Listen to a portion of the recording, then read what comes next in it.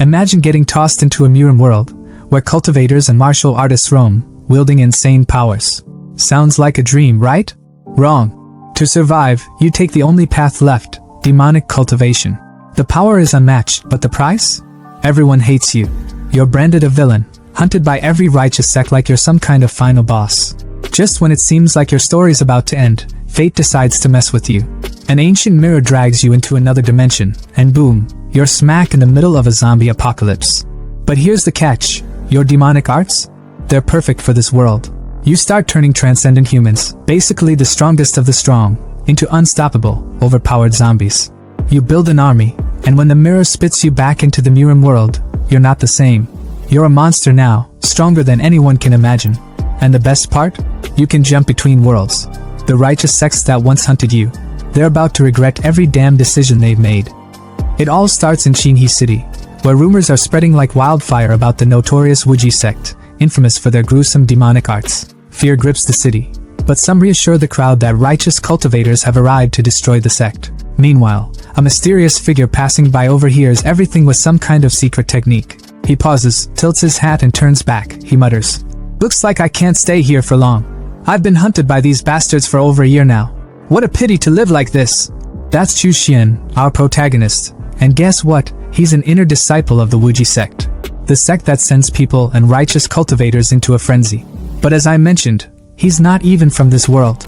Chu Xian is an earthling who got ice-skate into the Chagzun continent with no family, no background, no cheat system, no maxed out stats, and no girl. Poor guy. But our MC isn't having it, so he took matters into his own hands, walking the dark path of demonic cultivation. Through sheer grit and ruthless determination, he clawed his way into the Wuji sect, the largest and strongest sect in Yugua. To survive, he mastered everything: worm cultivation, poison arts, disguise, corpse puppetry, you name it. After years of relentless effort, he finally reached the chi refining stage, poised to be accepted as an inner disciple by the sect elders. But fate had other plans. Out of nowhere, the first ancestor of the sect went mad and perished, leaving the Wuji sect vulnerable. The 5 major orthodox sects pounced, branding them a demonic cult and slaughtering them mercilessly. The Wuji sect was obliterated, its disciples massacred. The few survivors, like Chu Xian, were now hunted like animals. Back in the present, Chu Xian leaned against a shadowy wall, his hat falling to the ground as a wave of pain hit him. His voice was strained, trembling with desperation. The blood transformation and soul seizure art. It needs so much blood essence, feeding the worms flesh and blood. If I don't get resources soon, the backlash will kill me. But he gritted his teeth, pushing himself forward. A cold resolve filled his gaze. Today, he was going to meet someone, a surviving junior disciple, his only hope to replenish his resources. He turned back to a bar behind him and spotted a figure cloaked in blue sitting alone. The figure seemed to shift uneasily as Chu Xian approached. With a nervous smile, the junior disciple greeted him cautiously. "Brother Chu Xian, you're finally here. You don't look well. Are you alright?" Chu Xian's gaze was cold, his piercing eyes betraying no emotion as he cut straight to the point. "Have you brought the items?" The junior brother hesitated, glancing around nervously, his hands trembling slightly. "Brother, you're still practicing our sex techniques? If the orthodox sects find out, you're dead." Chu Xian's expression darkened, a sharp edge cutting through his words as he replied, his tone icy and laced with frustration. "They've already sentenced us to death. Whether I cultivate demonic arts or not, what difference does it make?" The junior disciple's hands fumbled as he handed over a bag of demon beast blood beads, their crimson glow reflecting in Chu Xian's eyes. But then, a chill ran down his spine. His instincts screamed at him, his body tensing as he discreetly activated his listening technique. The tiny snail embedded in his ear came alive, and what he heard sent a surge of cold fury through him. "Using a traitor to lure out these Wuji stragglers. It never fails. Once we capture him, strip him of his belongings and drain him dry, we'll be rich." Betrayal. Chu Xian's knuckles turned white as he clenched the beads, his calm exterior masking the storm brewing within. "Junior brother, I still need the blood spirit pills. Can you get them?" Xian's voice was calm but commanding, his cold gaze fixed on his junior brother. The younger man hesitated, shifting uncomfortably before responding. "I do have some, but they're usually for Foundation establishment cultivators." His voice trailed off as realization struck, and his eyes widened with excitement. "Could it be that you? Have you found Uncle Lu and the others?" He shot to his feet, his excitement almost tangible. But Xian's expression didn't waver. Instead, his gaze grew sharper. Don't ask questions you shouldn't. His voice was as cold as ice, leaving no room for argument. If you have the blood spirit pill, take it out quickly. The sudden chill in his tone froze the younger man in place, but anger quickly replaced the excitement in his eyes. The blood spirit pill is expensive, the junior brother snapped, his voice rising. Senior brother, you probably can't afford it, can you? But then, a sly grin crept across his face as he leaned in slightly, his voice dropping to something more calculated. If you take me to Uncle Lou, and we get protection from a foundation-building cultivator like him, I'll give it to you for free. He paused for a moment to let his words sink in before adding, I'll even throw in a middle-grade spirit stone. A middle-grade spirit stone, worth 100 low-grade spirit stones. The offer wasn't a small one, but Xian didn't flinch. His lips curved into a faint grin as his hand reached for his chin, his expression unreadable. Although the risk is high, seeing how sincere you are, he handed over his own middle-grade spirit stone with an air of calculated calm, his smirk hinting that he already had a plan brewing to get it back. Without another word, the two left the bar, the tension between them simmering under the surface. From the shadows, a group of men watched their departure with sinister smiles. He Liang went with him, their leader said, his voice dripping with malice. Unexpectedly, today we've caught a big fish. His grin widened as he continued, if we capture another foundation-building cultivator, the rewards will be incredible. Not just the sex merit rewards, but even the dead's assets would be worth far more than wasting time on self-cultivation. The men chuckled darkly, their eyes gleaming with greed as they moved to set their trap. At the temple, the atmosphere grew heavier with every step down the underground tunnel. The damp air clung to their skin, and the flickering torchlight cast eerie shadows on the walls. Junior brother broke the silence, his voice tinged with both admiration and unease. Senior brother is still the most reliable. This small courtyard and the underground tunnel are truly flawless. But how much longer do we have to walk? His voice wavered slightly as he glanced around, the growing darkness gnawing at his nerves. We're almost there, Xian replied, his tone steady and emotionless. But then, he stopped abruptly, turning back to face his junior brother. His crimson eyes glowed faintly in the dim light, and his lips curled into a chilling smile. But if you're in a hurry, junior brother. His voice dropped, dripping with malice. Senior brother will accompany you for a while then? Before the younger man could even process the words, Xian struck. The force of the attack was brutal, sending the junior brother flying backward. His body crashed through the temple doors, splintering wood and stone, before skidding across the rough stone floor outside. The ambushers outside are confused and shocked, unable to do anything, so they rush to their injured ally. Blood smeared the ground as Liang struggled to lift his battered body, his voice weak but urgent. Downstairs. His words came out in gasps as he pointed a trembling hand toward the temple. Chu Xian and Lu Jinxiong are both downstairs. Don't worry about me, don't let them escape. The ambushers outside sprang into action at his words. Rush in. Kill everyone, their leader barked, his voice sharp and commanding. They stormed down the stairs, but as they reached the bottom, they froze at the sight before them. A shriveled corpse lay sprawled on the ground, its skin clinging to the bone, as if it had been drained of all life. Huh! Someone muttered, their voice trembling with confusion. Master, there's a dry corpse here. The leader stepped forward, his expression darkening as he crouched beside the body. With a flick of his magic, he analyzed the scene, his voice grim as he whispered, how brutal. The skin and scalp have been peeled off. His eyes widened as the realization hit him like a thunderclap. Is this Liang? His voice cracked with panic as he shot to his feet, his gaze darting toward the stairs. The one outside is Chu Xian. Head back. We've been tricked. Far away, outside Jinghe City, Xian tore off the human leather mask, his face twisting in disgust as he tossed it to the ground. The temporary human leather mask is really uncomfortable to wear, he muttered to himself. His eyes narrowed as he reflected on the events that had just transpired. Thanks to the listening bugs, I was able to figure out the ambush in advance and see through He Liang's betrayal. His voice was calm, but a flicker of bitterness lingered in his tone. But even if I can escape for now, how can I escape forever?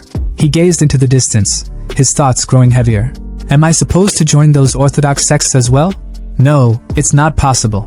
If I changed my path to the orthodox sect, I'd have to discard all my previous cultivation, which carries a high risk of backlash. More than that, with my aptitude, cultivating righteous techniques might mean I'd never even reach the foundation building stage. Only demonic arts, with their low thresholds and quick results, can give someone like me a chance at immortality. His voice was steady, filled with quiet determination. Later, in a glowing cave, Chu Xian examined his spoils, his hands trembling with anticipation. Among them was a mysterious artifact from the Wuji Sect's treasure vault. As he activated it, a vision of a ruined, apocalyptic city appeared, sending a jolt of shock through him. Why does this look like Earth? My Earth, but destroyed. What the hell happened? Before he could react, the artifact pulled him in, and he stumbled into the desolate wasteland, his eyes widening in horror at the scene before him. A zombie gnawing on a corpse. Zombies? What the hell is this? The undead swarmed him, their groans chilling his blood, but Chu Xian's survival instincts roared to life. Blood-red worms erupted from his hands, slicing through the zombies with savage precision. He watched in stunned amazement as the worms thrived on the zombies' flesh, a twisted hope igniting within him. Wait, could zombies count as living beings? If I use their flesh and blood to cultivate my techniques and feed the worms? His dark grin returned, his heart pounding with exhilaration as the worms feasted. This entire city, no, this entire planet will become my resource pool. Killing zombies won't provoke heavenly punishment. I can cultivate freely. I can finally pursue what I never dared dream of before. Immortality. As more zombies charged toward him, Chu Xian stood tall, his blood worms writhing in anticipation. His voice was calm but resolute, filled with unshakable determination. Eternal life, no matter the cost. On a mountain of rotting zombie corpses, Chu Xian stood tall, his long robe stained with blood and his crimson eyes gleaming with satisfaction. A grin tugged at his lips as he declared, "In just a short while, I've broken through from the 4th to the 5th layer of chi refining. This place truly is a holy land for cultivating demonic arts." Below him, weak zombies aimlessly shuffled, searching for prey. Chu Xian glanced down at them, unimpressed. However, personally hunting down zombies to absorb their energy is too damn troublesome. It's time to try refining some corpses to do the work for me.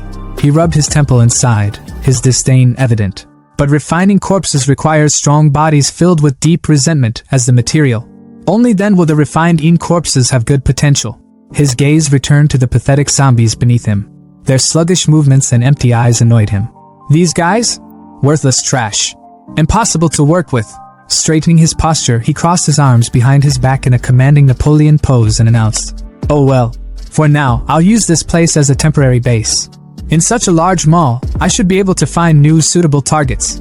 The scene shifted to a bespectacled man, his face pale with fear, surrounded by a horde of hungry zombies. He screamed desperately, "Tiger bro, please save me!" His eyes darted to a blonde man standing smugly on the upper floor, clutching a bag of supplies. "Didn't you say that as long as I distracted the zombies, you'd come save me once you finished collecting the resources? My mom and sister still need me. I can't die here." But the blonde man's response was anything but sympathetic. With a wicked smile, he taunted, "Oh dear, I think I forgot to tell you. Your mom died yesterday. How could the Lingquan gang waste resources on a 60-year-old woman?" The bespectacled man froze in disbelief, his voice trembling. "What did you say?" The blonde man shrugged nonchalantly, turning to leave. "Thank you for sacrificing your life for me. After you die, I'll take care of your sister." The bespectacled man screamed in despair as the zombies closed in, ripping into his flesh. With his dying breath, he cursed, "Tang Hu, you'll definitely receive your retribution." But Tang Hu, the blonde man, only chuckled darkly as he dashed off with his supplies. "Humph, what retribution? The rules of this world have always been survival of the fittest." Unbeknownst to him, someone was watching. From the shadows, Chu Xian observed the scene with a calculating gaze. A twisted plan formed in his mind as he muttered to himself, Wait a moment, this man's physique is quite impressive. Perfect material for refining a corpse." Tang Hu stopped in his tracks, sensing danger. He turned to see Chu Xian standing eerily still, his strange outfit and aura instantly filling him with unease. Pulling out a dagger, Tang Hu snarled, "Who the hell are you?" Chu Xian's lips curled into a sinister smile. "I mean, your physique is quite good. You'll make a fine servant for me." Tang Hu's face twisted in anger. "You're courting death," he roared, lunging at Chu Xian with his dagger. But before the blade could reach its target, a red flash sliced through the air. Tang Hu stumbled back in shock, staring at his broken dagger. The source? A bloodworm, writhing and biting the blade into pieces. Tang Hu clutched his bleeding palm, his confidence shattered. Fear crept into his voice as he thought, "This man, he can control insects? Is he a transcendent being too? There's no way I can beat him." Quickly shifting tactics, Tang Hu put on his most charming smile. "My brother-in-law is Zhao Hong of the Lingquan gang. For his sake, let me go. You can even have this bag of supplies." Chu Xian raised a brow, unimpressed. "The Lingquan gang? Tang Hu nodded eagerly. Don't you know? The Lingquan Gang is the largest organization in Dongwu City. My brother-in-law, Xiao Hong, is the leader and a transcendent. He's 10 times stronger than me. Chu Xian chuckled darkly, his voice laced with mockery. If he's only 10 times stronger than a mere mortal like you, then there's nothing to worry about. Before Tang Hu could respond, Chu Xian's bloodworms lashed out, binding him in midair. Tang Hu screamed in terror as he was dragged toward a golden ritual cauldron, surrounded by glowing red sigils and 4 skulls. Once I use my secret technique on you, Chu Xian explained coldly, you'll become a sturdy corpse soldier. Tang Hu thrashed against the bloodworms, his voice breaking. Wait. We have no enmity between us. Why are you trying to kill me? Chu Xian leaned in close, his voice a chilling whisper. Didn't you just say? The rule of this world is survival of the fittest. Killing someone like you won't even diminish my karma. With a flick of his finger, Chu Xian released Tang Hu into the bubbling cauldron. Tang Hu's screams of agony echoed through them all, fading as his body dissolved into the boiling liquid. Moments later, blue liquid shaped like skulls dripped from the cauldron's edges. Chu Xian watched with gleaming eyes as the refining process began. You're simply perfect for refining into a yin corpse. The Vajra corpse refining technique of the corpse puppet sect will make you impervious to blades and spears, with immense strength. Once complete, you'll rival a chi refining stage cultivator. 3 days later, a red hand with sharp claws emerged from the cauldron. Tang Hu had been reborn, a grade 2 corpse soldier with glowing red eyes and a fiery crimson light burning in his stomach. Chu Xian clapped his hands, grinning. I can't believe my first corpse refinement was such a success. Summoning a magical tool in the form of a red tower. Low-grade magical tool, corpse nurturing tower. Used for storing, nurturing, and appraising yin corpses, Chu Xian shouted. Appraisal! The tool analyzed the new yin corpse and returned its details. Grade 2 corpse soldier. Innate spells, bloodthirst technique, golden light incantation. Chu Xian couldn't hide his excitement. Not bad! It's not only reached grade 2, but its innate spells complement each other perfectly. This yin corpse could even rival a chi refining 4th layer cultivator. He turned to his new creation, a proud smile on his face. I'll call you Xiao Xi. Now go and collect zombie flesh for me. With a growl, Xiao Xi leapt into action, tearing through hordes of zombies with ease. In a flash, he returned with a shopping cart full of zombie corpses, presenting them like groceries. Chu Xian, casually eating ramen, patted Xiao Xi's head. Well done! You've greatly improved my cultivation efficiency. Chu Xian mused to himself. Who would have thought that someone like me, barely surviving in the Tsengshuan continent, would become a powerful figure with life and death at my command in this world? All of this is thanks to the blood mirror that brought me here. His expression darkened slightly as he glanced at the now pitch-black mirror. It's unfortunate that the teleportation stopped working, but no matter. I'll continue to cultivate my demonic arts on this zombie-infested planet.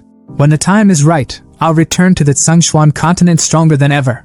And with that, the demonic king of 2 worlds plotted his next steps. The Haohai Hotel is where it all begins, a high-rise bloodbath waiting to happen. Here, we find a trembling guy in a green jacket bowing his head trembling in fear. He's stammering apologies to a man who looks like Toji Fushiguro's terrifying long-lost cousin. But he isn't the real boss here though. The real boss is Zhao Hong, the Lingquan gang leader, and let's just say his patience ran out about 3 weeks ago. Zhao Hong, seated like an emperor with his wolf beast by his side and a girl draped on his arm, stares down the green-jacketed fool with a face so serious and a head so shiny it reflects light itself. You promised me you'd find out what happened to Tang Hu within half a month, he growls, his voice low and menacing. The guy in the green jacket, practically collapsing under the pressure, drops to his knees, begging, Boss! But Zhao Hong isn't having it. He leans forward, his tone sharp enough to cut steel. It's already been a month! The room feels like it's shrinking, the air heavy with tension. Zhao's wolf beast steps closer, teeth bared, and the green jacket guy starts babbling like his life depends on it. Because, well, it does. Boss, I've found out. Brother who went missing at Xiranfa Mall, but it's dangerous there. 2 of my men already went missing investigating it, and I think there are advanced zombies there. You can't blame me. Only you, boss, can deal with those. For a moment, it seems like Zhao Hong might spare the guy. He even pets his wolf beast, looking almost thoughtful. You're right, he says, his voice calm like the eye of a storm. It's not your fault. After all, you're not a superhuman. Relief floods the green jacket guy's face as he stammers his gratitude. Thank you, boss. Thank you, boss. But Zhao Hong's calm snaps like a twig. His wolf lunges, jaws snapping, and in moments, the green jacket guy is nothing but a meal. Zhao wipes his hands clean of the useless ordinary person and turns to his right-hand man, Wang Bao, the one who looks eerily like Toji. Dead or alive, find him. Take De Huang and Air Hay with you. We're going to Zairanfa Mall. Cut to their tank-like car roaring through the zombie apocalypse. The Linquan gang makes an entrance like a wrecking ball, smashing through hordes of undead like they're nothing but speed bumps. By the time they reach Zairanfa Mall, the parking lot is littered with mangled zombie corpses. But something feels off. The air is too still, too clean. Xiao Hong steps out, his 2 wolf beasts, one gray, one golden, at his side. His eyes narrow as he surveys the scene. Strange. The zombies here. His voice trails off as he orders his wolves to scout ahead. You two, go in first and check things out. The beasts obey, their growls echoing through the eerily silent mall. As Zhao follows, a strong, unmistakable scent of blood hits him like a slap. His gaze snaps to a row of metal barrels, and his expression hardens. What the hell are these things? Before he can make sense of it, his golden wolf barks violently, its eyes fixed upward. Zhao looks up and freezes. Dozens of zombie corpses hang from ropes, swinging like grotesque decorations. His lip curls in disgust. What kind of pervert? Is this really something a human could do? Could it be that Tang who was defeated here? Wang Bao, ever the loyal second in command, looks to his boss for direction. Boss, what should we do now? Zhao's face darkens, his aura igniting with a blue flame of pure fury. Whether it was done by Black Blade Security or someone else, he snarls. This debt cannot be settled just like that. His voice booms through the mall. Daring to mess with Zhao Hong's underlings from the Linquan gang is the same as messing with me. I won't rest until I find the culprit and turn them into a dried corpse. Meanwhile, in an entirely different plane of existence, we shift to the MURIM world, a place where spiritual energy flows like a river and grudges are settled with blood. Within a cave on the Tsengshuan continent, a purple glow fills the darkness. Out steps Chu Xian, our boy, looking as fresh as a villain straight out of a power-up montage. He stretches, breathing in the abundant spiritual energy. I'm back, he declares, his voice dripping with confidence. But of course, trouble is already waiting for him. A group of Shenwang family goons stands at the ready, swords drawn and eyes burning with vengeance. Their leader snarls, Chu Xian, you're really running.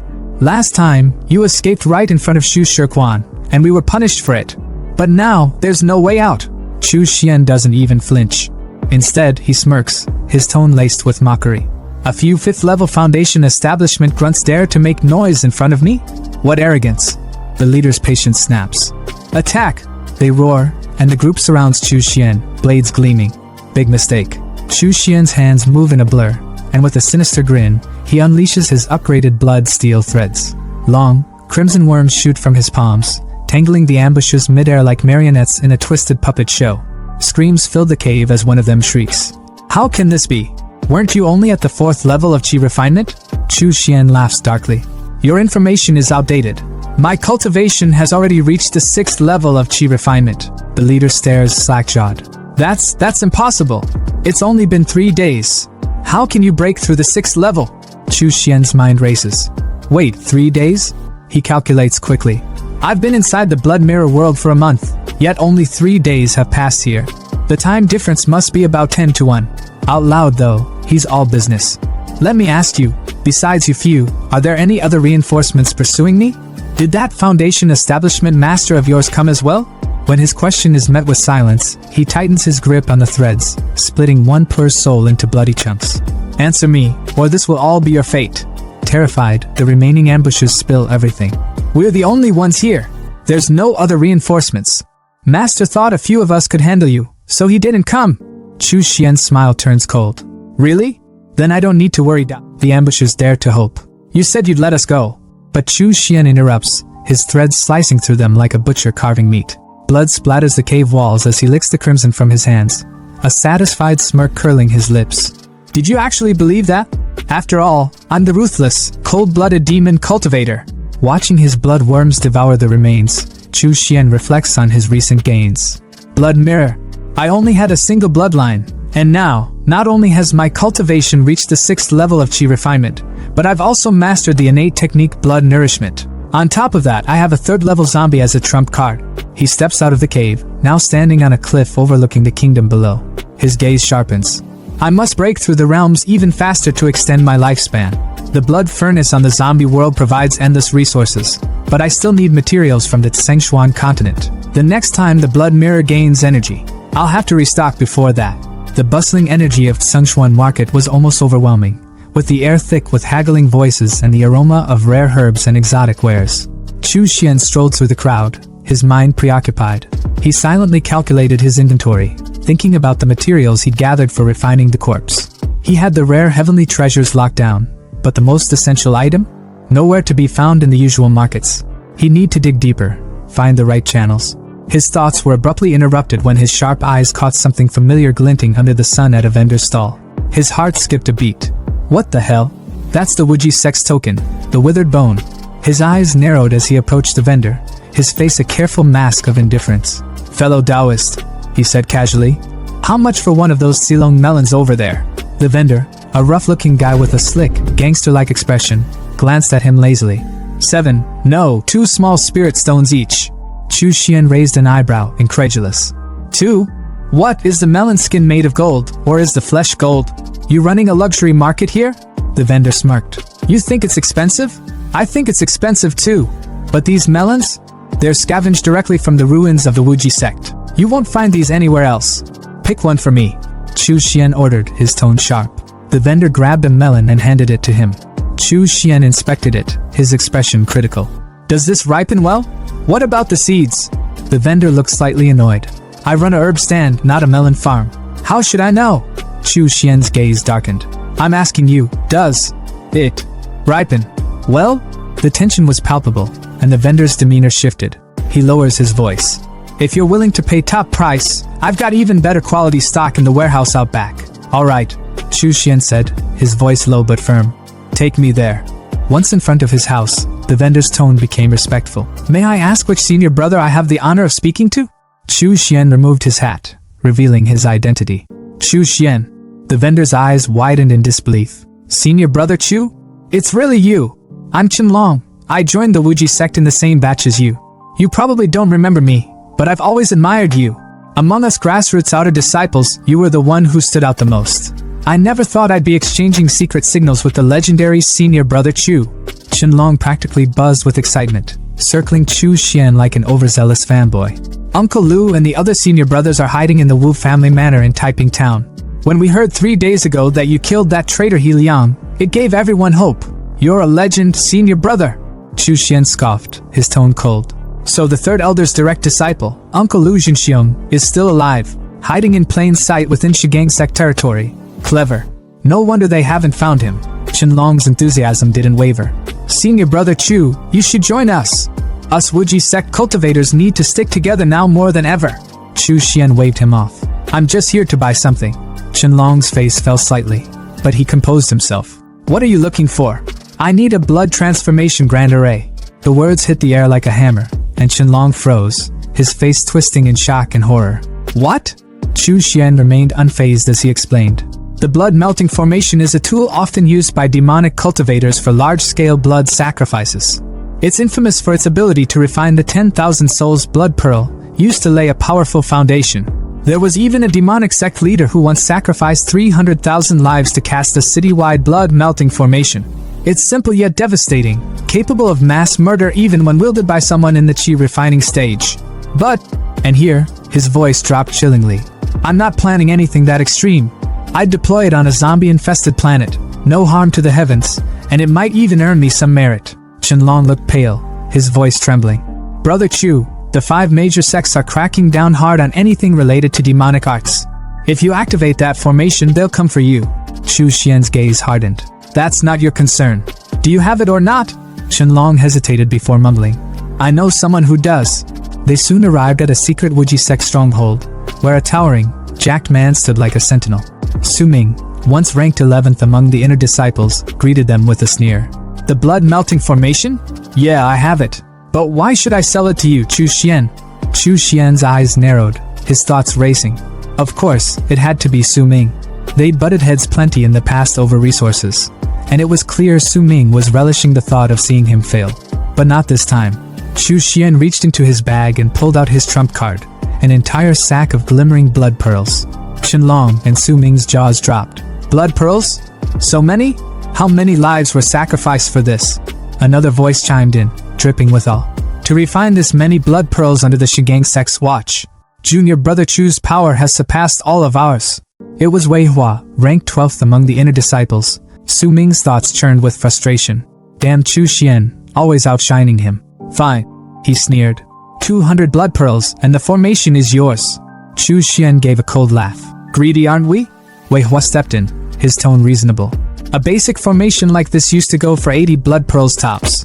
Su Ming, we're all from the same sect. This is unreasonable. But Su Ming wasn't backing down. Even between brothers, accounts need to be settled clearly. I'm the only one with the blood-melting formation, and without it. Chu Xian cut him off, his voice laced with quiet menace. Su Ming, are you misunderstanding something? That formation is worthless if you can't use it, which means it's already devalued. Meanwhile, you're desperate for blood pearls to fend off chi deviation. So tell me, who's the one really in need here? Su Ming's bravado cracked. Fine, 80 blood pearls. 60. Chu Xian countered. Su Ming bristled. Why are you still haggling? If you won't sell, I'll leave. Chu Xian said flatly, turning to go. Wait. Su Ming practically panicked. Fine, 50. Chu Xian smirked, handing over 60 blood pearls. You're wise to agree. The blood-melting formation was his, and Xian wasn't about to let anyone take it. In his mind, he was already scheming. He had plenty of blood pearls left, so why not offer a little more goodwill? Chu Xian spoke up, his tone calm but firm. Senior Brother Wei Hua, if you want the remaining blood pearls, you can exchange them with me for spirit stones. The brunette's eyes lit up, clearly struggling to hide his desperation. Well, thank you, Junior Brother Chu. We're currently in dire need of blood pearls. These things are worth more than gold on the market. With a smirk and a quick dab of his hands, Xian made the deal. 30 small spirit stones for them at a premium. The brunette added, sealing the exchange. Xian's mind was racing as he pocketed his newfound resources. With these, when he returned to that godforsaken doomsday planet, he'd be able to skyrocket his cultivation. He could already taste the power. As the brunette and the melon guy, his other junior, bid him farewell, the brunette hesitated, his voice laced with concern. Junior Brother Chu, you really won't stay and join us? He's been good to us, and he's extremely powerful. Having him is better than any other candidate. Chu Xian tilted his hat down slightly, his expression unreadable. Inwardly, though, his thoughts were sharp and unyielding. Fortune and misfortune were intertwined. Lu Shihe's immense strength was a double-edged sword. It would draw the attention of the righteous sections. No need, he said flatly, the words carrying an air of finality. Suddenly, a commanding voice broke the tension. You stop right there! A soldier strode forward, his demeanor cold and authoritative. We are acting under the orders of the Shingang sect elders. The Wu family might be harboring survivors from the Wuji sect, so we are here to investigate. The brunette froze, his voice trembling slightly. 7th level of chi refining. Melon Guy's face paled. Even if the 4 of us join forces, we're no match. Chu Xian's expression darkened as he weighed his options. He could escape easily, but these fellow disciples? They'd be slaughtered. Should he intervene? Before he could decide, Jack Guy emerged from the shadows, his voice dripping with malice. Fellow Taoist, the one wearing the conical hat is the demonic cultivator you're after. Chu Xian. The betrayal hit like a thunderclap. The brunette clenched his teeth. Su Ming you. But the damage was done. Chu Xian slowly removed his hat, his eyes burning with anger and a tinge of regret. I'm still not ruthless enough, he muttered. Su Ming had tricked him again, and now, he had no choice. Tossing his hat aside, his true identity was revealed. Melon Guy's jaw dropped. What? The brunette's voice was a mix of fear and resolve. Senior Brother Wei, Junior Brother Chen, we've been exposed. Retreat quickly, and I will cover you. Don't hesitate, he barked. The main force will likely arrive soon. Go and inform Uncle Lu to relocate. As the two fled, the brunette called back, his voice filled with gratitude. Brother Chu, your righteousness will not be forgotten. A soldier moved to chase them, but his commander held him back. Don't bother chasing. He's the same Chu Xian who escaped from Uncle Sunshire's hands last time. His head is worth far more than those nobodies. The commander turned to face Chu Xian, a mocking smile on his lips. I didn't expect you, a demonic cultivator, to sacrifice yourself for others? Chu Xian's eyes narrowed. Demonic cultivators prioritize profit. They're not difficult to kill. Perhaps keeping them alive could bring me greater benefits in the future. Why wouldn't I take advantage of that? The commander sneered. Ha! With your lowly cultivation level, what future do you have? Drawing his blade, he lunged forward, only to be stopped in his tracks. Blood worms surged from Chu Xian's palm, snaking toward the blade and rendering it useless. The soldiers around him faltered, their confidence waning. This guy, he's stronger than expected. 2 soldiers moved to flank him from behind, but Chu Xian's magical tower emerged, its blood-red claws tearing through their defenses with ease. The commander's confidence faltered as he stared at Chu Xian, his voice trembling slightly. What kind of monster are you? Chu Xian smirked coldly. Ridiculous. As a demonic cultivator, how could I not have some trump cards up my sleeve? Now it's your turn. Let's hope your storage pouch won't disappoint me. Meanwhile, at the Wu family's separate residence, chaos was brewing. Lu Jinxiong, the elder of the Wuji sect. What? You left Chu Xian there alone? Even though we are demonic cultivators, the sect has been destroyed. Now we're all in the same boat. His stern gaze bore into the jacked guy who had betrayed Xian. Besides, Chu Xian is one of the top 10 inner disciples and should be a great help. We should be united in this. The jacked guy stammered his excuse. This disciple was also forced by the situation. If not, we all would have been wiped out. Lu Jinxiong wasn't convinced but didn't have time to argue. There's no time to say more. I sensed the aura of a Foundation establishment cultivator approaching, likely coming for me. The tension was palpable as the melon guy stepped forward. We will stay and stand with Uncle Master. But Lu Jinxiong shook his head. No, with your current cultivation level, staying will be useless. You are the hope of the Wuji sect's revival. Your safety is the priority. I will hold them off here. His voice carried the weight of finality. Hear my command, all disciples, disperse and retreat immediately. Regroup at White Mang Mountain. The disciples hesitated, their voices filled with reluctance. Yes. Suddenly an old man appeared, standing on his flying sword with a look of cold disdain. His chi radiated with deadly intent. Lu Jinxiong, so you were hiding here? He sneered, charging his chi power into his finger. At a time like this, you're still thinking of protecting these demon spawn? Haha. Don't worry, my people have completely locked down Qinghe City. None of them will escape. Panic spread among the Wuji sect disciples as they scattered in every direction. Back at Taiping Square, the brunette, melon guy, and jacked guy stumbled upon a grisly scene. The ground was littered with the corpses of Shinli sect cultivators. The brunette's voice trembled. Those are actually the corpses of those Shinli sect cultivators. Is there anyone in Qinghe City who could have done this? Melon guy's voice wavered with hope. Could it be senior brother Chu? The jack guy scoffed, his tone dripping with disbelief. Are you joking?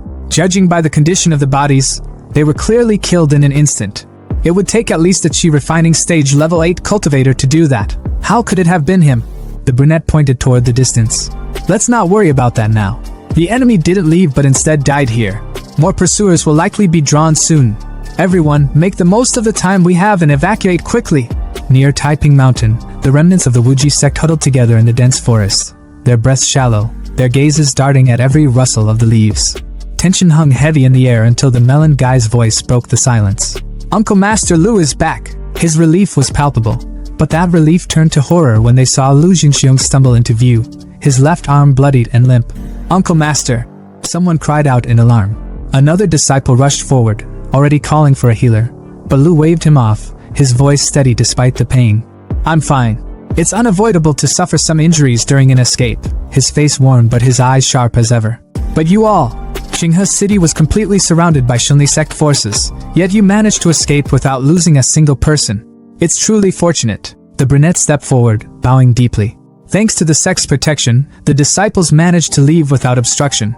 Even the 3 Shinli sect disciples originally stationed there were killed by someone. The mention of this unexpected event made Lu raise an eyebrow.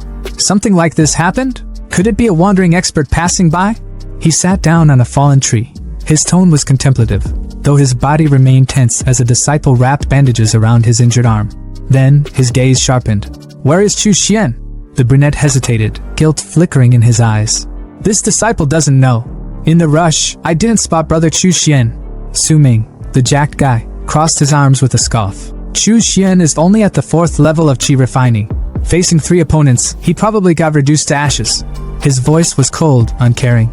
But the melon guy wasn't having it. Su Ming, this is all your fault for getting senior brother Chu killed.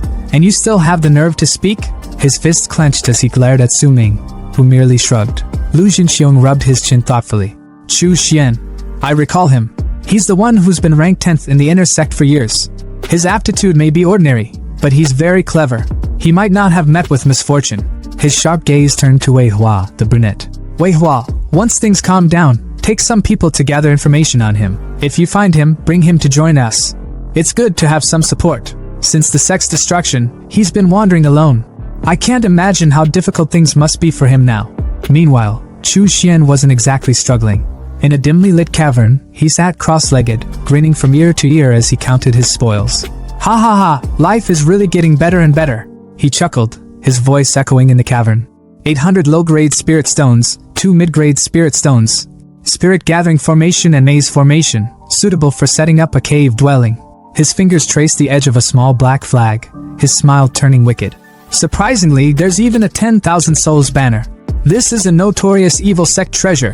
It's extremely harmful to one's karma. This mid-grade 10,000 souls banner must have required the slaughter of countless beings and the extraction of their souls to be refined. A righteous cultivator from the Shinli sect, actually greedy for its power, secretly kept it and refined it in the dark. His gaze darkened as he held the banner up to the dim light. However, it's perfect for me to take to the zombie planet, where there are plenty of zombies for me to extract souls from. Once the 10,000 souls banner is fully refined, tens of millions of ferocious ghosts will rise like a tide, becoming a powerful trump card. With a satisfied sigh, he stood up, stretching his arms. The items I need are all gathered. The blood mirror has been fully charged too. It's time to head back. With a flick of his wrist, he summoned the magical mirror, a portal of swirling purple energy opening before him. Zombie planet, here I come! On the other side, however, he was greeted with a scene that made his jaw clench. Smoke billowed from what remained of his base. The barrels of supplies he'd so painstakingly gathered reduced to ash. He crouched by the smoldering remains, his voice low and seething. Let me calculate the time. I should have left here about 2 months ago. But things shouldn't have turned out this way. His eyes narrowed as he inspected the damage. Corpses wouldn't do something like this. Someone deliberately set the fire. If I had known, I would have refined a few more ink corpses to guard the place. His fist tightened, his teeth grinding in frustration. My snack reserves, all burned to ashes. Whoever did this didn't even come here to loot supplies. They just set a fire for no damn reason? Summoning his magic tower, he called out. Xiaohu, report to me. Come here. Elsewhere, a couple knelt on the ground before Toji, their faces pale with terror. Don't kill us. We really haven't seen anyone going in or out of the mall. The boyfriend pleaded, his voice shaking. Toji's sneer was almost predatory as he stepped closer to the girl, licking his lips. Oh no, perhaps there's still some use for you after all. The girlfriend's eyes widened in horror. No, please, she begged, her voice cracking. Before Toji could lay a hand on her, a massive shadow loomed over him. He turned slowly, his confidence evaporating as he stared up at Xiaohu, who towered over him like death itself. The couple didn't waste a second, scrambling to their feet and running as fast as they could. It's a high-level zombie, the boyfriend shouted in panic, his voice fading into the distance. Xiaohu leaned down toward Toji, mimicking the predator's earlier movements, and karma hit like a truck. Toji's legs shook as he stammered. No, don't. But then his eyes focused on the zombie's face, recognition dawning too late. Wait, this zombie. Tang Hu. His words were cut off as Xiaohu grabbed him by the collar like a rag doll, slung him over his shoulder, and dashed away, leaving a trail of smoke in his wake. Toji's scream was more pathetic than anything. Ow! Where are you taking me? Where are you going? Xiaohu didn't answer, of course, but when they arrived at Chu Xian's hideout, Toji was unceremoniously slammed to the ground, his head pinned under Xiaohu's massive hand. Chu Xian turned, his eyes lighting up with amusement. How you're back so soon, Xiaohu? He patted his undead companion affectionately, as if he were a loyal dog. Toji, trembling on the ground, stammered, Who are you? And why can you control Brother Hu? Chu Xian tilted his head, unimpressed. So what if I can? You know Xiaohu?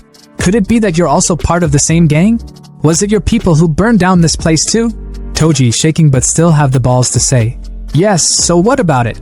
Chu Xian's expression darkened, his tone turning icy. I haven't caused any trouble here yet, but instead, others have already troubled me. His eyes glowed crimson as his aura intensified. If I want to cultivate in peace in this world, I'll have to deal with these annoying little dogs first. He leaned in, his voice dripping with malice. I just wonder how much corpse refining material they can provide me. Toji's voice cracked as he asked. Corpse refining? What does that mean? Chu Xian smirked. How about you first tell me all the intel you have on the gang? Chu Xian's spirit-capturing eyes glowed with an eerie intensity as he locked his gaze onto Toji, the man's pupils dilating like a puppet under command. Toji's voice trembled, spilling the truth as if his very soul had been wrenched open. My name is Wang Bao, he confessed, his words robotic and devoid of resistance. A trusted subordinate of Zhao Hong, the Spirit Dog Gang's boss. Our base is in the Grand Hotel. The mall was burned down when we came to look for Brother Hu. Meeting the horrifying scene, the boss ordered us to fire and destroy everything. Chu Xian's cold stare didn't waver. His tone was sharp, slicing through the air like a blade. How strong is Zhao Hong? Toji's head tilted slightly, his subdued voice revealing the extent of their boss's power. He's a 5-level transcendent who has tamed 3 spirit dogs. Each one of them is more than 3 meters long and incredibly violent. He's also physically stronger than an ordinary person. He can compete with high-level zombies. But something in Toji's voice shifted. He was regaining fragments of his consciousness. A flicker of fear crossed his face as he stammered. Chu Xian's thoughts raced. The spirit capturing I was losing its grip. Time was running out. He pressed on. Wang Bao, let me ask you one last question. This isn't your first time murdering and burning things down, is it? Toji's lips curled into a nervous grin, his voice dripping with sarcasm as he chuckled uneasily. Of course not. Such things are common right now. I even enjoy it a little bit. Ha ha ha ha. His laughter was hollow, but the moment was short-lived. Chu Xian's expression darkened, his voice icy as he delivered a final, chilling verdict. In this case, there is no need to refuse your excellent corpse refining material. Panic surged through Toji as the realization hit him like a brick wall. His scream pierced the air. What did I do just now? But there was no mercy to be found. Xiaohu, the towering zombie, grabbed Toji like a ragdoll, lifting him effortlessly. The cauldron bubbled ominously, steam rising as if it were eager to claim its next victim. Chu Xian stood calmly, his eyes gleaming with a sinister satisfaction as he threw the final ingredients into the boiling concoction. Toji thrashed violently, his screams echoing through the space. What are you doing? But his cries were cut short as Xiaohu smashed him into the seething liquid, submerging him completely. Chu Xian watched the process unfold, his thoughts cold and calculating. Transcendence, spirit dogs, high-level zombies. This zombie planet is more interesting than I thought. Although a chi refining cultivator is a powerful being on this planet, I still can't take them lightly. He stepped outside, the wasteland stretching out before him in its apocalyptic glory. His mind raced with plans. I need to gather information and continue collecting zombie materials. After all, my energy is limited as just one person. He clasped his hands behind his back, an air of authority surrounding him, his posture reminiscent of a ruler surveying his kingdom. Although the Ian corpses are strong, they lack intelligence. If I could use a team of normally functioning servants, the results would be much better. Keeping the spirit dog gang alive might be more useful than killing them. Hours passed, and from the cauldron emerged a figure unrecognizable from the trembling man he had been. Toji was no more. What stood in his place was a hulking blue zombie, spikes jutting from his back and elbows, his icy blue eyes glowing with an unnatural light. Energy crackled around him, radiating like a storm. His core pulsed with power, a lightning-like arc reactor embedded in his chest. Chu Xian's magical tower scanned and analyzed the creation. Middle grade Ian corpse. Level 3 corpse soldier. Innate spells, silent walk, fire thorn. A twisted smile crept across Chu Xian's face. Not bad. A middle grade with 2 innate spells. He's a good pick for an assassin. You're Xiao Bao from now on. You and Xiaohu are a perfect team. But the harmony didn't last long. Xiaohu, the jealous brute, didn't take kindly to the competition. He shoved Xiao Bao aside with a menacing glare, trying to monopolize Chu Xian's attention. Xiao Bao, now despite his terrifying form, cowered behind Chu Xian like a scolded puppy, his glowing eyes wide with fear. Chu Xian sighed, rubbing his temples in disbelief. So, 2 big strong zombies competing for my favor. His tone shifted, dripping with dark amusement as his expression turned villainous. Well, it's time to find someone to settle a score with. Come on, cheer up. It's time to go play. At that, both zombies snapped to attention, their rivalry forgotten. Xiao Bao's icy blue aura crackled, while Xiaohu's blood-red energy flared. They roared in unison, ready for action. The scene shifted to the Grand Hotel, its entrance a chaotic mess, with debris scattered everywhere. Inside, the spirit dog gang lounged carelessly, their guard down. A man with braids slapped a card on the table. 3! He barked, his voice triumphant. Across from him, a man with a mohawk laughed as he played his hand. 4-2! Haha, you'll lose! The room reeked of alcohol and stale smoke, their laughter echoing through the space, until the garage door exploded. Smoke billowed into the room, and chaos erupted as they scrambled to their feet. Who is it? One of them yelled, panic setting in. Who's that guy? And what's with that outfit? A cosplay? Through the haze, Chu Xian emerged, his voice calm but commanding. I am the Spirit Dog Gang's new boss. His words hung in the air for a moment before one of the gang, a man in a durag, burst into laughter, tossing his drink at Chu Xian. So funny! Where did that fool come from? But before the liquid could touch him, Xiaohu intervened, smashing the bottle into shards with a single swipe. The gang froze, their confidence evaporating as the realization hit. A high-level zombie, one of them stammered. Chu Xian's expression hardened as he surveyed the pathetic group. These idiots are a waste of resources if they are left alive. His gaze shifted to Xiao Bao. Take care of him. Without hesitation, Xiao Bao leaped into action, his movements swift and lethal. He tore into the man with the durag, ripping his arms apart with a sickening crunch. The gang recoiled in terror as Chu Xian's voice cut through their screams. If you don't want to end up like this, tell Zhao Han to come out quickly. The tension was palpable as one of the gang members stammered. Don't kill us. I'll call the boss right away. Moments later, the heavy thud of boots echoed as a group approached, armed and ready for battle. At the center of the group stood Zhao Hong, flanked by 3 spirit dogs, 2 gray beasts and a massive golden one. Zhao Hong's voice was calm but laced with menace. You're looking for me? Chu Xian's eyes narrowed as he studied Zhao Hong, his mind analyzing every detail. Is that a transcendent? There is indeed energy fluctuating in his body. Although it's weaker than spiritual energy, it's still different from ordinary people. If he's refined into a Yin corpse, he'll definitely be extremely powerful. The stage was set, and the battle was about to begin. Zhao Hong's voice rang out, sharp and brave. Who are you, and what do you want from me? His eyes darted around nervously, the tension thick enough to choke on. Across from him stood Chu Xian, calm, composed, and exuding a quiet confidence that was far more terrifying than rage. His smirk was sharp, the kind that made your stomach twist. The mall is my territory, he said, voice smooth as silk but laced with venom. You burned it down, so of course, I'm here to settle the score. Zhao Hong's stomach churned as his mind raced. Did he put those corpses in the mall? Such a cruel practice. Is he also a transcendent? No, he's something far worse. And he can control zombies? What kind of monster is this? His palms were sweaty, his thoughts spiraling, but he forced himself to speak, his voice wavering. It's just a misunderstanding. I can have people prepare another shopping mall for you. But Chu Xian didn't even flinch. He tilted his head slightly, his smirk growing wider, almost mocking. I heard most of Dongwu City belongs to your gang, so one shopping mall won't be enough. The casual way he said it made Zhao Hong's blood run cold. So, what else do you want? Zhao Hong snapped, his voice rising, trying to claw back some semblance of control. I advise you to be wise and back off while you still can. We, the Spirit Dog Gang, won't accommodate you forever. And yet, Chu Xian remained unfazed, his calm demeanor only fueling Zhao Hong's panic. I want your entire gang, Chu Xian said simply, as if it were the most natural thing in the world. That was the last straw. Zhao Hong's face twisted in fury, his pride flaring up like a cornered animal. You're not accepting the toast only to be forced to drink a forfeit, he shouted, his voice trembling with rage. Turning to his wolves, his loyal beasts flanking him, he barked. Da Huang! Hei! Xiao Bai! Go! Eat him alive! The wolves didn't hesitate, their growls rumbling like thunder as they charged at Chu Xian, but Chu Xian didn't move. He simply stood there, watching, as a golden light suddenly flared to life around him, shimmering like an impenetrable shield. The first wolf lunged, its powerful jaws clamping down on the light, only for its fangs to shatter like glass. The beast yelped in pain, thrown backward by the force of the shield. Zhao Hong's eyes widened in disbelief. What the hell is that? He stammered. The golden light wasn't just luck, it was a skill. Xiao Hu, one of Chu Xian's loyal zombie servants, had activated Golden Light Incarnation, a skill that made Chu Xian untouchable. Before Zhao Hong could fully process what had happened, another figure appeared behind him, silent as a shadow.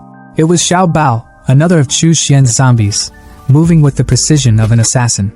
His eyes burned with a cold, deadly light as he unleashed his ability, Yin Fire Thorn. The attack was aimed straight at Zhao Hong's back, but one of the wolves, loyal to the bitter end, leapt in the way, taking the brunt of the blow. The golden wolf collapsed, its fur scorched and smoking, and Zhao Hong staggered back, his mind spiraling into chaos. Thoughts were a frantic mess. It's Wang Bao, and the missing Tang Hu. What's going on here? He killed my spirit dog in one move. That's not something a normal high-level zombie can do. Hey, Xiao Bai, protect me! Zhao Hong screamed, his voice cracking with desperation. But even his remaining wolves hesitated, their instincts screaming at them to back down from the overwhelming power radiating from Chu Xian and his undead servants. Chu Xian's voice sliced through the chaos, calm yet dripping with menace. Do you still want to use your dogs to block the blows for you? Even animals know to bow down to me. Do you want to become their next scapegoat, or will you be my subordinate? His words hit like a hammer, the weight of his dominance undeniable. But Zhao Hong wasn't ready to give up just yet. His pride reared its head one last time, and with shaking hands, he pulled out a pistol. Don't celebrate too early. No one can take my spirit dogs or my gang from me, he shouted, his voice trembling with rage and fear. He raised the weapon, aiming directly at Chu Xian. Die! The gunshots echoed through the air. Bam! Bam! Bam! But the bullets never reached their target. From Chu Xian's body, steel blood worms erupted, coiling through the air like living shields. The bullets ricocheted harmlessly off them, the projectiles flying back into Zhao Hong's own men.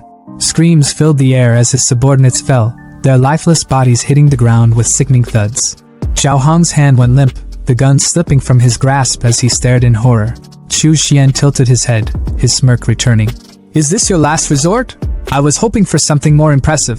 Zhao Hong's legs gave out, and he dropped to his knees, his voice breaking as he begged. The spirit dog gang is yours. Please spare me. Chu Xian's smirk didn't falter. He stepped closer, his eyes cold and calculating. This spirit dog gang is useful to me, so I'll take it from your hands. And I'm also going to use your body. Zhao Hong's face turned a deep shade of red, and for a moment, his fear was replaced with sheer confusion. Although I don't like men, if you're adamant I can, he stammered, his words trailing off awkwardly. Chu Xian's expression twisted in disgust. Don't get me wrong, I'm not into men either. He turned to Xiao Bao, dismissing Zhao Hong entirely. Tie him up. Then, to Xiao Hu he added, I'll leave these 2 dogs to you. The remaining gang members, trembling with fear, fell to their knees, bowing their heads in submission. Master! They cried, their voices trembling with sincerity. Chu Xian smirked again. Right. You should read the rune properly. 10 years ago, the Sea Star spirit exploded, unleashing a wave of energy that reshaped the world. Most people couldn't withstand it. Their bodies twisted and mutated, turning them into bloodthirsty monsters known as zombies. Among the survivors, a rare few gained extraordinary talents, their strength divided into 9 stages based on the number of cores in their bodies. Back in the present, Zhao Hong, now tied up and defeated, explained through gritted teeth. Donghu City, where we are now, is a small city in the Linjiang province. It belongs to the Flame Nation's centralized monarchy. There are only 2 powers here. One is the Spirit Dog Gang, and the other is the Black Security Company. Chu Xian listened carefully, his expression unreadable. That's all I know, Zhao Hong added, desperation creeping into his voice. Is there anything else you want to know? Whatever it is, I'll find it. Chu Xian waved a hand dismissively. Xiao Bao, take him to the medicinal bath. Zhao Hong's eyes widened. Medicinal bath? His protests turned into panic screams as Xiao Hu and Xiao Bao dragged him away. Big brother, didn't you say you'd spare me? Chu Xian sipped his drink, watching the chaos unfold with amusement. The medicinal bath this time is the best one I've been able to get. After soaking for a few days, his talent will come into play. He leaned back, savoring the moment. Then it's the perfect chance to set up the blood battle array for a blood sacrifice. Modern food and drinks really are better. Outside, Chu Xian soared through the air on his flying sword, drink in hand, surveying the desolate city below. His sharp eyes caught movement on a rooftop. A group of survivors was fighting for their lives. 2 men strained to hold the door against the relentless pounding of zombies, while an old man stood behind them, trembling, clutching a white case to his chest. This stage 3 core was obtained at the cost of many lives. The old man whispered, his voice heavy with resignation. We can't lose it. Just take it and leave me. The man in sunglasses shook his head, his voice firm. Mr. Jing, you're the Linjiang Province Institute of Sciences chief. Your life is more important than ours. Don't worry. I've sent a rescue signal. The Black Security Company will send someone to pick us up. The old man sighed, his shoulders sagging. Alas, the world has changed. If you want to be rescued, it will be hard. The door behind them splintered and burst open. A wave of zombies poured through, their growls deafening. The 3 survivors froze, their faces pale with despair. We're doomed. Out of nowhere, a sword shot through the air like a damn missile, slicing clean through the zombie lunging at the guy in green. But that wasn't all. This wasn't someone in one move, it was a massacre. The blade zipped through the horde, carving through every rotting corpse with terrifying speed and precision until the scene was eerily silent, not a single zombie left standing. Before anyone could process what just happened, a figure floated down from the sky like some ancient deity, his tone calm but commanding. It's quite lively here. said Chu Xian, as he landed gracefully in front of the stunned group. The survivors, still reeling from the chaos, scrambled to thank him, their voices trembling with gratitude. Thank you? Thank you so much for saving us, great one. But Chu Xian wasn't here for praise. His sharp gaze locked onto the white case the old man was clutching like his life depended on it. What's inside? Could it be that these zombies were after this? He asked, his voice laced with curiosity and authority. The old man froze, stammering as if he'd just been caught hiding a state secret. The two men flanking him immediately raised their guard, their expressions hardening. It's a level 3 psionic core, the old man finally sputtered. Originating from a level 3 zombie bear. That caught Chu Xian's attention. His eyes narrowed as he stepped closer. Oh? Let me see. Without waiting for permission, he released a steel blood worm, his personal nightmare fuel, and it slithered out to snatch the case right out of the old man's hands. The group tensed but knew better than to resist. Please don't take it away, the old man begged, his voice breaking with desperation. The Life Sciences Research Institute depends on it. With this, we have hope of researching a weapon to counter the zombies, which concerns the entire. Chu Xian cut him off with a glance, opening the case to reveal a glowing green orb. He examined it with a critical eye, unimpressed. So this is the energy core. It's not that impressive, he thought, his inner monologue dripping with disdain. The energy inside is nothing compared to the spiritual energy within a small spirit stone. Without a second thought, he tossed the core back to the old man, who fumbled to catch it, his face a mix of shock and confusion. Don't worry, Chu Xian said flatly. I'm not interested in things at this level. The old man could barely process what he just heard. A level 3 psionic core. Insignificant? Who the hell was this guy? Before he could voice his disbelief, Chu Xian turned his attention back to the group. You all, where have you come from? He asked, his tone sharp. One of the men, sporting shades that screamed, Badass wannabe, stepped forward. We're from Linjiang Province, Linjiang Army. We're under orders to protect Professor Jing and bring back the psionic core. Chu Xian raised a brow. Just the two of you? He asked, skepticism dripping from his voice. The guy with the shades scoffed. Of course not. The Black Blade Security Company will escort us out temporarily. The jacked guy in green, clearly less impressed with this plan, muttered. If I may ask, what will the Linjiang Army be of use when coming here? But before the conversation could spiral, Chu Xian's voice cut through, cold and dismissive. The Linjiang Army? He repeated, almost as if the name itself was beneath him. As they spoke, Chu Xian's thoughts wandered. Even the strongest cannot compare to the Wuji sect of the past. In these chaotic times, you never know when everything might fall apart. There's no need to intentionally make friends. But then, an idea struck him. Help me with one thing, he said, his tone shifting slightly, and I'll ensure your safe departure. The old man's eyes lit up with hope. Really? We'll do anything you need. But then, as if remembering his position, he adjusted his glasses nervously. However, we cannot do anything against regulations. That's our bottom line. Chu Xian smirked, already walking away. You don't need to do much. Just stay on the rooftop. Attracting the zombies will be enough. Before they could protest, he removed the seal from the door, unleashing a horde of zombies below. The old man looked like he was about to have a heart attack, but Chu Xian waved off his panic. No need to worry, he said casually. I've already reinforced the door with a stone talisman. These zombies won't be able to break through. You can rest here for now. And with that, he stepped onto his flying sword and disappeared into the sky in a flash. Hovering above the chaos, Chu Xian pulled out his trump card, the 10,000 Souls banner. Go! He commanded, activating it with a wave of his hand. Crimson arrays lit up the ground below, forming a massive, birdcage-shaped barrier. The banner planted itself at the center of the attack, radiating raw power. Looking down at the horde of zombies crowding the mall like Black Friday shoppers, Chu Xian smirked. With the psionic core attracting the zombies, you've saved me a lot of trouble, he muttered, satisfied. Returning to the rooftop, he addressed the trio. Everything is ready. Time to take you out of here. I'll make sure of one thing first. Do you want to come with me? The old man didn't hesitate. We'll go with you. The jacked guy in green, still cautious, muttered. Mister. But the old man reassured him. No worries. If this great one wanted to harm us, even 10 lives wouldn't be enough. He wouldn't need to use any tricks. And just like that, Chu Xian wrapped them in his steel blood worm like some creepy, sentient roller coaster and took off on his flying sword. The trio screamed bloody murder the entire time, their terror echoing through the skies. By the time they landed, they were utterly drained, not from running, but from sheer emotional exhaustion. Chu Xian, unfazed, gestured for them to leave. All right, you can go seek your rescue on your own now. I won't be accompanying you. The old man tried to stop him, bowing deeply. Thank you, Great One, for your immense kindness. May I ask your name, Great One? Chu Xian, ever the dramatic, turned slightly, striking a pose fit for a painting. Chu Xian, he said simply before flying off into the distance.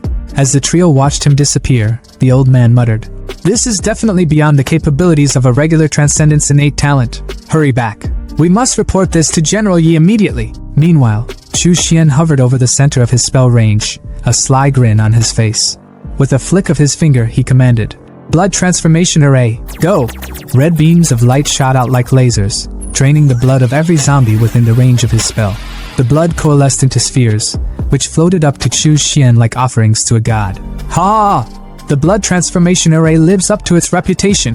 He laughed, exhilarated. These blood orbs, they're enough for me to cultivate to the 9th level of chi refining. But then, something unexpected happened. A golden glow appeared above him, and golden flowers began falling from the sky. Chu Xian froze, his eyes widening in shock. Huh! Golden flowers of merit? Golden flowers falling from the sky. Isn't this a rare phenomenon only triggered by someone with immense merit? Could it be because I exterminated those zombies? He paused, his mind racing. Throughout history, demonic cultivators have always been burdened by the karma of their killings. If they didn't bring down heavenly lightning and fire, they were already lucky. But to trigger the phenomenon of golden flowers of merit, he smirked, a dangerous glint in his eyes. No wonder those righteous cultivators keep clamoring about eradicating evil demons. They must be envious of the benefits of merit. If I were to offer a blood sacrifice of tens of thousands, hundreds of thousands, or even billions of zombies in the future, I'd be laden with infinite merit. My lifespan, comprehension, and fortune would all increase exponentially. The path to sainthood in the body is within reach. At the Black Security Company headquarters, the atmosphere was tense, but not for everyone. A man in a police uniform stood rigid, his expression etched with frustration as he reported to his boss, Wang Gangjian. For some context, Wang wasn't your typical boss. Sure, he ran the Black Security Company, but at the moment, he was slouched in a chair, furiously playing a video game like a kid avoiding homework. The world outside was in shambles, a zombie apocalypse tearing society apart, but this guy looked more concerned about his kill streak than the literal end of days. The officer, attempting to remain professional despite his growing irritation, pressed on with his report. I've already sent Mr. Jing and the others to investigate, he began. But no matter how much we ask, we still can't figure out why there are so many bloodless mummies in that area. Mr. Jing keeps dodging the question. He's hiding something, I'm sure of it. Wang, who looked like he was in his 40s but had the energy of a teenager cracking Mountain Dew cans at 3 a.m., didn't even glance away from the screen. It's near the Spirit Dog Gang's headquarters, he said casually, still mashing buttons on his Nintendo. Go ask Xiao Hong about it. The officer blinked, incredulous. Me? Xiao Hong's a transcendent. He wouldn't even give me the time of day. Finally, Wang paused his game, rolling his eyes as if the apocalypse was an inconvenience to his gaming session. Ha! The Black Security Company is backed by the Linjiang Army. What's a stray dog like Xiao Hong gonna do? Bark at us? With the army reinforcements on the way, Donghu will be ours anyway. Who cares what he thinks? His confidence was palpable, even if his priorities were completely out of whack. Meanwhile, across the city, the Spirit Dog Gang's hideout was undergoing a transformation. The gang, now under Chu Xian's control, was a picture of loyalty, or so they thought. The scene was unexpectedly wholesome. A hot pot feast was in full swing, with steaming dishes of meat and vegetables laid out like a family dinner. A man with a mohawk haircut beamed as he announced, "Boss, dinner's ready!" Chu Xian, the new leader, picked up his chopsticks and surveyed the spread with calm satisfaction. But beneath his composed exterior, his thoughts were as cold and calculated as ever. These people still have their uses, he mused silently. Eating corpses lack the precision for tasks like this. As long as they remain useful, I'll keep them alive. There's no need to kill unnecessarily when there's merit in keeping them around. With a disarming smile, he addressed his men. Well done. Sit down and eat. The gang members, visibly moved, teared up at his kindness. The new boss is so approachable, one of them sniffled. He's nothing like that murderous Xiao Hong. 10,000 times better. For a moment, the scene looked almost idyllic, like a group of misfits bonding over a shared meal. But the reality was far darker. One of the meatballs rolled off the table, cracking open as it hit the ground to reveal a writhing green worm. Unbeknownst to the gang, the hot pot wasn't just food, it was a trap. Chu Xian's demonic arts had infused the meal with parasites designed to control their minds and bodies. As he watched his men eat, Oblivious to the worms now inside them, his smile turned sinister. The living may not be as loyal as the dead, he thought. But once they've ingested my poison, there's no escape from my control. Later that night, after the family dinner was over, Chu Xian retreated to his secret chamber. Standing before a massive cauldron of boiling red liquid, he smirked with anticipation. After soaking for so long, he muttered, "You'd better not disappoint me." With a flick of his finger, he commanded, "Come out." The surface of the liquid rippled violently before a hulking zombie emerged, its grotesque form dripping with power. This wasn't your run-of-the-mill undead. Its head was crowned with thorn-like spikes, its body encased in armor that looked both organic and impenetrable. One arm was a jagged claw fused with bone, while the other was a spike stinger that pulsed with venomous energy. Chu Xian's eyes lit up with pride. "This corpse's arm, an innate magic weapon!" he exclaimed. But his joy was short-lived. The zombie, instead of bowing in submission, let out a guttural roar and lunged at its creator, brimming with aggression. Chu Xian's expression darkened. "Oh? A traitor?" His voice was icy, each word laced with menace, his aura exploding with oppressive energy. His crimson eyes glowed as he sneered. "Not knowing how high the sky is or how deep the ground goes, you dare defy me?" The zombie faltered under his overwhelming presence, its ferocity replaced by trembling fear. Slowly, it dropped to its knees, bowing its head in submission. Chu Xian smirked, victorious. "That's better," he muttered, patting the zombie's head like a loyal pet. Using his magical tower, he analyzed his creation. High grade, level 7 corpse soldier. Innate spells, golden light, divine blade spell, corpse roar art, the tower reported. Chu Xian's pride swelled. "You didn't disappoint me after all," he said. "Your new name is Xiaolong." Calling over two other zombies, Xiao Hu and Xiao Bao, he issued his orders. "Take Xiaolong with you. Teach him the rules, what he can and can't do. Make sure he knows his place." The two roared in agreement, leading their new ally away. Elsewhere, near the Grand Hotel, a soldier from the Black Security Company stood atop a tank, surveying the eerie stillness with binoculars. The silence was unnerving. "Something's wrong," he muttered. "Why is it so quiet? The spirit dog gang's never been like this." His unease turned to panic when he spotted them.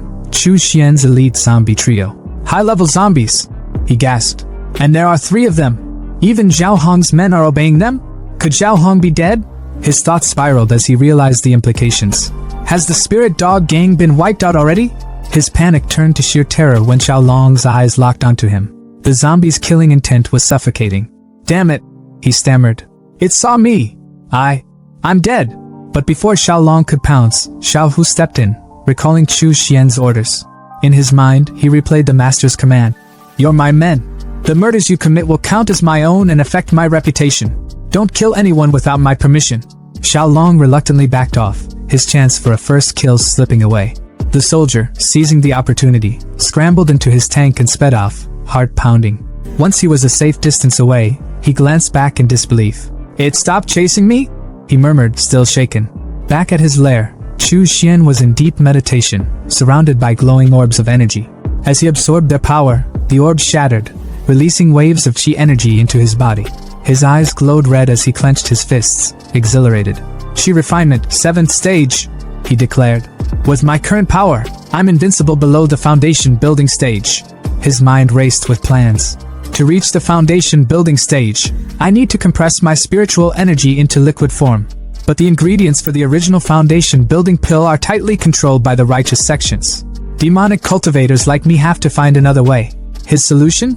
The soul flower, a rare and powerful ingredient cultivated through slaughtered souls. The last time I returned to the Sichuan continent, I prepared the seeds. This zombie-infested planet has no shortage of souls ripe for harvesting. Once I reach the 9th stage of chi refinement, I'll find the perfect place to grow the soul flower. As Chu Xian's ambitions grew, the city outside descended further into chaos. Wolves roamed the ruins, their howls echoing under the pale moonlight. Amid the destruction, a soldier fell prey to the pack. His arm and eyes are missing and the wolves' leader is standing tall and majestic under the shimmering glow of the full moon. The apocalypse wasn't just unfolding, it was thriving. The sunlight spilled over the broken city, illuminating the ruins that had once been filled with chaos and carnage. Now, there was a strange serenity. No zombies, no screams, just silence, like the calm before a storm. Inside what looked like a makeshift throne room, Chu Xian sat back in his chair, legs crossed, looking every bit like a boss who had conquered the apocalypse. His zombie subordinates knelt before him, their grotesque forms hunched in submission. He leaned forward slightly, his voice cutting through the quiet. Are you saying you found a den of giant wolves on the highway? And they're planning to attack us? Xiao Hu, one of his zombie soldiers, let out a guttural roar, confirming the report.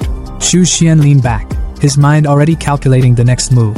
Xiao Hu and Xiao Bao had already leveled up to corpse soldiers, and Xiao Long had reached level 9. These wolves had the audacity to ambush them. Chu Xian's lips curled into a smirk. Confident little bastards, he thought. But this wasn't just an annoyance, it was an opportunity. His thoughts sharpened. Perhaps this den could be the perfect breeding ground for spirit flowers. Without wasting time, he waved his hand, sucking his zombie trio into his magical tower to rest. His gaze shifted toward the city outside, a flicker of excitement in his eyes. Kicking his leg up onto the table with casual arrogance, he announced, I just broke through the 9th stage of chi refinement. Looks like it's time to stretch my legs. Moments later, Chu Xian stood on his flying sword, the wind whipping through his hair as he surveyed the city below. The magical tower rested in his palm, its faint glow pulsing with the energy of his undead soldiers inside. His voice was calm but commanding. Is it here? He asked, the question hanging in the air. From within the tower, Xiao Hu's roar confirmed the location. Chu Xian descended gracefully and landed near a pair of smashed tanks. His sharp eyes fell on a lifeless body sprawled on the ground. A Linjiang army guard, he muttered. So even a level 1 transcendent couldn't survive this. His tone grew colder. These wolves aren't as simple as I thought. Suddenly, a baby's cry pierced the stillness. The sound was raw and desperate, echoing across the ruins. Chu Xian froze, his eyes narrowing. That cry didn't sit right with him. His instinct screamed that something was off. Without hesitation, he conjured a green fireball, the glowing energy crackling in his palm before he hurled it toward the sound. The explosion lit up the area, a wave of destruction rippling outward. When the dust settled, a severed wolf leg landed near his feet. He stared at it, his expression unreadable, before speaking in a voice so cold it could freeze the air. If a Linjiang army guard, a transcendent no less, died here, how could a baby survive? Crying so damn loud too? His gaze darkened. Someone else might have rushed in to save a life. But unfortunately, he smirked, his voice dropping to a cruel whisper. You ran into me, a cold-blooded demon cultivator. As if on cue, a deep, guttural howling erupted around him. The ground trembled as the wolves emerged, their glowing crimson eyes locked on Chu Xian with unrelenting hatred, their snarls filling the air as they prepared to attack. But Chu Xian stood unfazed, his expression almost bored. With a casual flick of his hand, he summoned his zombie trio from the magical tower. The undead soldiers materialized, their grotesque forms radiating malice as they roared in unison. The wolves hesitated for a moment, their bloodlust clashing with the overwhelming aura of the zombies. Then, the pack parted, making way for their leader. A massive wolf stepped forward, its blue fur shimmering like frost under the sunlight. A black horn jutted from its head, and its claws scraped against the ground, sharp enough to carve through steel. Chu Xian's eyes narrowed as he studied the creature. A level 2 transcendent wolf king, he muttered, almost impressed. Not bad. The wolf king let out an air-splitting howl, the signal for its pack to attack. The wolves surged forward like a tidal wave of fur and fangs, their howls tearing through the air. Chu Xian's voice cut through the noise, calm and commanding. Leave the transcendent to me, he told his zombies. The rest are yours. The trio roared in response, charging into the fray without hesitation. The battlefield erupted into chaos. Blood sprayed as claws met bone, teeth tore into flesh, and the undead soldiers fought with a ferocity that matched the wolves' savage attacks. The ground was littered with bodies as the two sides clashed, either willing to back down. Meanwhile, Chu Xian faced the Wolf King head-on. The massive creature lunged at him with its powerful jaws, but Chu Xian sidestepped effortlessly, his movements fluid and precise. Good teeth, strong bones, he muttered with a smirk. You pass. The Wolf King snarled, its crimson eyes blazing with fury as it launched another attack. But Chu Xian was already one step ahead. Channeling his chi energy, he unleashed a bloodworm spell, the crimson energy coiling like a whip around the beast's jaw. With a flick of his wrist, he slammed the Wolf King into the ground, the impact sending shockwaves through the battlefield. Dust and debris flew everywhere as the creature groaned, momentarily stunned. Chu Xian walked toward it, his expression cold and calculating. It survived my attack, he noted, tilting his head slightly.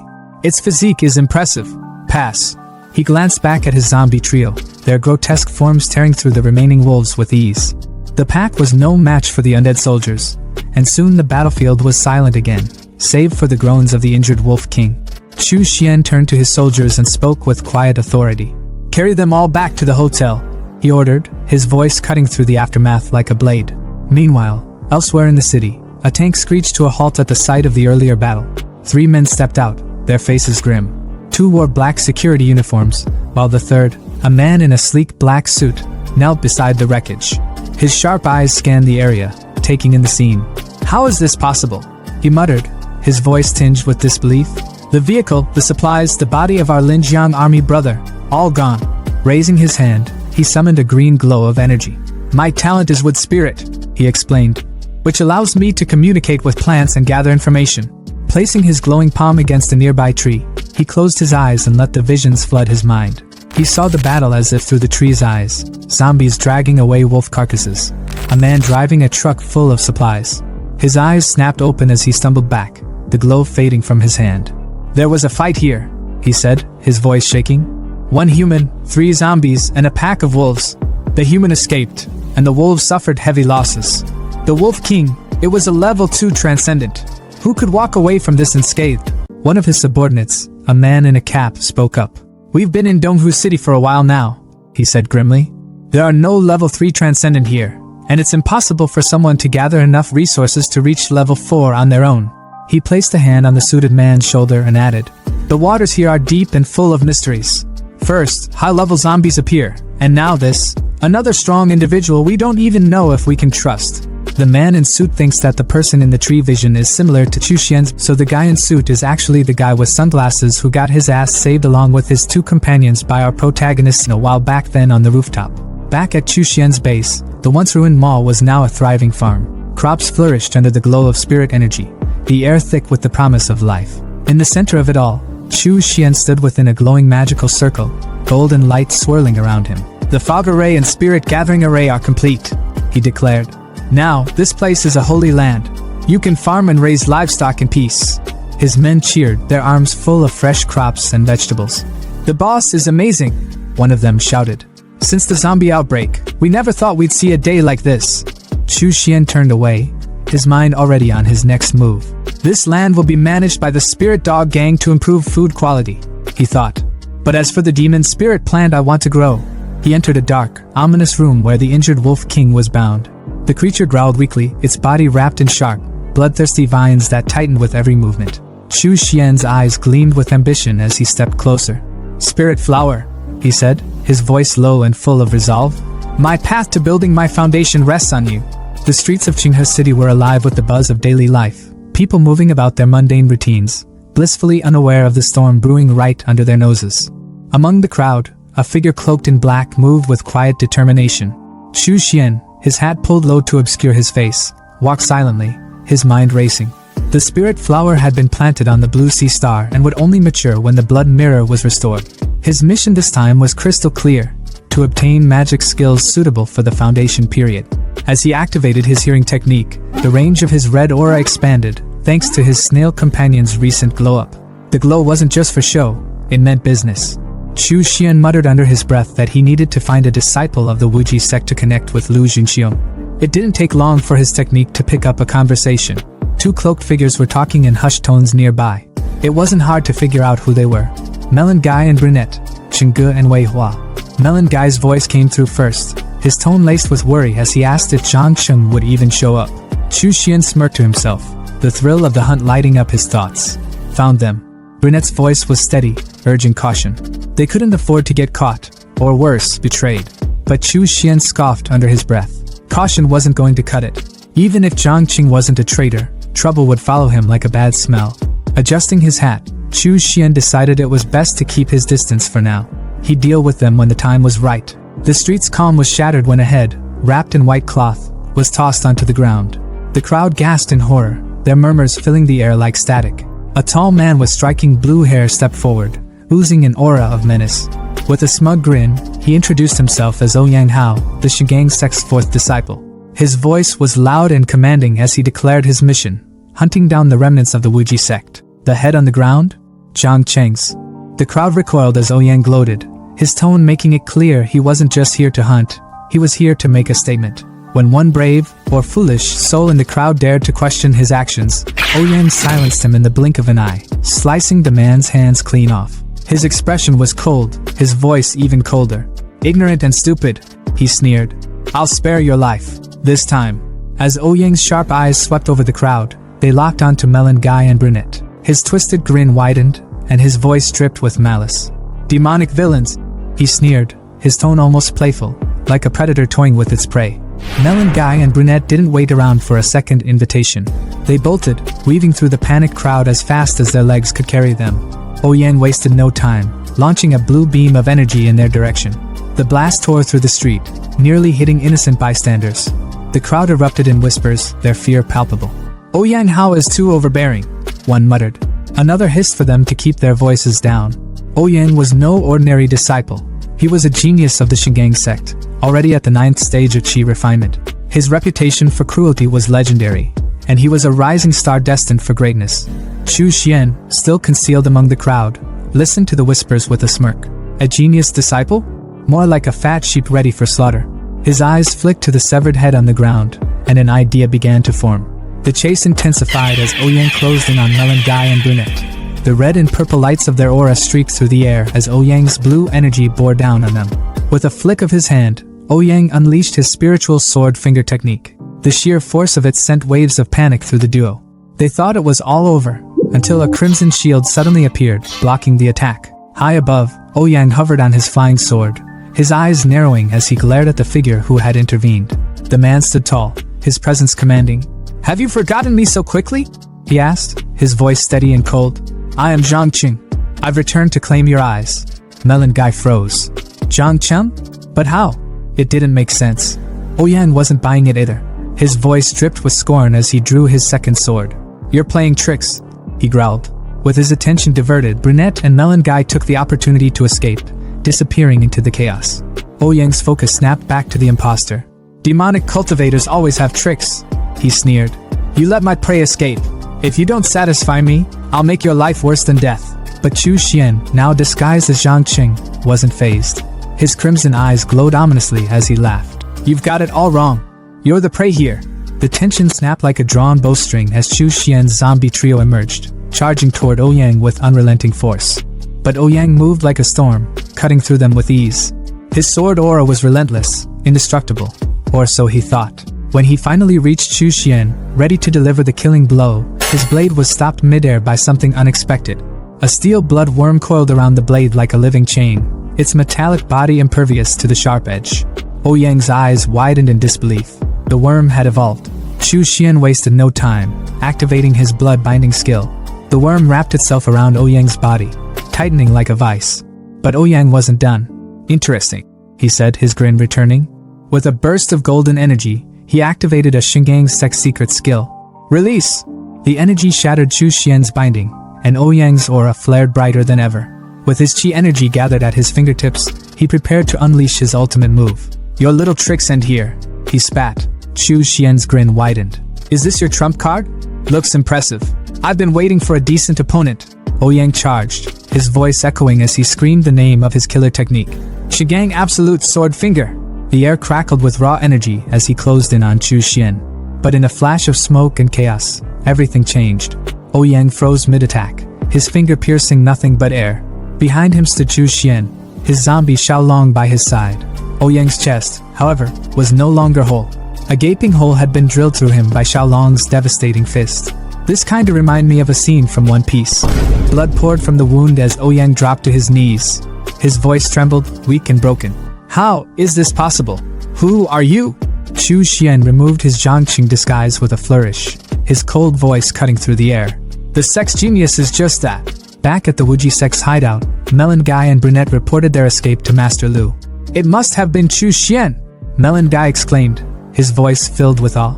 "Senior brother Chu saved us twice." But Master Lu wasn't impressed. His voice was sharp as he barked his orders. "This kind of disciple must not be allowed to cause trouble. Where did you meet Ouyang Hao? Take me to rescue him now." A voice cut through the tension like a knife. "No need." Chu Xian stepped into the room, holding Ouyang Hao's severed head like a trophy. His voice was calm, almost casual. "Wuji Sexji Refinement Disciple Chu Xian greets Uncle Lu." Melon Guy's voice bursts with uncontainable excitement, practically shaking the air around him as he yells, "Senior brother Chu? You're alive? That's freaking amazing." His joy is so raw it's almost infectious.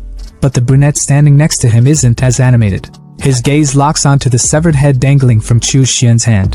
The shock on his face is undeniable as he points at it, his words coming out slow and full of disbelief. Is that Ouyang Hao? Chu Xian's expression doesn't change. He's as calm as someone discussing their dinner plans. Well, I took the chance to avenge junior brother Zhang Qing, he says casually, as if holding the head of a once feared genius isn't a big deal. Because for him, it isn't.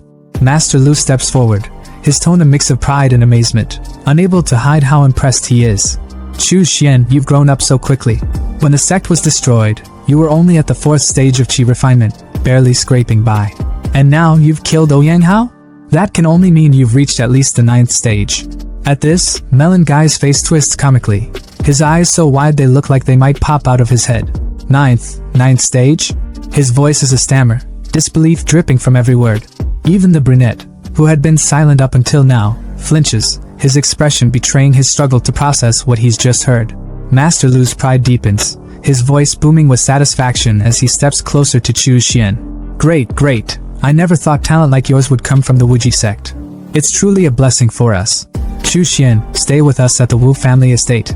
I'll do everything I can to help you break through to foundation. But Chu Xian, ever the lone wolf, shakes his head. His tone is steady, carrying a quiet but unshakable resolve. I appreciate your kindness, uncle, but I intend to rely on my own strength to reach the next stage. Master Lu's brow furrows, concern flashing across his face as he presses further. Why are you so determined to go at this alone, Chu Xian? What are you hiding?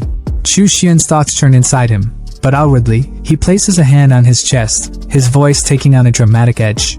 Uncle, this situation isn't optimistic. If all the resources were poured into me, my brothers' lives would only become harder. I can't live with myself knowing I've made their paths more difficult just for my selfish gains. His words hit hard, cutting through the tension like a blade. Both Melon Guy and the brunette are visibly moved, their expressions softening. Melon Guy's voice trembles with admiration as he blurts out, Senior Brother Chu, you're so selfless. Master Lu places a hand on Chu Xian's shoulder, his tone heavy with emotion. It's rare to see someone with a heart like yours, Chu Xian. If the sect still existed, I would have never let talent like yours wander off on its own. If you ever need anything, don't hesitate to come to me. Chu Xian hesitates for a moment, his tone careful but direct as he asks, Uncle, I was wondering about the blood refining scripture. How much does it cost? Without hesitation, Lu raises 5 fingers, his voice calm. 500 blood beads, and I'll give you a copy.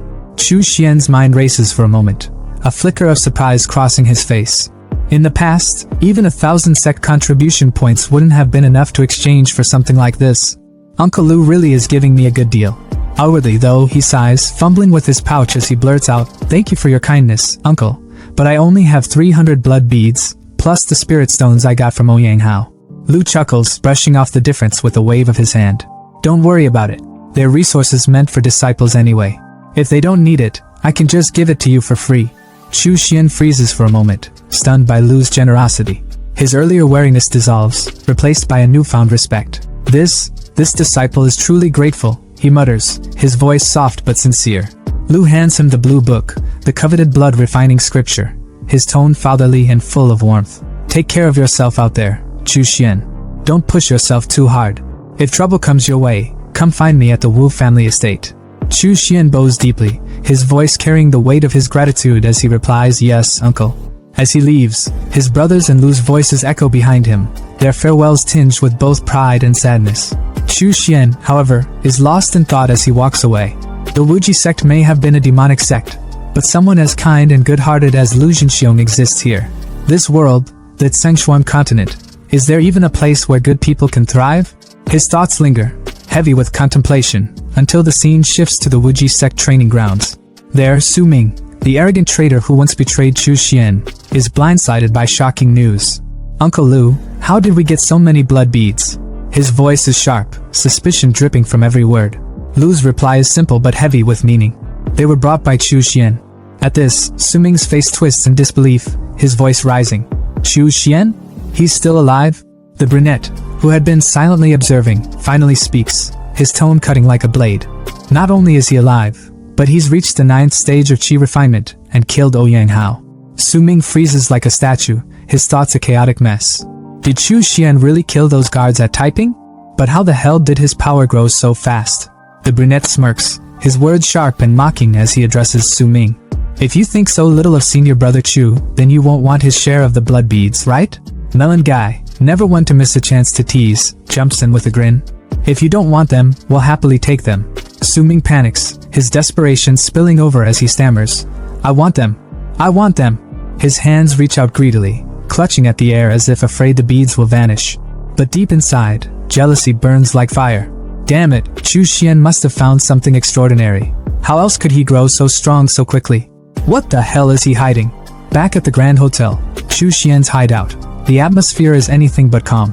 A shimmering purple energy leaks from a small golden mirror, rousing one of the wolves guarding his room. The mirror, the very artifact that summoned Chu Xian to this apocalyptic world, hums with power as Chu Xian steps through. His wolves rush to greet him, their tails wagging with unrestrained excitement. He pets them briefly before heading inside, where two of his men greet him with relieved smiles. Boss, you're finally back. It's been 2 months, but everything is fine. The garden core were harvested without a hitch. Chu Xian smiles, his voice calm and approving. With Xiao Hu and the others patrolling with the spirit dogs, plus the arrays, it looks like no one dared approach the Grand Hotel. But his focus quickly shifts as he opens a nearby door. His thoughts are sharp and focused. The most important thing now is the spirit flower. Purple energy spills out through the gap, and as he steps inside, his eyes widen at the sight. The room is overrun with spiky purple vines, their flowers blooming in abundance.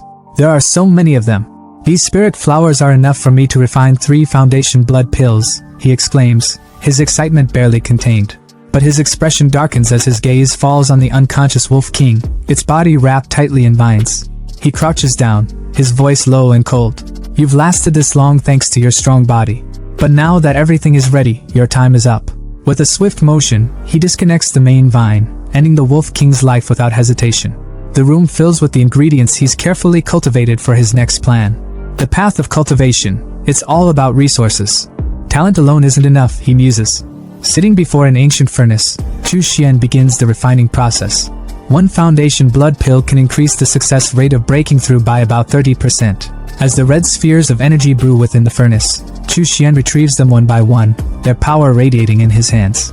With 1 orthodox foundation pill from Ouyang House storage, I have 4 chances to break through to foundation, he calculates.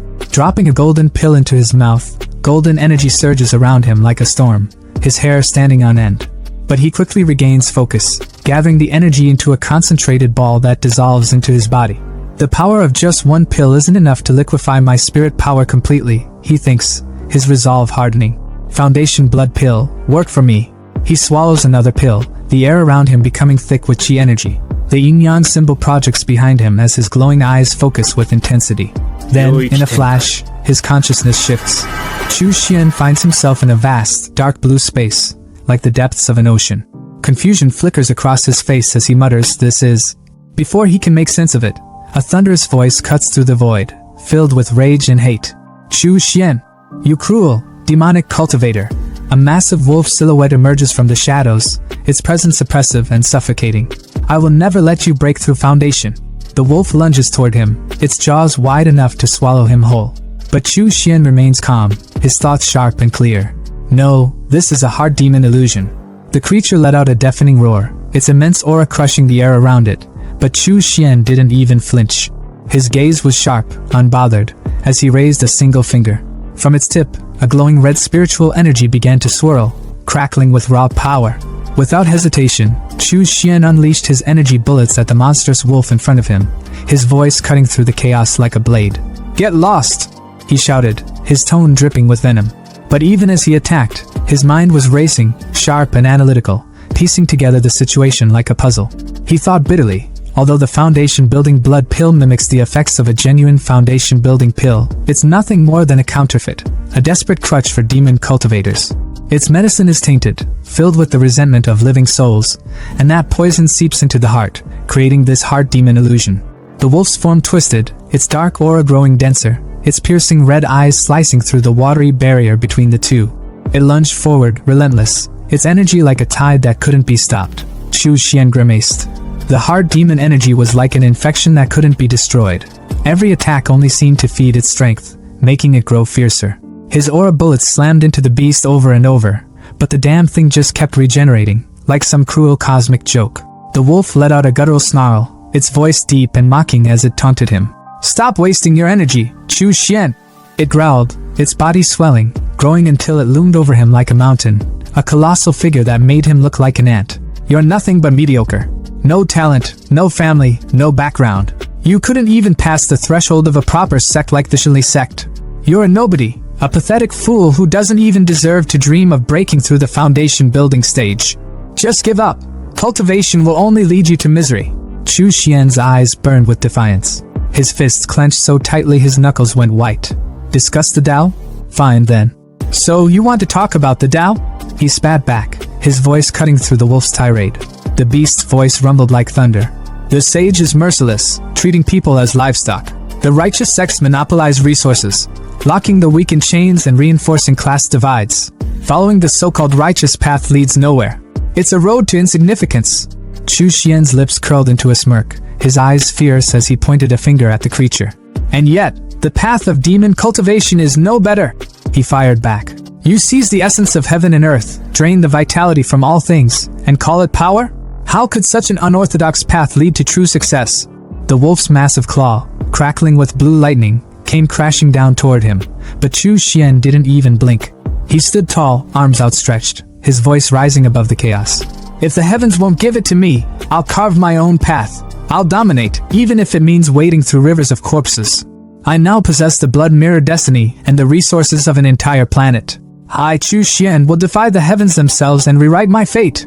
The wolf hesitated for a fraction of a second, but it was enough. Its massive form began to crack, its skin rotting away in an instant, leaving behind only a pile of shattered bones. As the remains fell into the waters below, something new emerged, a pair of delicate hands, pale and almost glowing. From the bones rose a stunning woman with feline ears, her body barely wrapped in a thin, silk-like cloth that left little to the imagination. She floated upside down toward Chu Xian, her movements slow and deliberate, her gaze seductive. Most men would have been utterly disarmed by her presence. A literal nosebleed moment. But Chu Xian, nah, my boy wasn't about to simp. His expression didn't falter for a second. She leaned in, her hand brushing against his shoulder with a teasing touch. Her voice was smooth, almost hypnotic, as she whispered, "Chu Xian, you were never inherently evil. Think back to why you began cultivating in the first place." She floated behind him, pressing herself against his back, her breath warm against his ear. "When you first crossed over, you were oppressed, living on the edge of survival, willing to do anything for power. But now, look at you. You're already the strongest in Donghu City. No one can threaten you anymore." She moved in front of him, her silk falling away completely, leaving her entirely exposed. But Chu Xian only frowned, unimpressed, almost disappointed. Her voice dripped with temptation as she said, "Power, wealth, beauty, it can all be yours. Stop fighting, and you can enjoy everything life has to offer." Chu Xian's smirk returned, sharp and unyielding. His voice was steady and cold as he replied, "As expected of the infamous hard demon illusion. You almost had me, but this little performance of yours?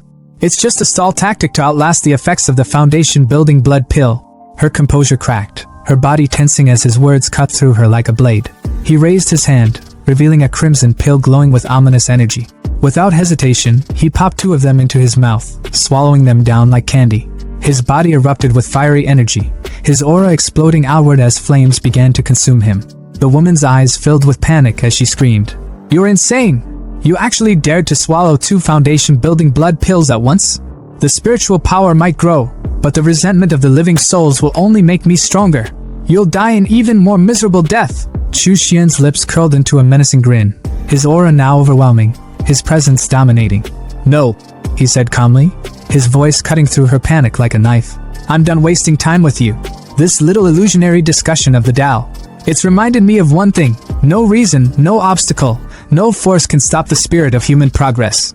His body trembled slightly as fiery wings burst from his back, flames engulfing him completely. He shot into the air like a phoenix, leaving an explosion of fire in his wake. His eyes now glowed a blazing red as he hovered above her, his voice booming with power and conviction. "No reason can stop me." The woman, unable to withstand the searing heat of his flames, muttered weakly, "You've won." Ek. Her voice trembled with defeat, her seductive demeanor completely shattered. But Chu Xian wasn't done. Raising a hand, he summoned his flames, his expression cold and merciless as he aimed his power at her. She fell to her knees, begging, her voice desperate. Chu Xian, I'll stop. I won't obstruct your breakthrough anymore. What more do you want from me? His voice was deathly calm, his aura suffocating. I'm just curious, he said, his tone sharp and cutting. Whether the blood fiend magic refining scripture can burn away this hard demon of yours. Chu Xian clenched his fist, and his magic lashed out like a serpent, wrapping tightly around the catgirl. She screamed in agony, her cries echoing through the space, the heat of his magic searing her skin. Well, considering she was completely naked, it probably burned even worse. Her voice rose, desperate and filled with pain. What? No! Chu Xian! You are cruel, heartless! Are you not afraid of retribution? But Chu Xian barely spared her a glance, his tone cold and detached as he watched her body burn away into raw energy. Retribution? You're wasting your breath, beast. That's not something I'm worried about. The flames consumed her entirely, leaving nothing behind but pure energy, which Chu Xian absorbed into himself without hesitation. His confidence grew with every passing second, his voice ringing with conviction as he declared, My merits will only grow greater. My path of demon cultivation will stretch endlessly, to eternity. Meanwhile, outside his consciousness, his physical body remained seated in a meditative state, his expression calm but intense. Then, all at once, his eyes snapped open, glowing a fierce, unrelenting red. A thunderous shout erupted from his mouth. Break for me. A tidal wave of energy exploded from his body, radiating outward in every direction. His aura was suffocating, and his glowing red eyes gleamed with an intensity that could pierce the heavens. The power surged beyond the confines of his room, breaking through walls and spreading across the entire building. Outside, pedestrians trying to avoid the wandering zombies stopped in their tracks, shielding their faces from the fiery red light that shot through the roof like a beacon in the night.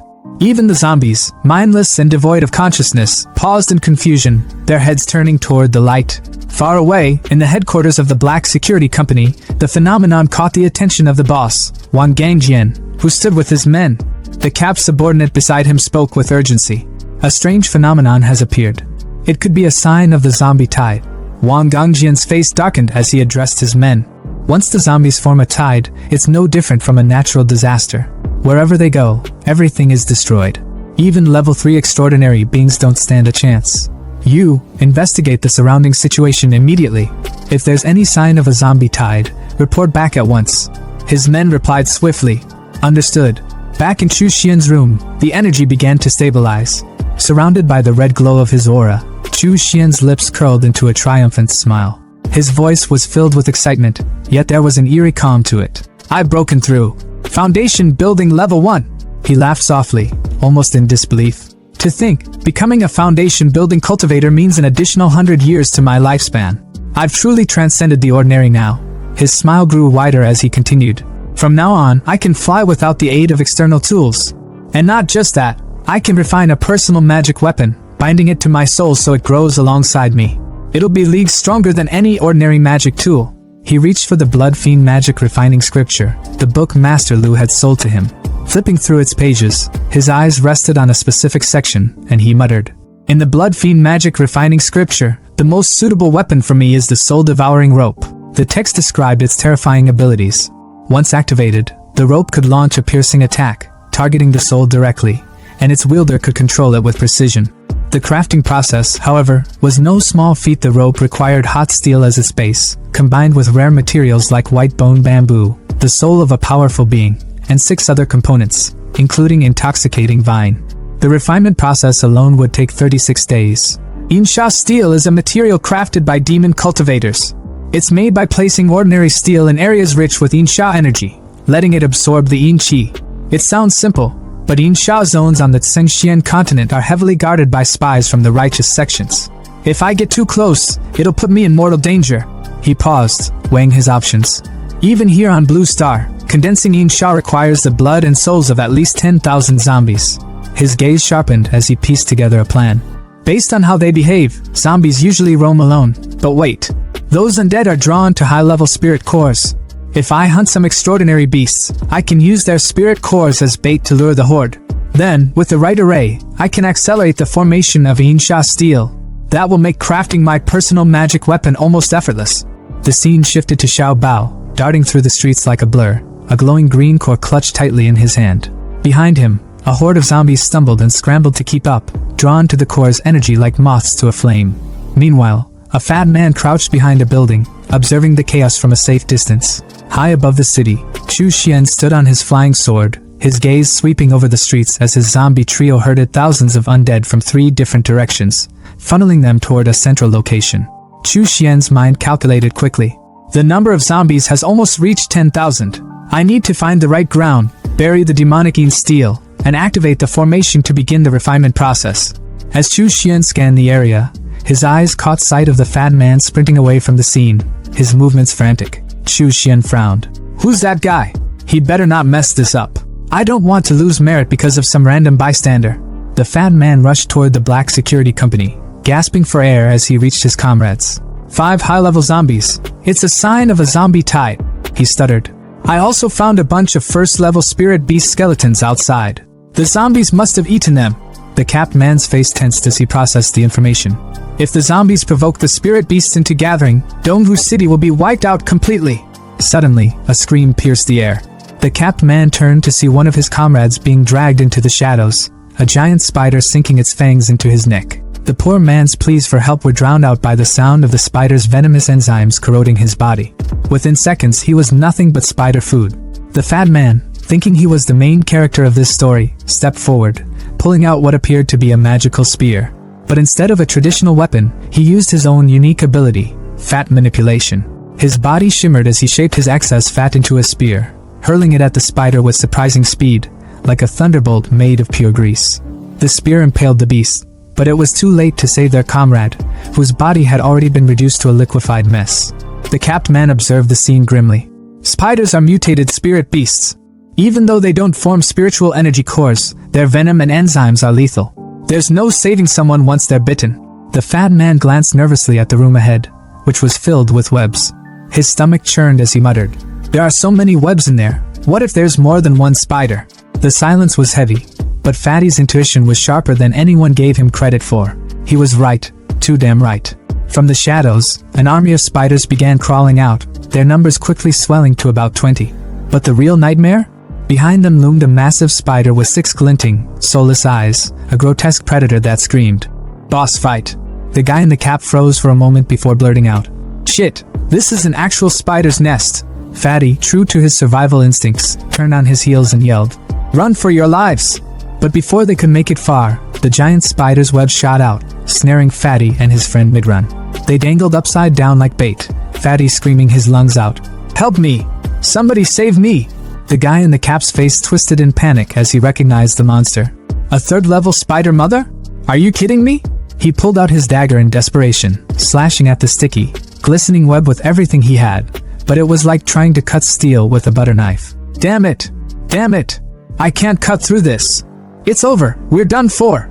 Despair choked the air as the spider closed in, its fangs glinting with venom. Just when it seemed like the end, a burst of red energy sliced through the web like it was paper, freeing the trapped duo in an instant. The guy in the cap stared in disbelief, his mind racing. There's no way. That web is the strongest material spun by a 3rd-level spider mother. I gave it everything I had and couldn't even scratch it. Who the hell just cut through it with one blow? Before he could process, all eyes turned upward. There, riding on a flying sword, was none other than Chu Xian, his figure exuding power and calm arrogance. He never used the sword for battle, preferring his bloodworm as his weapon of choice. But now he was floating like some mythical figure straight out of a legend. The guy in the cap and Fatty could only stammer, A sword immortal?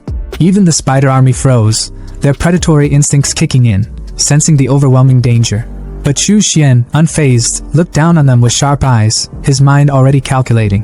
What luck, he thought to himself. The spiritual energy core of a 3rd-level spirit beast is so much more potent than those of the lower levels. This is going to be fun. He smirked coldly, his voice cutting through the tension as he taunted the spider mother. How hilarious! A puny little insect like you dares to challenge me. Without waiting for a response, he summoned his magical tower, and with a commanding voice, called out, "Come forth!" Descending from the sky like harbingers of doom, Chu Xian's zombie trio landed with an earth-shaking impact. What followed was nothing short of a massacre.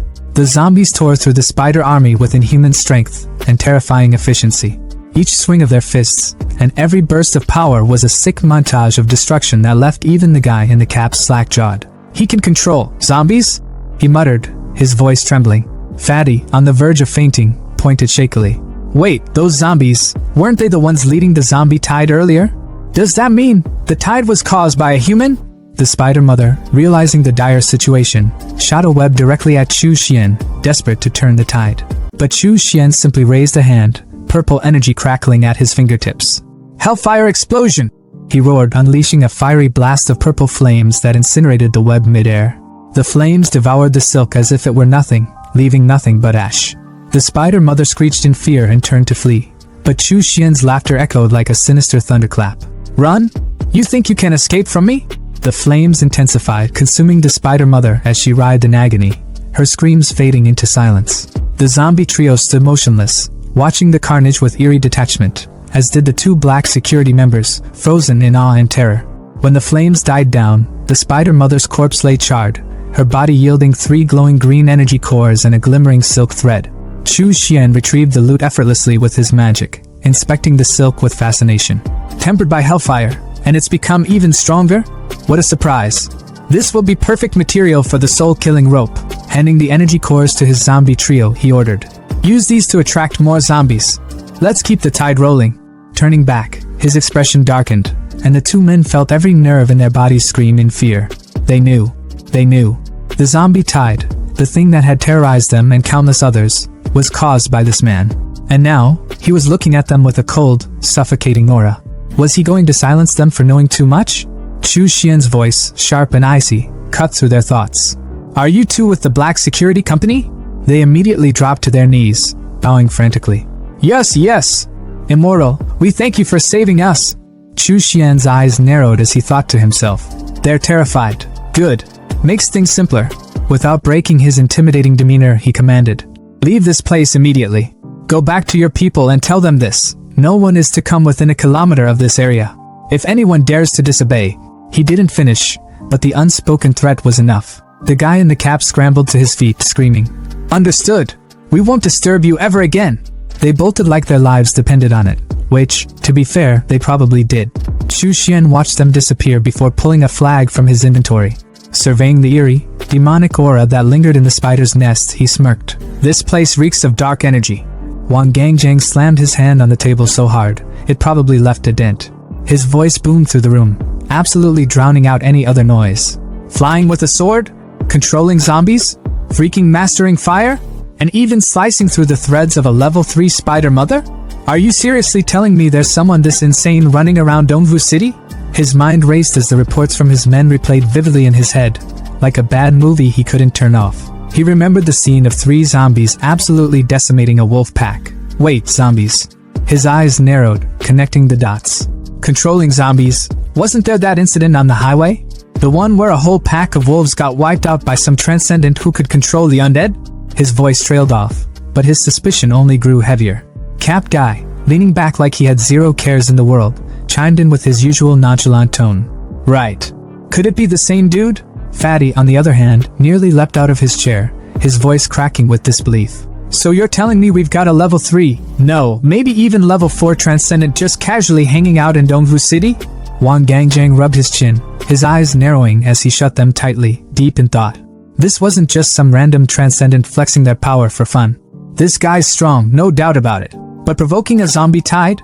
That's not just some reckless move. What's their endgame? His voice dropped, heavy with the weight of his realization. If things go south, the survivors of Dongwu City are screwed.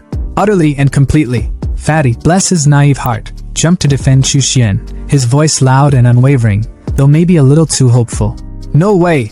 No one's insane enough to destroy a city over a disagreement. That's some cartoon villain shit. Cap Guy nodded in agreement, his voice calm but firm. Exactly. He saved me and Brother Tang. He doesn't seem like the type to go full evil mastermind on us. But Wang Gangjang wasn't about to sit around debating vibes. The man stood tall, his energy shifting as his tone turned sharp and unyielding. Enough. I'm going there myself to figure out his intentions. Cap Guy immediately shot up, panic lacing his voice. Brother, that's way too dangerous. But Wang Gangjang waved him off without hesitation, shaking his head like a man who had already made peace with his decision. Dangerous? There are hundreds of lives at Black Blade Security riding on this. As their leader, I don't get the luxury of playing it safe. His aura shifted dramatically, a golden light radiating from his body like he just powered up in a video game. Stay here. I'll try to negotiate with him, convince him to lead the zombie tide away from the city. But if I fail, his voice grew heavier, the weight of his responsibility pressing down on everyone in the room. You all evacuate Donghu City. I'll use my strength as a level 2 transcendent to buy you as much time as I can. Determined, resolute, and maybe just a little reckless, Wang Gangjang left, his massive tank-like truck rumbling as it carried him straight into Chu Xian's zone. As he approached, an eerie black aura with a red glow greeted him, blanketing the area in a suffocating atmosphere. He stepped out of his truck, immediately hit by the oppressive energy. His heart sank as he muttered to himself, "Why the hell is it so foggy all of a sudden? Is this another one of his tricks?" Reaching for his walkie-talkie, he cursed under his breath when it crackled uselessly. Damn it! Why now? The silence was deafening, unnatural. His instincts screamed at him that something was off. Tens of thousands of zombies gathered here, yet it's dead quiet? That makes zero sense. The unease clawed at his chest until a voice, cold and sharp, cut through the gloom like a blade. You're with Black Blade Security, aren't you? Chu Xian's voice carried an icy authority that made Wang Gangjang's blood run cold. Descending from the sky on his flying sword, Chu Xian's presence was nothing short of overwhelming. Didn't your colleague warn you not to come near? This place is dangerous. Wang Gangjang's heart thudded in his chest as he stared at the transcendent before him. He's the one, he muttered internally, barely able to process the pressure radiating from Chu Xian.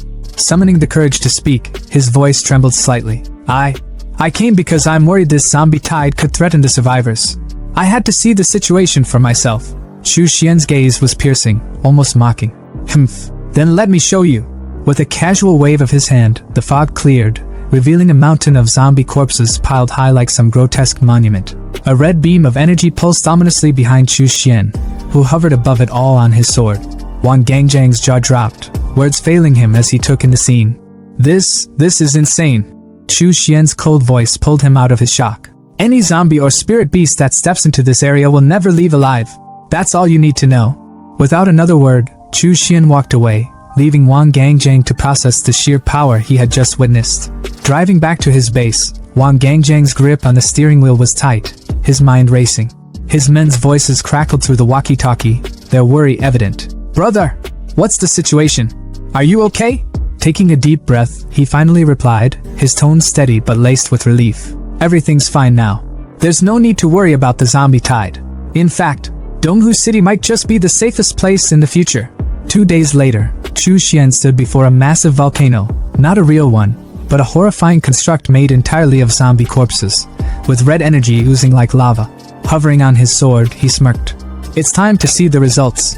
Releasing his blood worm into the sea of energy, it slithered through the crimson glow, finally grasping the Yin Sha steel from its depths. Chu Xian held the steel, feeling the malevolent energy coursing through it. Not bad, he thought. Nearly 100,000 zombies condensed this high-quality aura. Finally, I have all the materials I need for the soul-binding rope. Suddenly, the sky above him shifted. Dark clouds parted as golden lightning struck down, illuminating the volcano. Red energy erupted into the air, colliding with the golden light, forming a dragon of pure gold and a fiery red phoenix. The two celestial beings spiraled above him, their forms radiant and awe-inspiring. Chu Xian's grin widened as he realized what was happening. Dragon and Phoenix auspicious clouds, cleansing soul golden rain.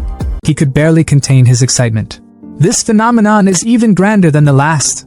Golden rain began to fall, and Chu Xian felt its power seep into his very soul. His mind cleared, his cultivation advancing rapidly. My soul has doubled in strength, he thought, shielding his eyes from the blinding light. This golden rain is like enlightenment. My control over corpses has skyrocketed. Truly, this phenomenon is boundless.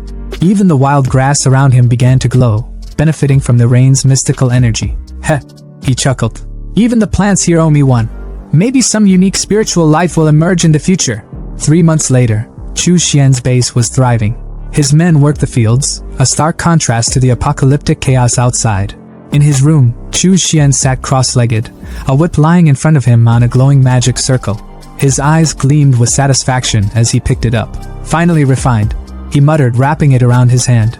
Testing it with a casual flick, the whip exploded against the wall, sending his underlings outside into a panic. What the hell was that? One of them shouted, his voice cracking. Chu Xian smirked, binding the rope to his soul. As expected, It's like an extension of my will.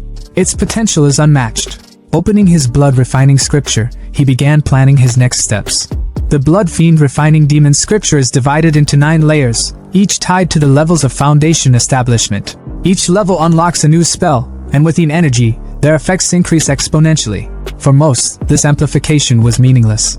But for Chu Xian, with his endless supply of yin energy, it was a game-changer. Gathering the malevolent energy into vials, he felt the power surge through him. Smirking, he thought, I'll use this yin energy to push my cultivation to the next level. Let's see how far I can go. In the heart of Longjiang City, the capital of Linjiang Province, the tension was almost tangible in the grand meeting hall. General Yi, the embodiment of authority and control, stood at the head of the room. His voice boomed as he ordered his commanders to take their seats, the weight of his words instantly silencing the chatter. Without any preamble, he laid out the dire reason for this emergency assembly. A colossal underwater creature had surfaced, wreaking havoc in Longjiang. This wasn't just another sea monster story to laugh off over drinks. This thing was a leviathan, over 30 meters long, with the power to drag entire ships to their doom. One of his officers, stepping forward, pointed to a projection of the beast's handiwork, a sunken cargo ship, twisted and broken like a child's discarded toy. The grim reality hit harder when the officer confirmed that all 30 crew members aboard had perished.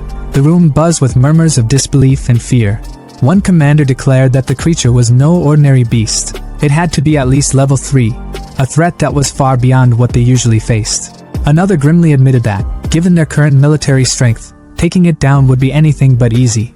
But they couldn't just sit idly by while this monstrosity terrorized Longjiang. General Yi slammed his fist down, his voice cutting through the tension like a blade. Their mission wasn't to kill the creature, not yet, but to drive it away, to make it fear the Linjiang army's might. The hall echoed with their unified cry as every commander stood and saluted, ready to carry out their orders. An older man, his voice cautious but filled with purpose, stepped forward. He suggested reaching out to a cultivator he knew of in Donghu City, someone with the power to take on such a beast. General Yi, however, dismissed the idea with a calm arrogance. He acknowledged that extraordinary individuals existed across the empire, but no single man, no matter how powerful, could surpass the might of his 100,000-strong army. Besides, this cultivator was elusive, a shadow that came and went without a trace. Where could they even begin to find him? The idea was left to hang in the air, unanswered, as General Yi moved on to more immediate concerns. Meanwhile, in the MURIM world, Chu Xian sat in a quiet cafe, the picturesque balcony offering a stark contrast to the tension in Longjiang. The waiter approached, handing him a steaming cup of tea. Chu Xian, playing the role of a curious traveling merchant, casually asked about the tea house's name change.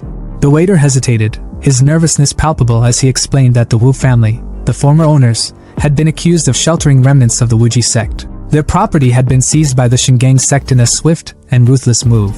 Chu Xian, though outwardly calm, felt a pang of inevitability. He had seen this coming. The Wu family had drawn too much attention, and trouble had finally caught up with them. He wondered how the remaining members, those who had hidden within the family, were faring now. Leaning into his carefully crafted role, Chu Xian feigned shock, his voice tinged with just the right amount of fear. He asked if the so-called demon cultivators had been captured, pretending to be worried about his own safety. The waiter eagerly reassured him, explaining that the Shingang sect had teamed up with Qilong Temple to hunt down the remnants of the Wuji sect, driving them into the southern cloud mist mountains. The city, he said, was safe now. Chu Xian let out a theatrical sigh of relief, thanking the waiter before sipping his tea. But his mind was already racing. Among the Wu family's hidden members, only Uncle Lu was a Foundation establishment cultivator. The rest wouldn't stand a chance against their pursuers. This was an opportunity he couldn't pass up. His life-bound artifact, the soul shackling cord, required the soul of a Foundation establishment cultivator to unlock its full potential. The zombies of Blue Star were no longer enough. This was his chance to take what he needed. The misty peaks of Cloud Mist Mountain loomed ahead, shrouded in an eerie stillness. Chu Xian moved silently, his senses sharp. Suddenly, a voice rang out, commanding him to stop. Emerging from the fog were 4 men, their uniforms marking them as disciples of the Shingang sect. Chu Xian's face twisted into a mask of fear, but inside, he was smirking. This was exactly what he had hoped for. One of them was a Foundation establishment 3rd stage cultivator, while the other 3 were mere Qi refinement cultivators. A perfect haul. He feigned nervousness, scratching his head as he explained that he was just a rogue cultivator hunting monsters for spirit stones. But the disciples weren't buying it. They accused him of being a demon cultivator, their leader sneering as he admitted the truth. It didn't matter whether Chu Xian was guilty or not. His head was worth sect contributions, and that was all they cared about. They attacked in unison, their fists crackling with electric energy, but Chu Xian was already one step ahead. Their strikes passed right through his body as if he were a ghost. Before they could process what had happened, Chu Xian's afterimage dissolved, and the real him appeared above them, his whip drawn and glowing with deadly intent. In a split second, his whip lashed out, decapitating all 4 men in one swift motion. Their lifeless bodies hit the ground as Chu Xian calmly collected their souls, sealing them into his pouch with his soul-seizing technique. He examined his prize, noting that the Chi refinement souls would strengthen his 10,000 soul banner. But the Foundation establishment soul required special care. He needed a quiet place to refine it properly. Without a second glance at the fallen disciples, he disappeared into the mist, already planning his next move. In the dim, cold silence of a cave, Chu Xian meticulously tightened his grip on the whip in his hands, its surface glowing with an ominous red light. Yet, as the glow flickered and died, his face twisted in frustration. Another failure. Covering his face with his hand, he muttered to himself, his voice laced with disappointment. Failed again. Months of effort, battles, and bloodshed, and still, the soul-shackling cord refused to be refined. His tone turned bitter as he addressed the empty air, as if venting to some invisible presence. A month of slaughter, 4 Foundation establishment cultivators, over a dozen Chi refinement cultivators, and yet none of their souls have been strong enough for this damn whip. He secured the whip to his side with a resigned sigh. Looks like I'll need to hunt someone stronger. Someone whose soul isn't as weak and pathetic as theirs. Just as his thoughts began to spiral, a noise from outside the cave snapped him back to reality. The clashing of weapons and shouts echoed closer. His eyes narrowed. Fighting? Out here? Without hesitation, he strode toward the source of the commotion. Outside, chaos unfolded. An old man in white robes, his face contorted with rage, was chasing after another man drenched in blood, Lu Jinxiong. The old man's voice boomed, each word dripping with murderous intent. Lu Jinxiong, you killed my brother Zhao and 2 other Foundation establishment cultivators from the Shingang sect. Stop running and accept your death. Lu, visibly weakened and coughing up blood, spun around, his defiance undimmed despite his injuries. If you're going to kill me, just do it. Don't waste your breath accusing me of things I didn't do. His words were brave, but his body betrayed his limits. The old man sneered. This is the end for you. Severely injured, out of pills, and still standing? Impressive. But let's be honest, you're out of time. Before the old man could land the killing blow, a flash of red streaked through the air like lightning, a whip. The sheer speed and force of it caught the old man off guard, and though he managed to raise a magical shield in time, it shattered like glass. The whip didn't stop there. It sliced across his wrinkled face, leaving a gash that made him stumble. Gritting his teeth, he barely had a moment to recover before a giant fiery red hand materialized above him, slamming him into the ground with such force that blood sprayed from his mouth. The old man struggled beneath the crushing weight of Chu Xian's spell, his body trembling as he tried to resist. Lu looked up, his vision blurry, and muttered in disbelief. Chu Xian? You've advanced to the Foundation establishment stage? But before Lu could process what was happening, the old man gritted his teeth and chanted a spell, summoning a burst of blue energy that sliced through the fiery hand, pinning him down. Blue Cloud Divine Sword. The spell shattered the oppressive force, freeing him. Lu's expression darkened with worry as he watched the 2 cultivators face off. This isn't good. Sunshire's foundation has been stable for years, while Chu Xian just broke through. This could turn ugly fast. Sunshire, the old man, glared at Chu Xian with a mix of anger and fear. I should have killed you back then. Letting you escape was my mistake. I never imagined you'd break through so quickly. But no matter. Today, I'll finish the job and kill you, you arrogant upstart.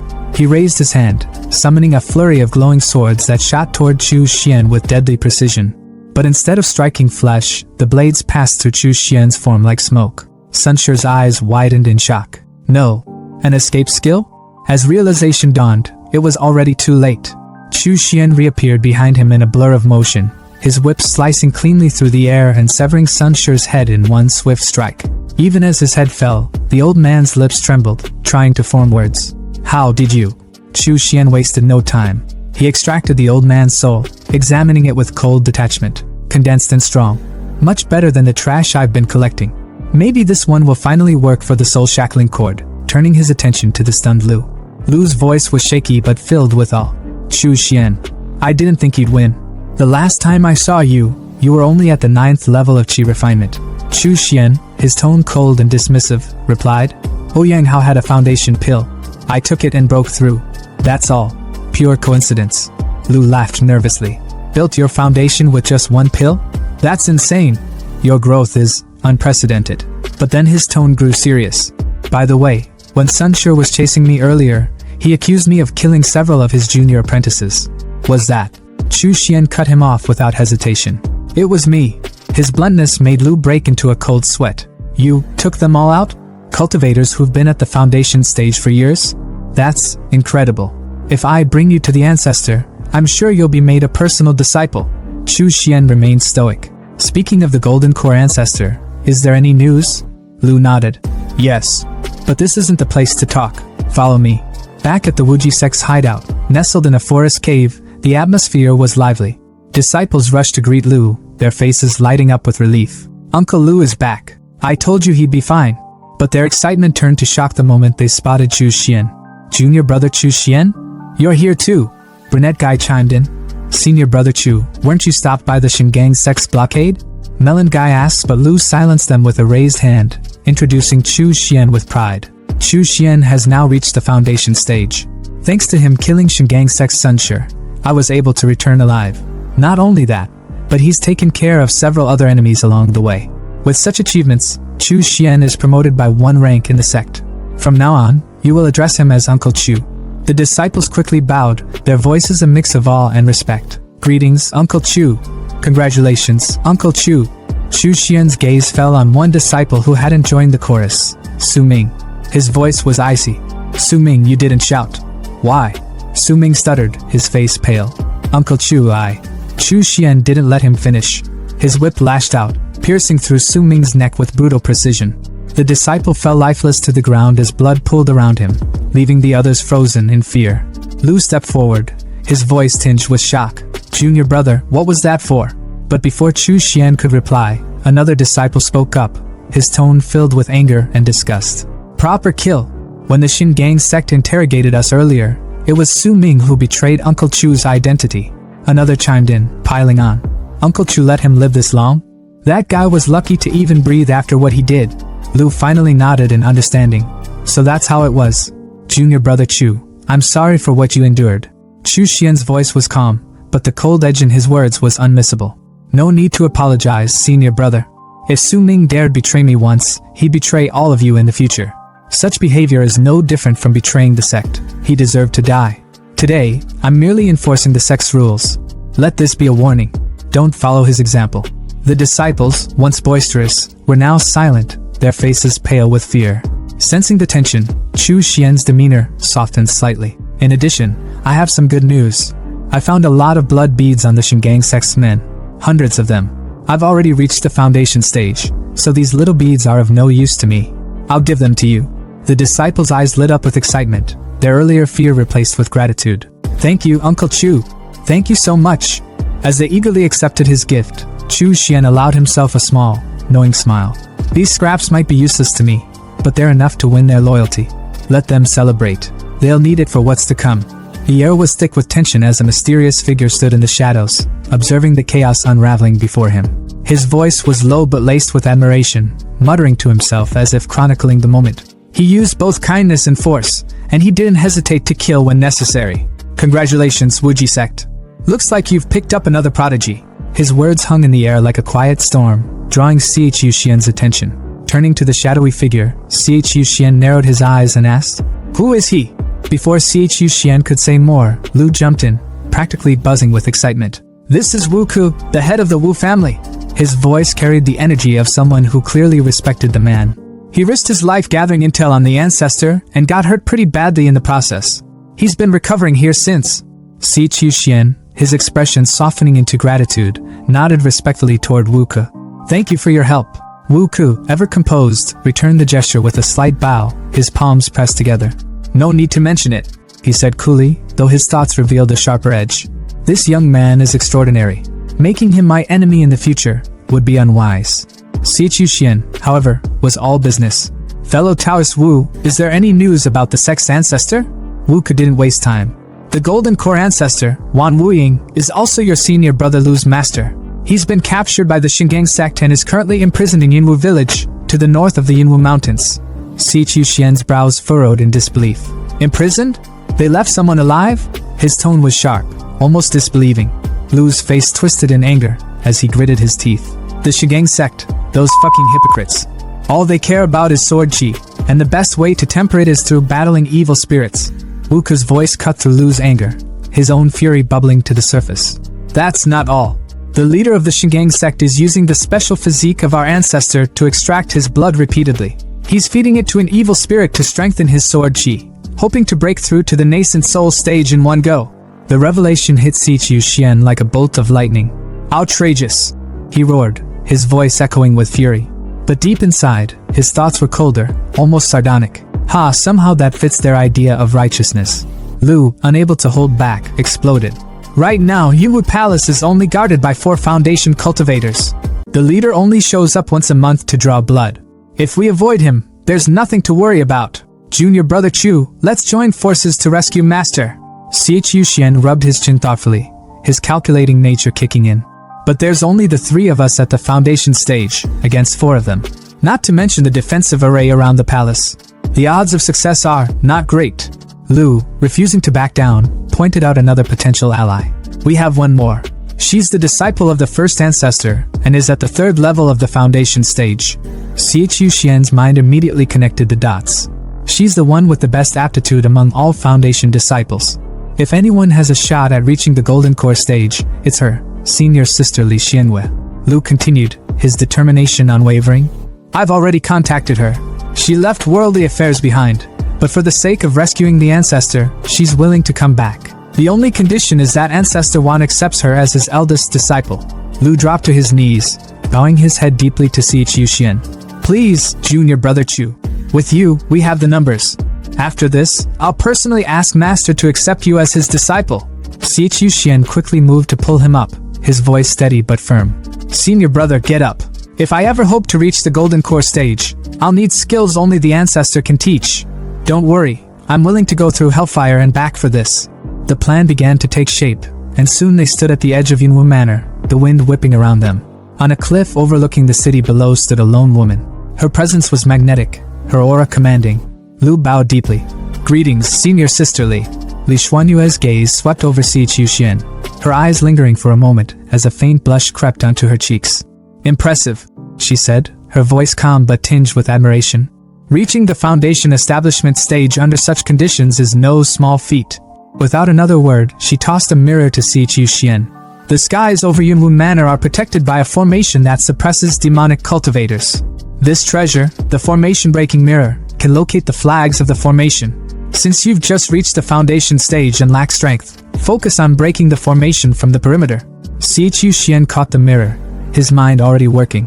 Just as I hoped. With others leading the charge, I can act as I see fit. Out loud, he said. As you wish, senior sister. Li Xianwei turned, her voice sharp as she outlined the plan. Inside the manor are 4 Foundation cultivators. The strongest is at the 3rd level, the weakest has just broken through. I'll handle 2 of them. The other 2 are yours. If there are no objections, let's move. The group nodded in unison. Understood. The battle erupted in a flash of chaos. A massive explosion lit up the sky, a golden mushroom cloud rising high above. The shockwave shook the ground as a voice screamed. Who dares intrude on the forbidden grounds of the Divine Sword sect? Another voice shot back, dripping with mockery. Your dad, that's who? Watching the chaos unfold through the mirror Li Xianwei had given him, Si Chuxian's eyes glinted with resolve. It's time. Summoning his magical tower, he called forth his trio of zombie minions. Xiao Bao, Xiao Long, Xiao Hu, go! As his undead warriors charged into the fray, Si Chuxian thought to himself, the situation's too chaotic to waste my own spiritual energy. Best to outsource the dirty work. Meanwhile, amidst the battle, Lu shouted to Li Xianwei. Senior sister, the formation's suppression is gone. She smiled faintly, a small blush betraying her thoughts. Good. Junior brother Chu works faster than I expected. Her demeanor shifted instantly as she lunged forward, piercing one of the Divine Sword sect cultivators through the chest like a skewer. The man's companion, panicked and drenched in fear, screamed, Master Wei Kong! The formation's down! If you don't act now, we're all dead! From deep within the temple, a golden light flared. A sword burst forth, cutting through the air with terrifying speed. A voice, cold and commanding, followed. Foolish! I was waiting for the perfect moment to strike, and you ruined it! The sword shot toward Li Xianwei, but she dodged at the last second, the weapon returning to its owner like a boomerang. From the shadows emerged a monk, his golden aura radiating power. Li Xianwei, he said, his tone sharp. Benefactorly, we meet again. Si Qiuxian, watching from a distance, muttered to himself. Hui Kong, the battle monk from the Golden Dragon Temple. A genius on par with senior sisterly herself. They've clashed before, and he's got more wins than losses. Li Xuanyue's aura flared, a mix of purple and pink energy swirling around her as she shouted at the monk. Hui Kong, your Golden Dragon Temple claims to be compassionate, yet here you are, colluding with the Divine Sword sect, imprisoning cultivators, and feeding their blood to ghosts. Hui Kong's golden aura burned brighter as he retorted, his voice steady but sharp. Nonsense! This monk is here to slay vengeful spirits. I know nothing of imprisoning cultivators or blood-feeding ghosts. But you, demonic scum of the Wuji sect, have delivered yourselves to death's door. The monk's cold sneer twisted into something far more dangerous as he hurled his pearl bracelet towards Sisterly, Lu, and Wu Ke, his voice booming with a sinister edge. Allow me to send you all to your graves. The bracelet tore through the air like a blade. In a flash, Wu Ke's hand was severed clean off, blood spraying as he cried out in pain. The bracelet hurtled toward Lu next, but his magical cloak flared to life, deflecting the attack just in time. Sisterly, however, moved with an almost ethereal grace, vanishing momentarily before reappearing a few paces away. Her skill, Shadow Step, saving her from what had been a near-death strike. Barely catching her breath, Sisterly's thoughts were racing. This damned Hui Kong. He intentionally let us burn through our spiritual energy. Now he's making his move to clean up what's left of us. Her eyes darted to the horizon. Reinforcements from the Divine Sword sect and the Golden Dragon Temple would arrive soon if they didn't wrap this up. Her grip tightened on her weapon, and she summoned her life-bound artifact, a black flag that seemed to crawl with an ominous wind. Leaping into the air, she screamed, "Out of my way!" With a burst of power, she unleashed the black wind banner, its smoky tendrils swirling like a violent storm around her. But Hui Kong didn't flinch.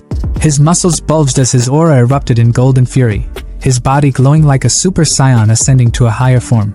Running? Did you ask this monk for permission? His voice thundered as he launched himself at Sisterly, his sheer speed blurring his figure. Before she could counter, his strike landed with devastating precision. Her flag splintered in her hand, its shards scattering like broken glass. Her body hit the ground hard, rolling as smoke and debris exploded around her. Her robes were torn, her weapon destroyed, and her energy drained, but her spirit remained unbroken. Hui Kong stalked toward her with a smug grin, his voice dripping with mockery. Benefactorly, prepare to die. Struggling to lift herself, Sisterly glared up at him, her voice ragged but defiant. Suppressing evil mark, you've actually mastered this technique? No wonder you dare face 3 of us alone. So, this was your trump card. Her words were bitter, her mind racing as she realized the monk's terrifying advantage. Hui Kong raised his sword high, its edge gleaming with murderous intent. His red, devilish eyes glowed as he prepared to end her.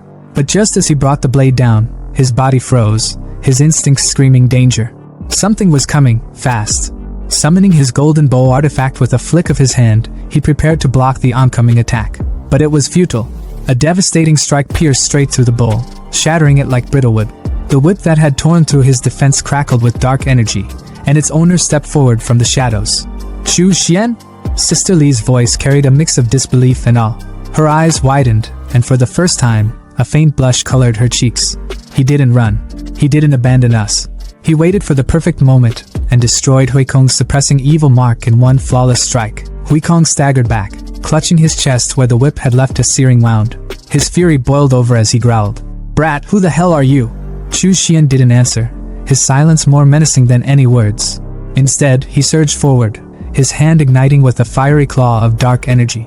The monk's confidence cracked as he retreated, barking, "Dark fiend claw? Laughable! Do you think such a low-level technique can even scratch me?" A Divine Sword sect lackey, watching from a distance, chimed in with a sneer. "So slow. I doubt that thing can even graze the hair on Master Hui Kong's head." Chu Xian ignored the taunts, muttering to himself, "Dark fiend energy," as the claw shimmered with an ominous crimson flame. Without hesitation, the claw clamped down on Hui Kong, its sinister energy wrapping around him like a vice. The monk's body convulsed violently, and before he could even react, blood erupted from his mouth as the claw tightened, crushing him. A stunned Sisterly watched the scene unfold, her voice brimming with admiration. "What a clever move! Junior brother Chu first used spiritual energy to form the Dark Fiend Claw, tricking Hui Kong. Then, at the perfect moment, he infused it with dark fiend energy, turning it into a lethal weapon. Lu, pulling off his magical cloak, looked equally amazed. Where did Chu Xian even get such potent dark fiend energy? Hui Kong, still pinned in the claw's grip, roared in rage and desperation. Cunning demonic bastard! I'll rip your guts out! Summoning his final treasure, the Vajra beads, he called forth a glowing shield of golden light that surrounded him. But Chu Xian wasn't fazed. With a flick of his wrist, his whip cracked through the air like a thunderbolt, obliterating the beads in an instant. The shattered fragments rained to the ground as Hui Kong's face twisted in horror. Chu Xian's expression darkened, his voice low and deadly. Die! The whip lashed out again, its tip slicing through the air with terrifying precision. Hui Kong's bravado crumbled as he stammered. If you kill me, my master will hunt you to the ends of the earth. His words were cut short, quite literally, as the whip cleaved his head clean in two. Blood sprayed in a gruesome arc as his body collapsed lifelessly to the ground. Chu Xian stood over the fallen monk, his whip coiling back like a serpent. His voice was cold, unyielding, and filled with disdain as he spat. Do you really think I'm the type to be intimidated by empty threats? After Chu Xian absolutely wrecked Hui Kong, their so-called master, the Divine Sword sect members didn't even bother sticking around. They bolted like scared cats, tails tucked, not daring to look back. Sisterly, still catching her breath and looking like she'd just seen her life flash before her eyes, turned to Chu Xian. Junior brother Chu, I owe you big time for saving me, she said, her voice shaky but full of gratitude. Before Chu Xian could even respond, Wuka stepped up, his tone a mix of surprise and curiosity. Yo, Taoist Chu, is this how strong you are after just stepping into Foundation establishment? You've been playing us this whole time, huh? Chu Xian, as unbothered as ever, just gave a small smirk. When you're out in the world, he replied casually, it's only smart to keep some of your cards hidden. No offense, Taoist Wu. He then pointed toward the temple entrance, his expression sharpening. Alright, with that clown out of the way, let's move. The ancestor won't save himself. They wasted no time and headed straight inside the temple. The deeper they went, the heavier the air felt. At the bottom of a long staircase, they found themselves in an underground prison, and what they saw made their blood run cold. An old man hung against the wall, his body thin to the point of being skeletal, needles stabbed into his skin, and thick iron chains binding his wrists. His voice was weak, almost like a whisper, as he muttered, Again? How much more blood do they need this time? But this time, it wasn't his torturers, it was his disciples. His tired eyes widened in disbelief as Lu's voice cracked with emotion. Master! It's me, Jin Xiong! The old man blinked, his voice trembling as realization hit him. Jin Xiong. It was none other than Wan Wuying, the legendary Golden Core ancestor of the Wuji sect. Lu didn't waste a second. He unsheathed his sword and swung it down, breaking one of the chains. Master, don't worry! We'll get these restrictions off and get you out of here! Lu's voice was determined, but there was also urgency. Sisterly and Chu Xian stepped forward. Disciple greets Ancestor Wan Wuying, they said in unison. For the first time in who knows how long, Wan Wuying cracked a smile. His laughter filled the room, not with mockery, but with pure relief and joy. The heavens really do have mercy. Who would have thought I, Wan Wuying, would live to see freedom again? Haha. Good, good, good. You all make this old man proud. The pride of the Wuji sect. Wan Wuying's body began to glow. Purple energy burst out of him, shattering the restraints as he yanked the needles out like they were nothing. Even Lu, who had seen his master's immense power before, was left speechless. Without hesitation, Lu handed Wan Wuying a bag filled with blood beads. Master, your recovery comes first, he said, urgency still in his tone. Wan Wuying didn't need to be told twice. He tore into the blood beads like a starving man at an all-you-can-eat buffet. The transformation was immediate. His bony frame filled out, his muscles swelling with every bead he devoured. His aura became so intense it felt like the room was suffocating under it. Even Chu Xian, who rarely showed emotion, raised an eyebrow in surprise. Wan Wuying's laughter returned, loud and booming. The heavens truly show mercy. I can't believe I'm alive to witness this day. Good, good, good. You are all the pride of the Wuji sect. But as his laughter faded, his expression turned serious. Now that I'm free, Emo Huanshan will undoubtedly catch wind of this. We need to leave. Now. No delays. 3 days later, Chu Xian was sitting behind a breathtaking waterfall, meditating in a glowing red magic circle. His face was calm, but his thoughts were anything but. 3 days ago, Ancestor Wan brought us here to recover in secret, he thought to himself. He had us carve out caves to rest, but something's off. The spiritual energy here is way too abundant. This place clearly belongs to the righteous 5 sects of the U Kingdom, so why hasn't anyone come for us yet? He opened his eyes, his gaze locking onto the whip coiled around his hand. His expression darkened. Huh! The soul-devouring chain is reacting? He pulled it out, its aura swirling ominously. Originally, I planned to use Sunshure's soul for this, he muttered. But then I got my hands on Huikong's soul and figured, why not throw him in too? Inside the chain, 2 souls clashed violently, their energies colliding like a storm. Chu Xian watched with a faint smirk. Looks like the 2 of them have been duking it out, and it's finally over. His voice dropped to a commanding tone. Come out. The air around him shifted as Huikong's soul emerged, his spectral form glaring at Chu Xian with pure, unfiltered rage. The monk's ghost let out a roar and charged at him, but honestly, he wasn't as intimidating as he thought he was. Chu Xian didn't even flinch. He casually smacked the soul with the whip handle like he was swatting a fly. 10 minutes later, Huikong's soul was kneeling before Chu Xian, completely defeated. It's done, Chu Xian said, his tone cold and final. The monk's arrogance had been beaten out of him, literally. With Huikong's ferocity and brutality, he's perfect as the spirit of the soul-devouring chain, Chu Xian mused. From now on, I can feed him the souls of captured cultivators to make him stronger. With a flick of his wrist, Huikong's soul was sucked back into the whip. As my life-bound artifact, the soul-devouring chain will only grow more powerful over time. And naturally, Huikong's strength will grow with it. His moment of reflection was interrupted by a voice from the other side of the waterfall. Uncle Chu, the ancestor has emerged from seclusion. Aunt Lu asked me to call you over. Chu Xian sighed, shaking his head. Here we go again, he thought. Inside the cave, Wan Wuying sat on a throne carved from stone, his gaze sharp and commanding as he addressed his disciples. Nephew Lu, as the last disciple of the first patriarch, I owe you for my freedom. Today, I've seen your strength, talent, and character, and they're all exceptional. But that monk from the Golden Dragon Temple wasn't ordinary. He had the suppressing evil mark. How did you manage to defeat him? Sisterly, ever respectful, quickly replied as Chu Xian entered quietly. To be honest, ancestor, it wasn't me who defeated Huikong. It was junior brother Chu. Wan Wuying's eyes lit up with curiosity. Oh? Lu stepped in, nodding.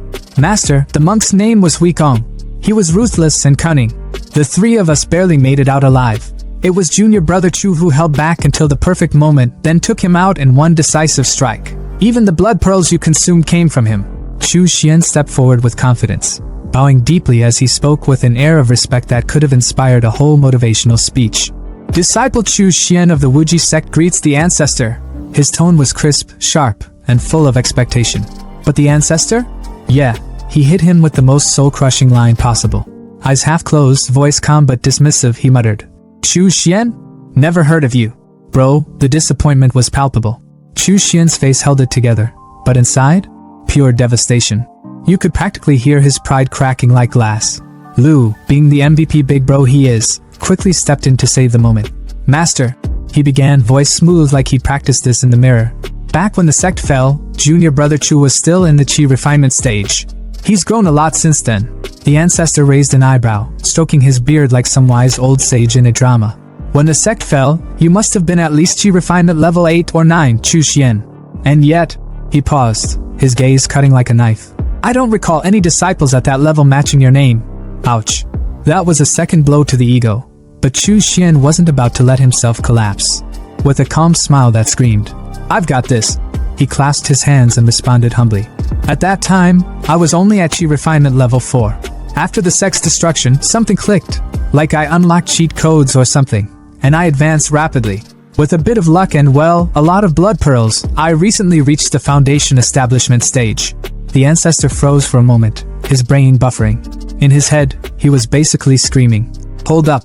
In just 1 year, this kid went from chi refinement level 4 to foundation establishment. His thoughts spiraled. Talent like this is insane. No, this is golden core potential, easy. I need to lock him in before someone else snags him. With a decision made, the ancestor raised a hand, his fingers glowing with swirling purple energy as he pointed directly at Chu Xian. Chu Xian, he said, his voice booming with authority.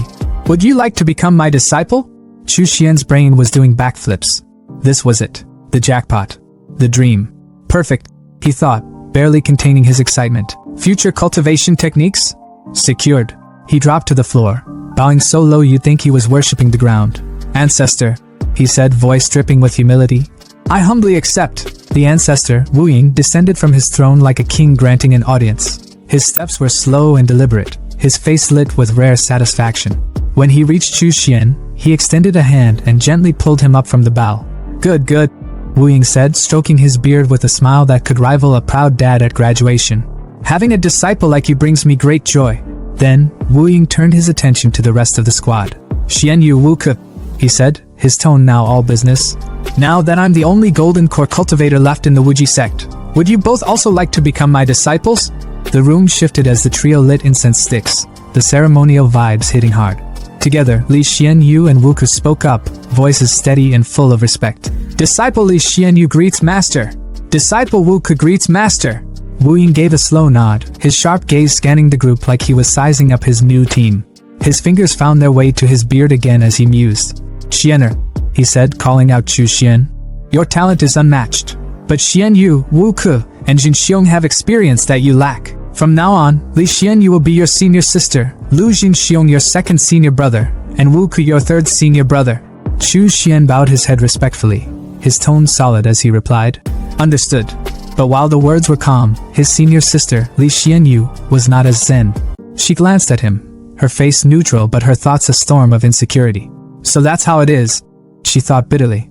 In the ancestor's eyes, Chu Xian's worth already surpasses mine. Otherwise, why would he offer him discipleship first? Before the tension could thicken, Lu Jinxiong stepped in with a practical question. Master, what are your plans now? Wu Ying's expression turned sharp, his tone reflective as he asked. Who's taken over the 3 states of the Wuji sect? Li Xianyu stepped forward, her voice steady as she laid down the facts. Tongzhou was taken by the Divine Sword sect. Xianzhou was split between the Golden Dragon Temple and the Miaoying Temple. As for the fertile northern region of Wuzhou, that's under Yuling Mountain now. And the barren southern region of Wuzhou, where we are currently, has been claimed by the Tianyin sect. Lu rubbed his chin thoughtfully, his tone laced with just a hint of amusement. So the Tianyin sect drew the short straw, huh? Losing 2 golden core cultivators during the attack on the Wuji sect only to get stuck with literal scraps. That's rough. Chu Xian stayed quiet, his face a mask of calm, but his thoughts were buzzing. This division of spoils is a mess. There's no way resentment isn't brewing. It's only a matter of time before someone starts throwing punches over this. Lu suddenly straightened, his voice sharper now. Master, are you saying our target is? Wu Ying's expression didn't change, his tone steady and calculated. Exactly. The Tianyin sect is the perfect choice to approach right now. And as if on cue, shadows stirred outside the waterfall, figures emerging from the mist like some dramatic reveal. Wu Ying's eyes glinted knowingly, his voice dropping to a calm murmur. And it just so happens, the people I've been waiting for have arrived. The roar of the waterfall was deafening, the mist rising like a ghostly veil as the sun glinted off the crashing water. And then, cutting through the chaos, stepped a man, middle-aged, rough around the edges, and with a massive green snake draped around his neck like it was some kind of avant-garde scarf. His voice boomed, sharp and accusing as he called out to the golden core ancestor, Wu Ying. Old Ghost Wan, you've got guts, hanging around Tianyin sect territory like it's a public park. Aren't you even a little worried we might rat you out? But Wu Ying? Nah, he wasn't fazed. The man just scoffed, his tone dripping with that. I'm 10 steps ahead. Energy. Rat me out? Please. With Wuji sect's cultivation techniques and 50 trained cultivators in the bag, don't even act like you're not tempted to make a deal. And let's be real, if you didn't want me here, your golden core flunkies would have jumped me by now. Meanwhile, off to the side, Sisterly leaned in toward Lu, her voice low and secretive. That guy? That's Xiao Wei, a golden core big shot. He's got ties to my master and despises Shingang sect's antics. He's not one to play nice, though. Zhao's smirk widened as he turned his attention back to Wu Ying, his tone a mix of amusement and warning. Typical old Ghost Wan, ruthless and sharp as ever. Sure, we're short on people, and yeah, we're not about to let this opportunity slip. But publicly accepting demonic cultivators? That's just asking for the entire cultivation world to come for our necks. And let's not forget, this patch of land in the southern Mist province? It's a freaking nightmare, hot, humid, crawling with venomous beasts, and eerie as hell. It's basically the middle of nowhere. Zhao paused dramatically, his gaze now fixed on the Wuji sect disciples. After a lot of back and forth, the sects made a decision. Your Yin Cavern branch will merge with the Tianyin sect. We'll hook you up with cultivation resources, but forget about returning to the main sect. Instead, you'll set up shop within a 3,000-mile radius and turn this wasteland into something usable for us. Congrats on your new digs. Wu Ying let out a laugh that could have shaken the waterfall itself. Finally! The Yin Cavern branch has its own turf. Disciples, pay your respects to your Uncle Zhao. The 4 disciples immediately chimed in, voices in sync. Greetings, Uncle Zhao. Zhao, clearly enjoying the moment, turned to Li Xianyu, one of the disciples, with a nod of approval. Good. You risked your lives to save old Ghost Wan. That kind of loyalty is exactly what our sect values. And you, Li Xianyu, you're the strongest of the group. I heard you even took down Huikong from the Golden Dragon Temple. Forget the losses in the past. What matters is who's left standing at the end. Wu Ying, never one to miss a chance to throw shade, grinned smugly. Haha, old Zhao, looks like your legendary foresight failed you this time. Then, turning to Chu Xian, Wu Ying called out, Schwanner, come here. But Chu Xian's face immediately fell at the nickname, like a kid embarrassed by his parents in front of his friends. Zhao's eyes narrowed in confusion. Wait, who's this? A Foundation Establishment disciple? Why haven't I heard of him? Wu Ying's grin widened as he stroked his beard, clearly enjoying the moment. Of course you haven't heard of him. When Wuji's sect collapsed, he was just a scrub at the 4th level of Qi refinement. But let me fill you in. He's the one who took down Huikong, and he's the one who busted me out of Yinwu Manor. Impressive, huh? Zhao's jaw practically unhinged, his shock written all over his face. Wait. He went from Qi refinement to Foundation Establishment in just a few years. Old Wan, you've hit the jackpot with this one.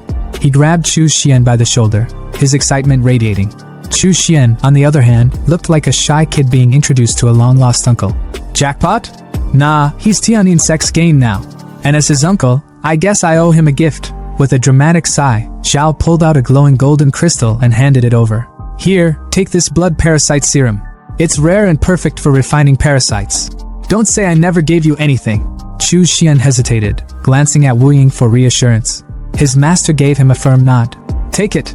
No need to overthink. Oh, and while you're at it, take my blood parasite manual and spirit forge technique. Don't let us down. With the rare serum, a manual, and a technique in hand, Chu Xian bowed deeply. Thank you, master. Thank you, uncle. Meanwhile, the other 3 disciples looked like they were seconds away from combusting with jealousy. Fast forward to a sunnier day, and we see Chu Xian cruising through a lush valley on his flying sword, the wind whipping through his hair as he took in the scenery. For the first time in years, a sense of pride flickered in his chest. After drifting through Sichuan for so long, I finally have a place to call my own, he thought, a small smile creeping across his face. He steered toward a waterfall, slicing through the cascading water with his sword to reveal a hidden entrance. Inside, the underground base was everything he dreamed of. A cultivation room, an alchemy lab, a forge, and a spirit plant room. It's all here, he murmured, his voice echoing in the cavern. Sitting on a throne carved from bone, he surveyed his domain with a sense of triumph. Perfect, he declared, the word hanging in the air like a promise. He summoned his blood worms, holding up the glowing serum Zhao had gifted him. The worms writhed in excitement, practically begging for it. You want this? He teased, smirking at their eagerness. But before indulging them, he flipped open the blood parasite manual. According to the text, his blood steel silkworms might be descended from the legendary golden blood mother parasite. If they consumed the blood, it could awaken their ancestral powers, making them exponentially stronger. But there was a catch. The blood might just as easily belong to lesser descendants like flying mantis or mountain steelworm. The gamble was huge, but Chu Xian knew one thing for sure. This was just the start of something far bigger. The crystal shimmered faintly as Chu Xian casually tossed it into the air, letting his steel silkworm worm snatch it with a snap. His tone carried a chill indifference as he muttered to himself. If it craves blood, there's no harm in letting it feed. The moment the worm consumed the crystal, it began to glow, an eerie, intense red that illuminated the darkened space. Chu Xian's body tensed, his blood roaring like a raging river, a strange sensation coursing through him. His eyes widened in realization. The steel silkworm's blood, it's cocooning. Could it be, it's advancing to its second evolution? Wasting no time, he summoned his magical mirror, its surface gleaming with an otherworldly hue, and declared with steely determination. Parasites like this can take weeks, even months to evolve. Staying here in Sichuan would just be pointless. I'll make my way to see Blue Star. The time distortion there will give my cultivation the speed boost it needs. His voice hardened, his ambition crystal clear. Excelling above my senior brothers and sisters isn't just a goal, it's essential if I want greater benefits. Besides, I'll gather in fiend chi, snag some blood pearls, and maybe even find a beast powerful enough to serve as the core spirit for my formation. The scene shifted abruptly to Chu Xian's hideout, a dimly lit space buzzing with the subdued chatter of his subordinates. One of his men noticed his arrival and greeted him with enthusiasm. "Boss, you're finally back." Chu Xian, ever the picture of nonchalance, asked calmly. "Anything out of the ordinary while I was gone?" Another subordinate stepped forward, his tone serious. "Not much, but there was one thing. A two-headed python, over 50 meters long, showed up in Longjiang City. It's been dominating the area. 2 months ago, it escaped from the Linjiang army's pursuit and fled to Donghu City." The man hesitated, then continued. "It rampaged through Donghu, entered the Yin Fiend Soul Trap formation briefly, and somehow escaped. The Linjiang armies deployed over 100 soldiers to Donghu's waters, hunting it down." Chu Xian's eyes sharpened at the mention of the python. Without wasting a second, he grabbed his flying sword and soared into the sky. As the wind rushed past him, his mind raced. "Ordinary beasts that enter my Yin Fiend Soul Trap get absorbed as nourishment. But this python, it survived?" A smirk crept across his face, one that promised nothing good for the python. "If its soul has unique properties, it might just be perfect as a core spirit for my formation." Meanwhile, in Donghu City, the Linjiang army had set up a base near the river. At the center of the chaos stood Lin Xiao, the commanding officer, her military uniform pristine despite the tension in the air. Her tone was sharp as she addressed her team. "This is the last choke point before the lower Longjiang. It's inevitable the python will pass through here. We must intercept it, or it'll escape for good." Beside her were 2 other commanders, the bald and burly Xiongxing and Li Taimu, whose imposing figure could rival a villain from a dystopian drama. Lin Xiao turned to Wang Gangjian, the black security company boss, and asked, "Donghu is your territory. Got any suggestions?" Gangjian hesitated before offering his advice. "Commanders, I recommend visiting the Cultivator staying at Heodal Hotel. With his help, capturing, or even killing, the python would be a breeze." Lin Xiao's gaze hardened, her tone icy.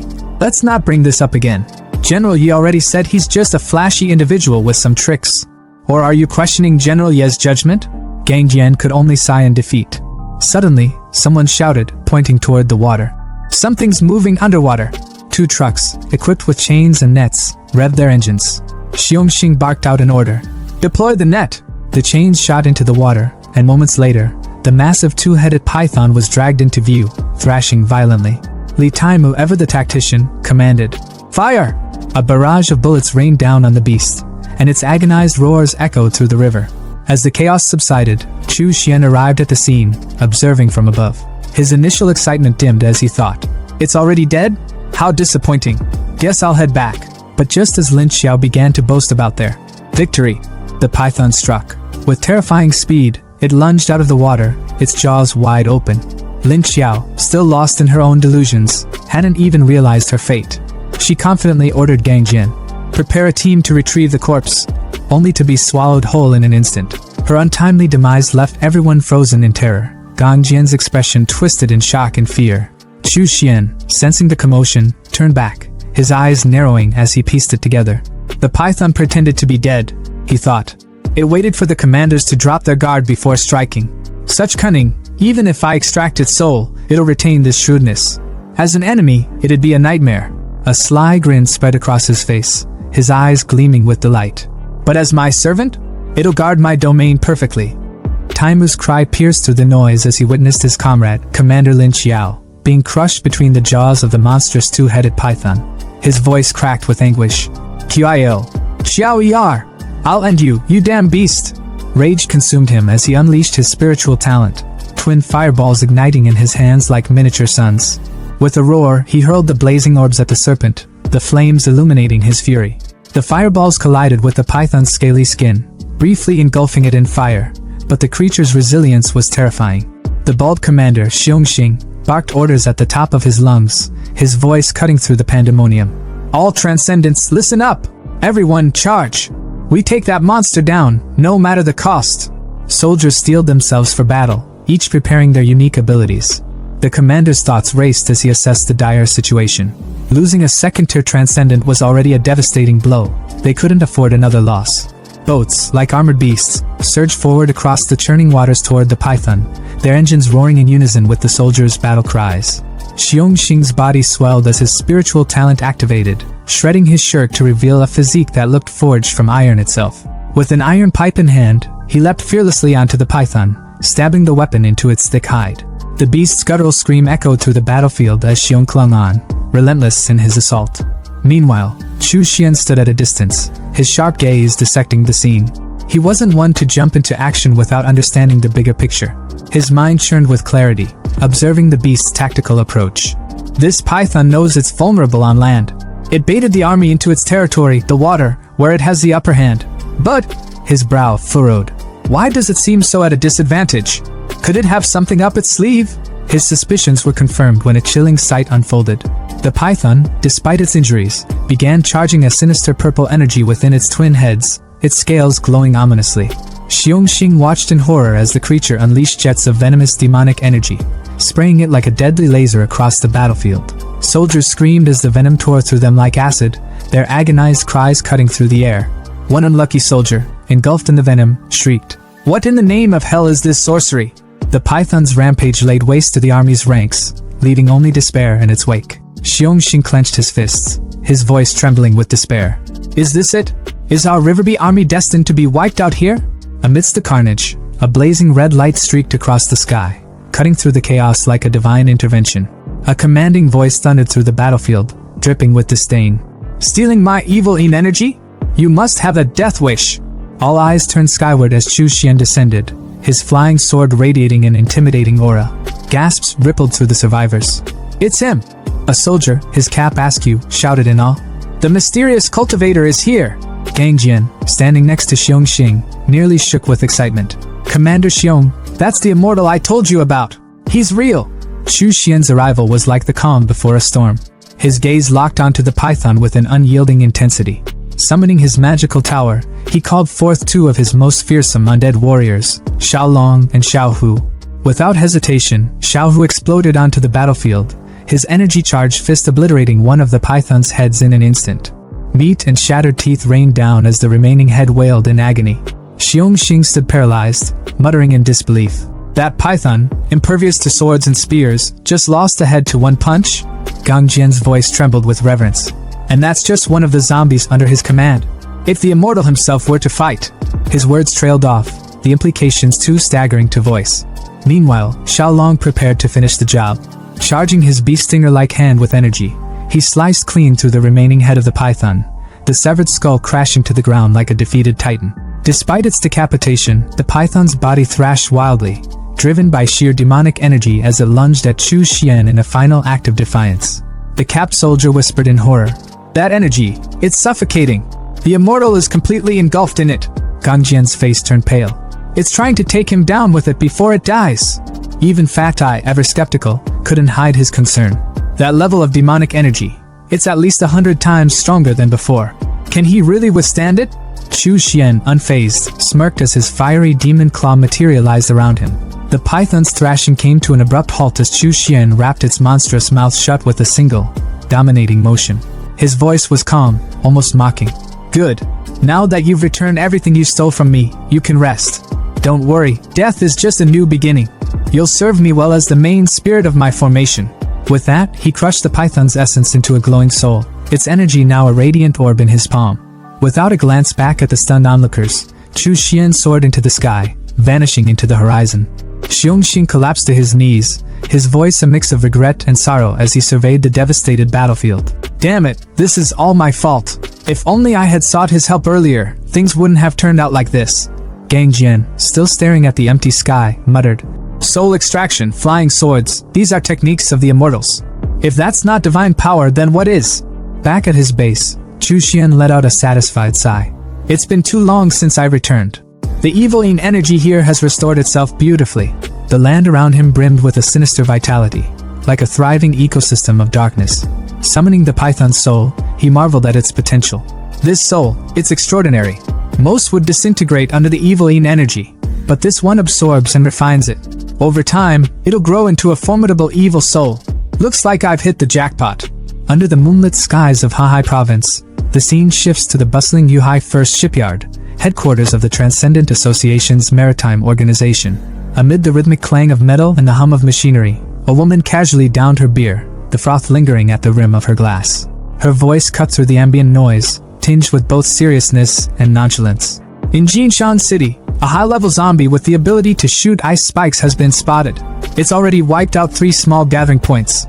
We're looking at a second-tier beast here, with a horde of over 1,000 regular zombies and 20 first-tier ones under its command. Nearby, a man with striking blue hair and glowing, electric blue eyes leaned forward, his gaze sharp and calculating. Ding Ping is the closest to the area, he instructed coolly. Send him a message. He'll lead the team to clear out the horde. The woman nodded, her usual laid-back demeanor giving way to quick compliance. Yes, she replied crisply. Her curiosity soon took over though, and she couldn't resist probing further. Looking at the man, she asked with a sly grin. Since you awakened your transcendent talent to strengthen your mind, every major decision for this organization has been entrusted to you. You've never made a single mistake. Tell me, Xiaoyang, how does it feel to be infallible? Ignoring her attempt to needle him, she pulled out a leather-bound book, flipping it open to reveal fresh intelligence reports. Here's the latest intel from Linjiang province, she announced with a slight edge of intrigue. The 2-headed python we once encountered? Dead. It was taken down in Donghu City. Xiaoyang, unfazed at first, turned his attention to the horizon, his glowing eyes reflecting the shimmering sea under the night sky. His voice remained steady, but there was a trace of skepticism. That python wasn't just some oversized snake. It was clever, cunning. Its spiritual abilities made it a nightmare to take down. Even with the combined might of Xiongxing, Lin Xiao, and Li Taimu, I calculated only a 72% chance of them temporarily subduing it. If 2 of them fell in battle, even that slim chance would vanish. The woman smirked, stepping closer, her tone dripping with playful mockery. Well, Xiaoyang, it seems even you can be wrong sometimes, she teased, holding the open book just under his nose. Her grin widened as she watched his expression shift from calm detachment to outright shock. His glowing blue eyes scanned the page, the words leaping out at him like a slap to the face. Sword flight?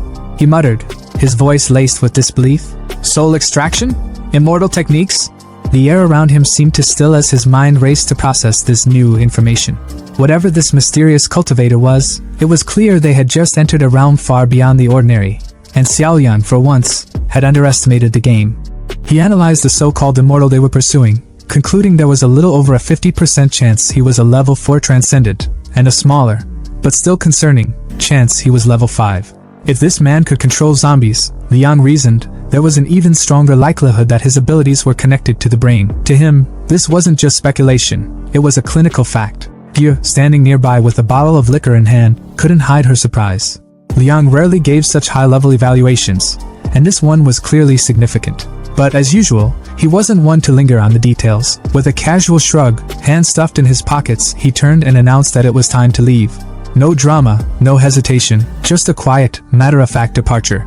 Gil watched him walk away, her gaze lingering for a moment, her curiosity piqued. Later, the 2 of them stood before the leader of the boat gang, a grizzled man with a perpetual cigar between his lips.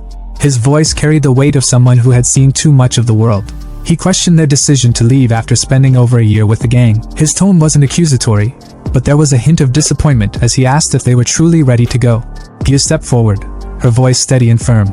She reminded him of the promise they had made when he'd saved their lives during a brutal attack by the Zombie King. They had been on the verge of death back then, and the gang's leader had pulled them back from the brink. In return, they had agreed to stay and help the gang for a year. That time was up now, and they were free to pursue their own goals. The leader sighed, his rough exterior cracking just enough to show a sliver of sadness. He turned to stare out the window, the gray light of the water reflecting in his eyes. When they had first joined, they'd spoken about recovering Liang's lost memories and their hope of finding a transcendent with brain-enhancing abilities. Now it was clear they believed this so-called immortal was their next lead. Still, he warned them, this man they were chasing wasn't going to be easy to approach. His actions alone made that crystal clear. But Liang's resolve was unshakable, and he reassured the captain that they had thought this through. Gear, ever confident, added that they had something to offer that no one could refuse. The leader knew there was no stopping them, so he let out a quiet sigh and walked away. Far from the boat gang's ship, in the zombie-ravaged ruins of Donghu City, a scene of pure chaos was unfolding.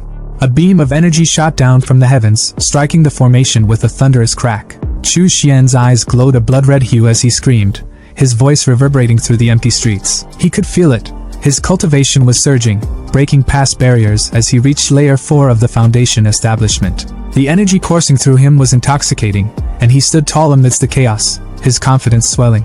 With his newfound power, He felt invincible, certain he could take on even those above his level. As the energy dissipated, Chu Xian rose into the air on his flying sword, surveying the empty city below. He noted with some irritation that his 6 months of seclusion had drained his resources. The zombies in Donghu City were completely wiped out, leaving him with no choice but to seek out fresh prey in nearby cities. Meanwhile, in Shuanglong City, another zombie-infested wasteland, Gyu and Liang moved with precision through the shadows. Gyu's innate invisibility skill cloaked them as they advanced through the streets, her sunglasses glinting faintly. She couldn't help but comment on how long it had taken them to get here. Half a year of grueling effort, countless close calls, and relentless danger. But finally, they were close. Just a little further, and they'd reached Donghu City, the territory of the immortal they sought. Liang, as always, was calculating. He analyzed the situation with his unnerving precision, noting the presence of a rare zombie mother at the heart of the city. It was surrounded by 9 level 3 zombies and a swarm of weaker ones. He ran the numbers in his mind, concluding that Gyu had a strong chance of success if she went after it. But there was still a slim chance of failure, one she couldn't afford to ignore.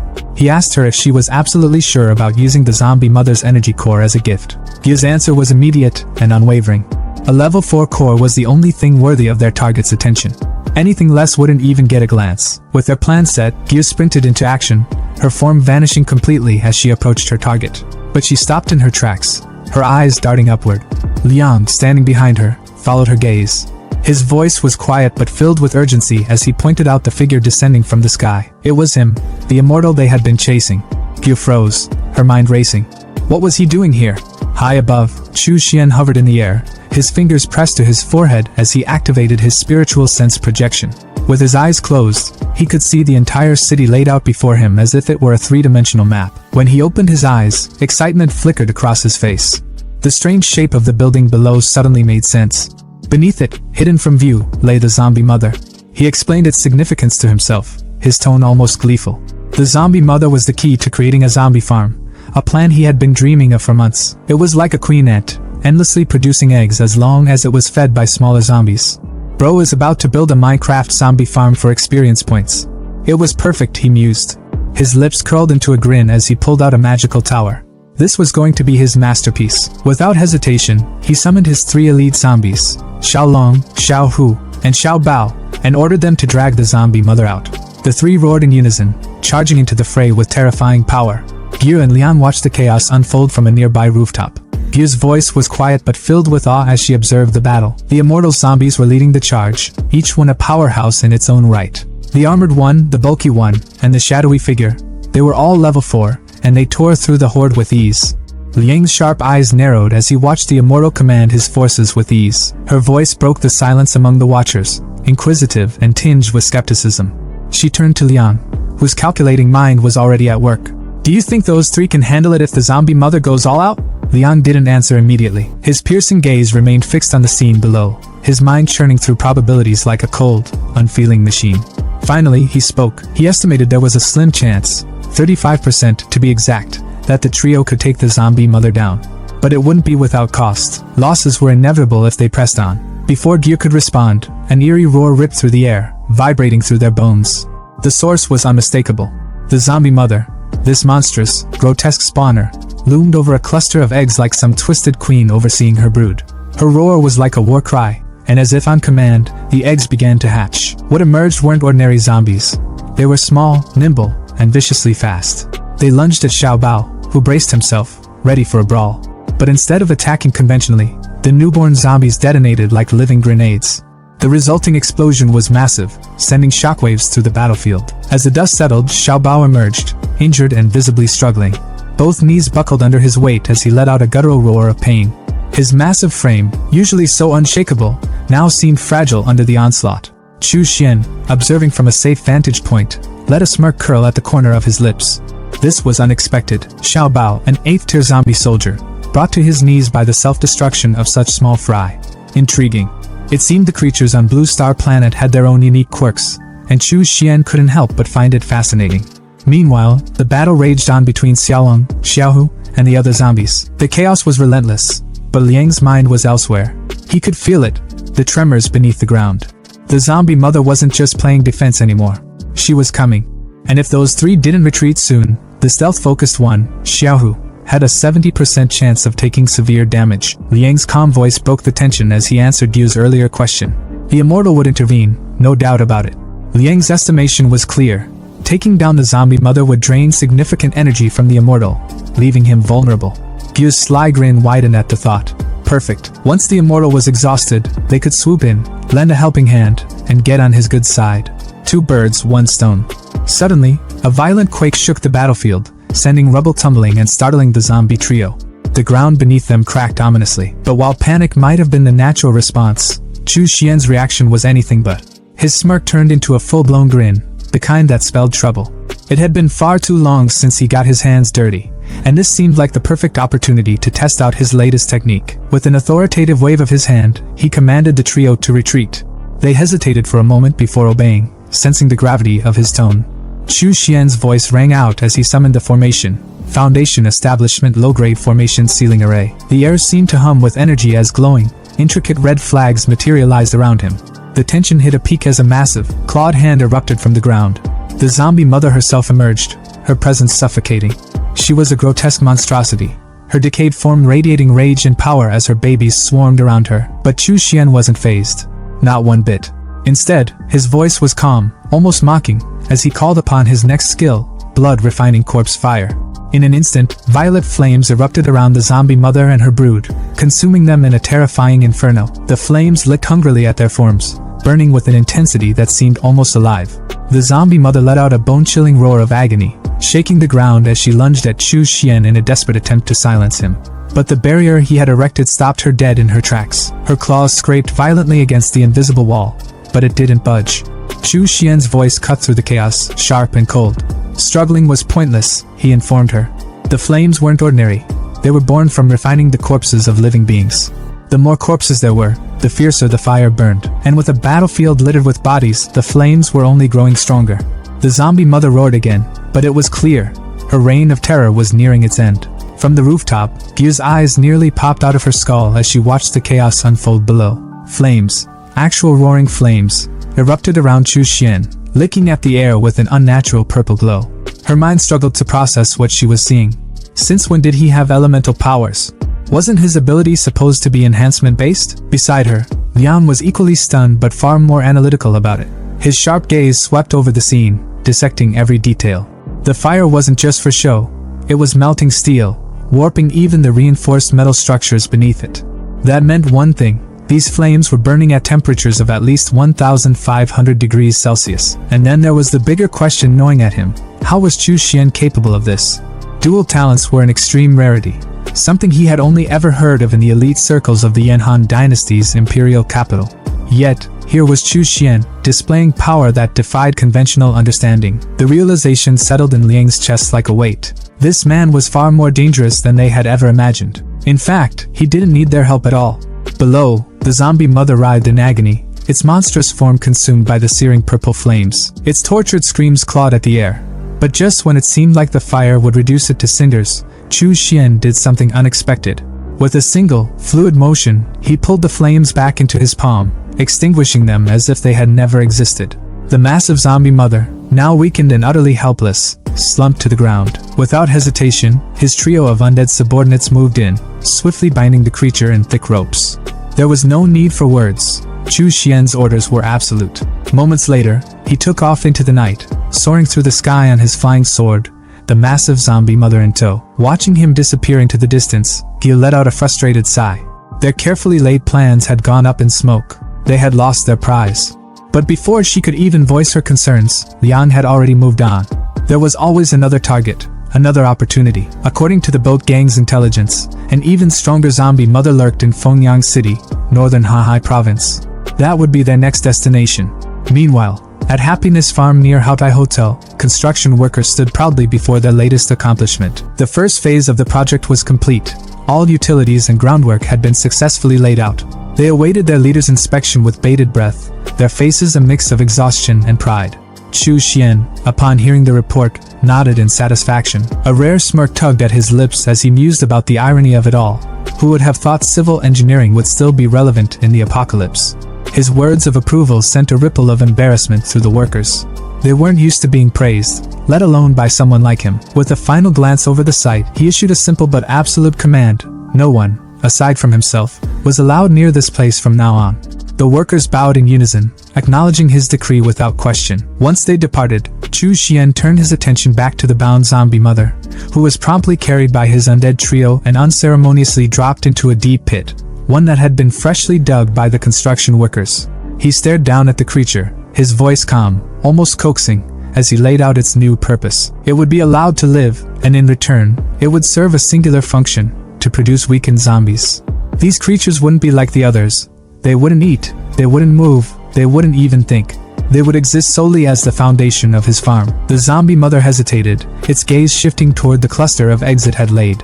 There was a long, tense pause before it finally gave a slow, resigned nod. Chu Xian's smirk widened. Perfect. In just a few days, the eggs would hatch, and the resulting zombies would become nutrient beds for cultivating spiritual plants like meat spirit moss and blood demon fangs.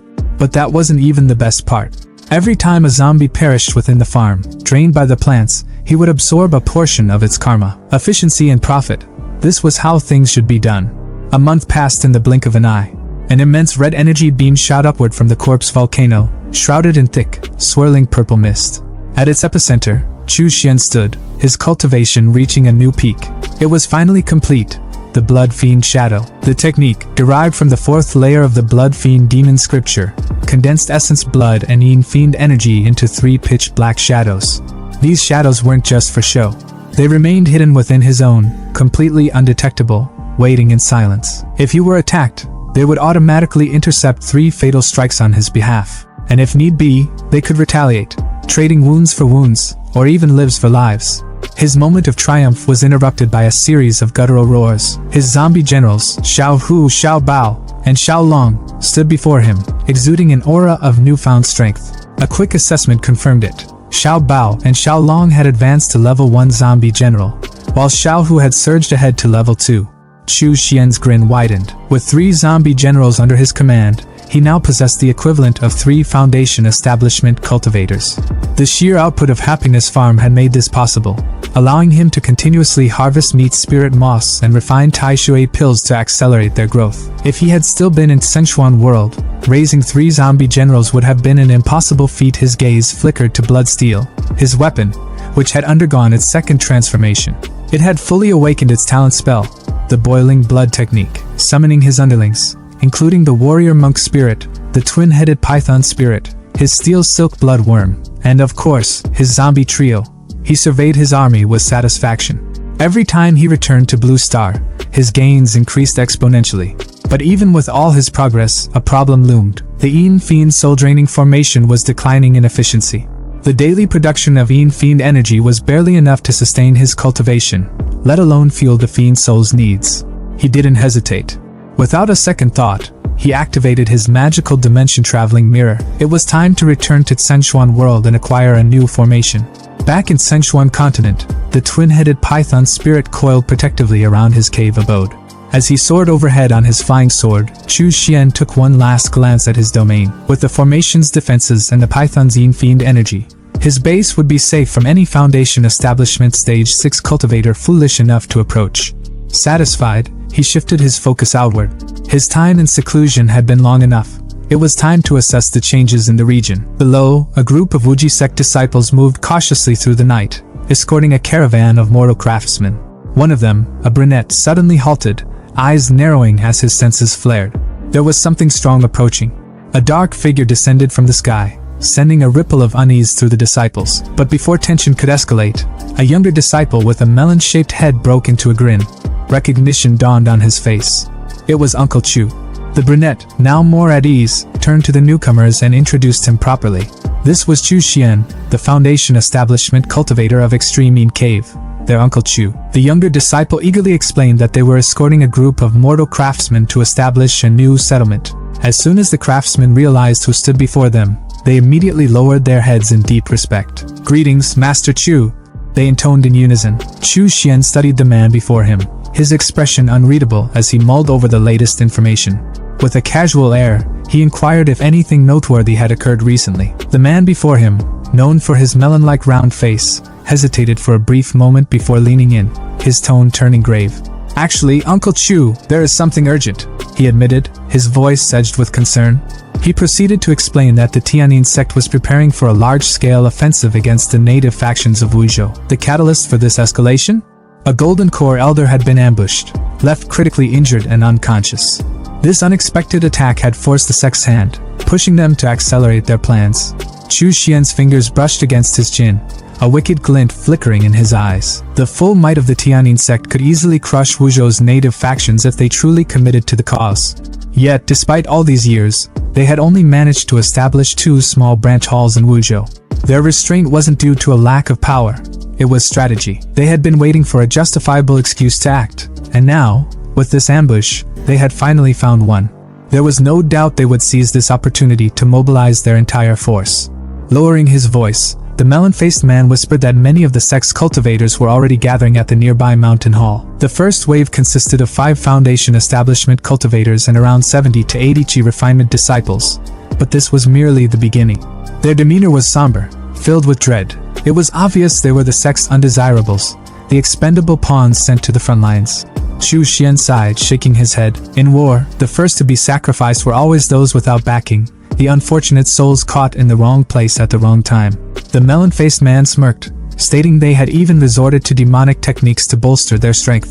Chu Xian's gaze sharpened. The man sounded like he had been profiting quite a bit from them. The man chuckled, rubbing his hands together, claiming he had made some small gains from the Chi refinement disciples. But if Uncle Chu stepped in, he could earn even more. He patted the man's shoulder, amusement hinting at his expression. He then ordered the man to take him to the black market to see what the current rates looked like. They arrived at the bustling underground marketplace, where the melon-faced man gestured toward the chaotic scene. He explained that the nameless black market was first formed when the Tianyin sect's cultivators arrived in Wuzhou. Over time, rogue cultivators from nearby regions had caught wind of it and turned it into a proper marketplace, with the 3 strongest Foundation Establishment cultivators keeping order. Merchants and buyers haggled over illicit goods. A vendor shook his head at an eager customer, stating that the blood beads were already sold out, and if they came back tomorrow, he would have more after slaughtering a village tonight. Nearby, an auctioneer raised his voice, calling out for bids on a mid-grade Yin corpse. Another shouted about a first Gu worm, the last one available. Chu Xian's eyes swept over the wares, his expression unreadable. Blood beads, Yin corpses, Gu worms. This place had everything. It was clear that these cultivators would go to any lengths to strengthen themselves. Without hesitation, he activated his disguise technique, assuming the identity of He Liang, the traitor he had disposed of at the beginning of his journey. Glancing around, he felt unimpressed. Most of the items here were low-grade, nothing worth his attention. The melon-faced man leaned in again, his voice hushed, mentioning he had a few long-term customers who had bought plenty of beast blood beads from him. Chu Xian tossed him a bag without blinking, instructing him to sell these for him and promising a 10% commission. The man caught the bag and peeked inside, nearly dropping it in shock. His jaw slackened at the sight of large blood beads, fiend or infused artifacts, low-grade and mid-grade spiritual weapons, rejuvenation pills, and recovery elixirs. His mind reeled at the astronomical amount of spirit stones a 10% commission on these treasures would yield. However, with so many valuables, greed would naturally follow. His whispered concerns were a little too loud, drawing sharpened gazes from those around them. Chu Xian, unfazed, summoned a towering, corpse-like entity from his magical tower, ordering it to accompany the melon-faced man and kill anyone who dared to make a move on him. A murmur rippled through the crowd, with one cultivator paling at the sight of the corpse general, realizing it meant its master was a high-level Foundation Establishment cultivator. The melon-faced man, now reassured, straightened his back, promising to handle everything. Meanwhile, Chu Xian's gaze turned toward a tea house, where Brother Chen had mentioned the market overseers resided. Approaching the entrance, he was stopped by a guard who declared, "No unauthorized entry." Chu Xian's response was simple. He released a fraction of his aura. The guard's face drained of color, and he collapsed to the ground, stammering his apologies, begging for forgiveness. Chu Xian coolly accepted the apology, but chillingly added that if he truly wanted to punish him, the guard would not be alive to apologize. The guard shuddered, promising to call for the 3 Foundation Establishment cultivators immediately. He informed Chu Xian that only one was present, and led him to a private room on the 3rd floor. Shortly after, as Chu Xian sipped tea and gazed out the window, his business partner arrived. "Apologies for the wait, Taoist friend." The man greeted him politely. "I am Old Han. May I know your name? Chu Xian replied smoothly. He Liang. Old Han nodded. And what exactly are you looking for? Chu Xian studied the man. He, too, was using a disguise technique. Interesting. Without hesitation, he got to the point. Do you have the Yin Fiend Soul Refining Formation, the Tainted Blood Fiend Nurturing Formation, or the Soul Rebirth Blood Fiend Formation? Old Han's expression faltered for the briefest moment. His wariness spiked as he discreetly pulled out an artifact. Taoist friend, those are top-tier demonic formations. The 5 righteous sects are doing everything they can to eradicate them. They're nearly impossible to find. But how about this one instead? Chu Xian took the offered scripture and examined it. Fiend Nurturing Formation? He scoffed. This is only mid-grade foundation establishment level. I don't need it. Old Han sighed. The ones you're asking for are long gone. Even the remnants of the Wuji sect probably don't have them anymore. He paused before sliding another item across the table. This Fiend Nurturing Formation is still quite decent. I'll even throw in a formation manual as a bonus. He leaned forward slightly, his eyes glinting. If you have talent in formations, you might be able to combine this with other formations to meet your requirements. Chu Xian flipped open the scripture and skimmed through its contents, his sharp eyes scanning the intricate diagrams and notes. He gave a small nod of approval. It'll do, he murmured, closing the pages with a decisive snap. Without hesitation, he glanced up at Old Han. Name your price. Old Han's lips curled into a knowing smile, but before he could respond, Chu Xian spoke again. Can I pay with large blood beads? The merchant's eyebrows lifted in surprise as Chu Xian casually retrieved a bead and rolled it between his fingers before tossing it over. Old Han caught it effortlessly and held it up to the light, his face shifting from intrigue to barely contained excitement. If they're all this quality, I'll offer you a higher price. 50 small spirit stones per bead. He tapped the scripture on the table. This Fiend Nurturing Formation, plus the illustrated guide to demonic formations, would normally cost around 500 small spirit stones. Just give me 10 large blood beads, and we'll call it even. Chu Xian didn't hesitate.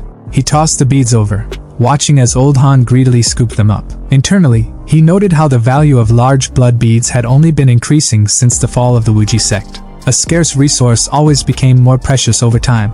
Deal. Old Han's voice was filled with satisfaction as he carefully stored the beads. If you have more business in the future, come to me first. He leaned forward slightly, his eyes gleaming. I also have plenty of other goods, Yin corpses, goo worms, blood arts, evil pills, demonic talismans. If you're looking for something special, I might be able to procure it. Chu Xian gave a thoughtful hum. Do you have second-tier goo worms? Old Han's expression shifted. Now that's rare, he admitted, rubbing his chin. But I happen to know someone who breeds a lot of them, including second-tier ones. He leaned back, folding his arms. However, he's not here right now. When he arrives, I'll contact you immediately. Chu Xian didn't waste time. He reached into his robes, retrieving 4 more large blood beads and a jade slip. Fine. Here's your finder's fee and a parent-child sound transmission jade. He placed them on the table. When he arrives, just crush the jade, and I'll know.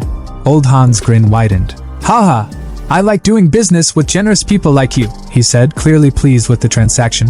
As Chu Xian rose to leave, the guard at the entrance gave him a respectful nod. Have a safe journey, senior. From the upper floor of the tea house, Old Han quietly watched Chu Xian's departing figure. His eyes narrowed slightly as he observed the man's steady, controlled spiritual energy. Even with the disguise technique, there wasn't a single flaw in his demeanor. And the way he had casually produced 10 large blood beads as if they were nothing. He had to have more hidden away. But where was he getting them from? For a fleeting moment, greed flickered in Old Han's heart. However, he quickly dismissed the thought. Forget it, he muttered to himself. His strength is unknown. Best not to act recklessly. Who knows what kind of trump cards he has? He exhaled, shaking his head. As long as there's profit, that's all that matters. Meanwhile, Chu Xian, fully aware that Old Han had chosen the smart path by not digging into his origins, the scene shifted to the Haotai Hotel. Seated comfortably in his room, Chu Xian idly munched on a bag of chips, his mind already focused on his new acquisition. His talent in formations was average, but after killing Hui Kong, he had obtained the Foundation Establishment Formation Essentials. Though filled with righteous path theories, formations ultimately followed universal principles. Now, with the illustrated guide to demonic formations in his possession, he was beginning to see new possibilities. He flipped through the scriptures, his eyes gleaming with understanding. I see now, he murmured. If I combine the Chi Refinement Peak Grade Formation, Soul Capturing Formation, With the fiend nurturing formation, then any living creature caught inside will have its soul extracted, and their death aura and Yin energy will condense into Yin fiend energy. An excited grin spread across his face. This will be far more efficient than the Yin fiend's soul-draining formation.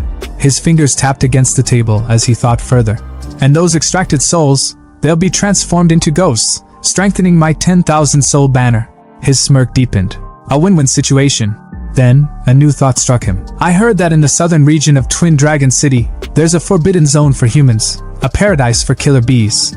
He leaned back, letting his mind paint the scene. Killer bees were numerous, their swarms hunting endlessly under the queen's command.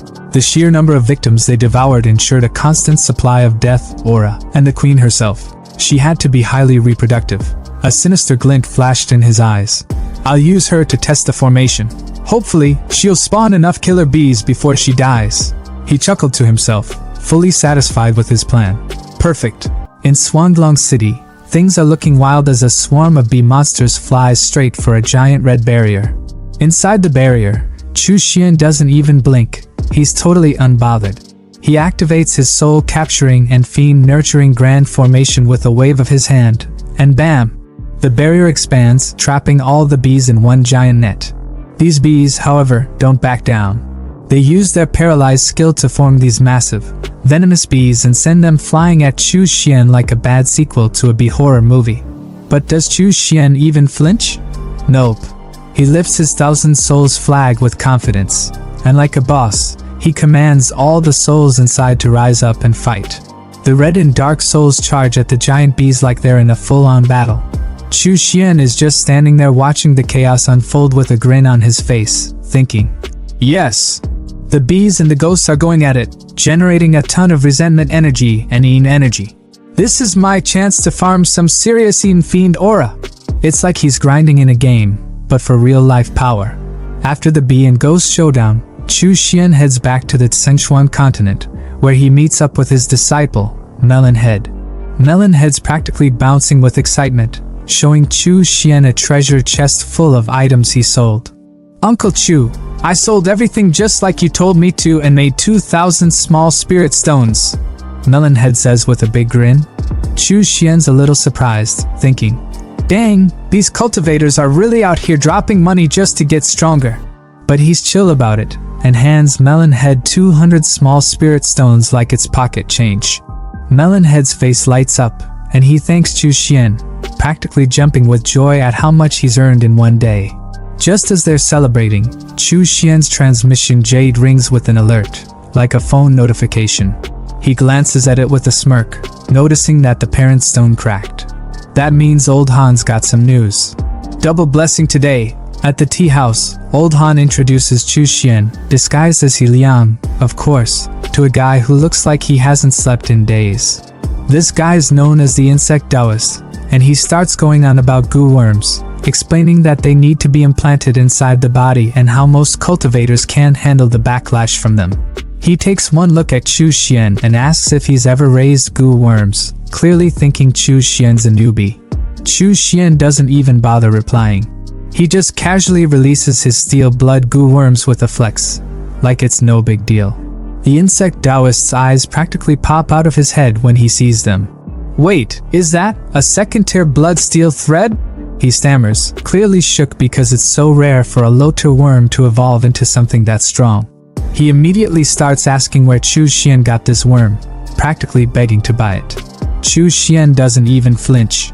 In his mind, he's like, no way, bro, dream on. Old Han, sensing the tension, steps in like a true mediator. Haha, the insect Taoist is a bit of a fanatic about goo worms. Maybe he forgot his manners staring at someone else's worms, he says, trying to calm things down. They sit down to talk business, and Chu Xian, ever the straight shooter, asks the insect Taoist what second-tier goo worms he has. The insect Taoist grins and starts listing them off. The iron shell, which goes under the skin and helps the user resist high-grade magic attacks. The thought-nurturing worm, which strengthens the spiritual consciousness and lets the user control multiple magic artifacts, but with a high risk of backlash. And the spirit ocean seed, which absorbs excess spirit energy and stores it for use in battle. Chu Xian's interested, but he keeps his cool and asks, what's the price? The insect Taoist gives him the rundown. The iron shell and thought-nurturing worms are 1,000 small spirit stones each, and the spirit ocean seed, since it's mid-tier, is 1,800 small spirit stones. Chu Xian is seriously pissed off because he's being straight-up scammed. The insect guy is charging double the normal price for the goo worms, and Chu Xian isn't here for it. The man's ready to call out the scam, shouting that this is outright robbery. As if the price hike wasn't bad enough, Old Han is sweating bullets while serving tea, desperately trying to make it seem normal. He tries to smooth things over by claiming it's a special time and that prices are always higher now. But Chu Xian isn't buying any of it. He internally rolls his eyes, thinking that these worms are nothing compared to his blood steel thread. And at the rate his cultivation is speeding up, these worms will be obsolete in no time anyway. Instead of getting scammed, he figures he might as well gamble and try his luck. He asks the insect guy how much breeding these worms will cost. The insect guy laughs and tries to discourage him, claiming that breeding goo worms is a huge risk. Despite investing tons of effort, the results could end up being useless or deformed insects. But Chu Xian's not backing down. He's confident, so he just tells the insect guy to name the price and lets him know that whatever happens, he'll handle it himself. The insect guy, still grinning, tells him each breeding attempt will cost 50 small spirit stones. Chu Xian, unfazed, immediately agrees. Old Han can't help but be impressed by Chu Xian's straightforwardness, nervously laughing as he pours the tea. But Chu Xian's ready to move past all the talk and says it's time to start breeding. The insect guy, clearly disappointed, pulls out 3 female goo worms, but when he presents them, Chu Xian's blood steel thread looks like it's too shy to do the job. With a smirk, Chu Xian reassures his worm, telling it not to be shy and that it's all grown up now. In the back of his mind, though, he's thinking about how he's paying to get a worm laid while he still can't even get a girlfriend. Life's wild sometimes. After a few sessions, yeah, let's just leave it at that, Chu Xian finally gets 3 eggs from the breeding attempt. He looks at the eggs, a bit skeptical but mostly calculating. With his scientific mind in full gear, he recalls the blood insect manual, which states that crossbreeding goo worms can lead to unpredictable results. Compatibility plays a role, but ultimately it's all a game of probability. And with his accumulated karma and overwhelming luck, Chu Xian believes the odds are in his favor. As the eggs start cracking open, Chu Xian evaluates them. He knows that the first one, Blood Steel Thread X Iron Shell, has terrible compatibility and will probably fail. Sure enough, the little black worm doesn't make it, but the other 2 show some promise. The second, Little White, a cross between blood steel thread and thought-nurturing worm, enhances spiritual consciousness, which means it'll allow Chu Xian to control more magic artifacts. The third, Little Blue, a cross between blood steel thread and spirit ocean seed, acts as a miniature spirit sea, increasing Chu Xian's total spirit energy capacity. Chu Xian's face lights up with a grin as he realizes he's won the gamble. The 2 surviving worms not only inherited traits from their parents but also possess third-tier potential. As long as they have enough flesh and blood, they can evolve into third-tier goo worms that could rival even golden core cultivators. He's not just playing the game, he's changing the rules. With that, he decides it's time to put them to the test. He absorbs the 2 worms into his body, not in a literal sense, but spiritually. He then pulls out his whip and flag, ready to see the results. As he activates them, he's immediately hit with a surge of power. His spiritual consciousness and energy have both increased significantly. Previously, controlling 2 magic artifacts at the same time would leave him dizzy and exhausted. But now, he's barely even feeling it. He hasn't even reached his limit yet. But it doesn't stop there. Chu Xian remembers the merit bell he found in Hui Kong's storage bag. He's been too weak to use it before, but now, with his newfound strength, he believes he can finally activate it. When he does, a massive golden bell appears around him, trapping him inside. It's a defense mechanism, and though he quickly deactivates it, he's amazed at how much his abilities have improved. He levitates both the bell and the flag above his palm, with the whip now embedded into his wrist. As he stores all of his artifacts, he clenches his fist in pride, realizing that even mid to late Foundation establishment cultivators struggle to control 3 magic artifacts simultaneously. but with the help of his goo worms, he's able to surpass them.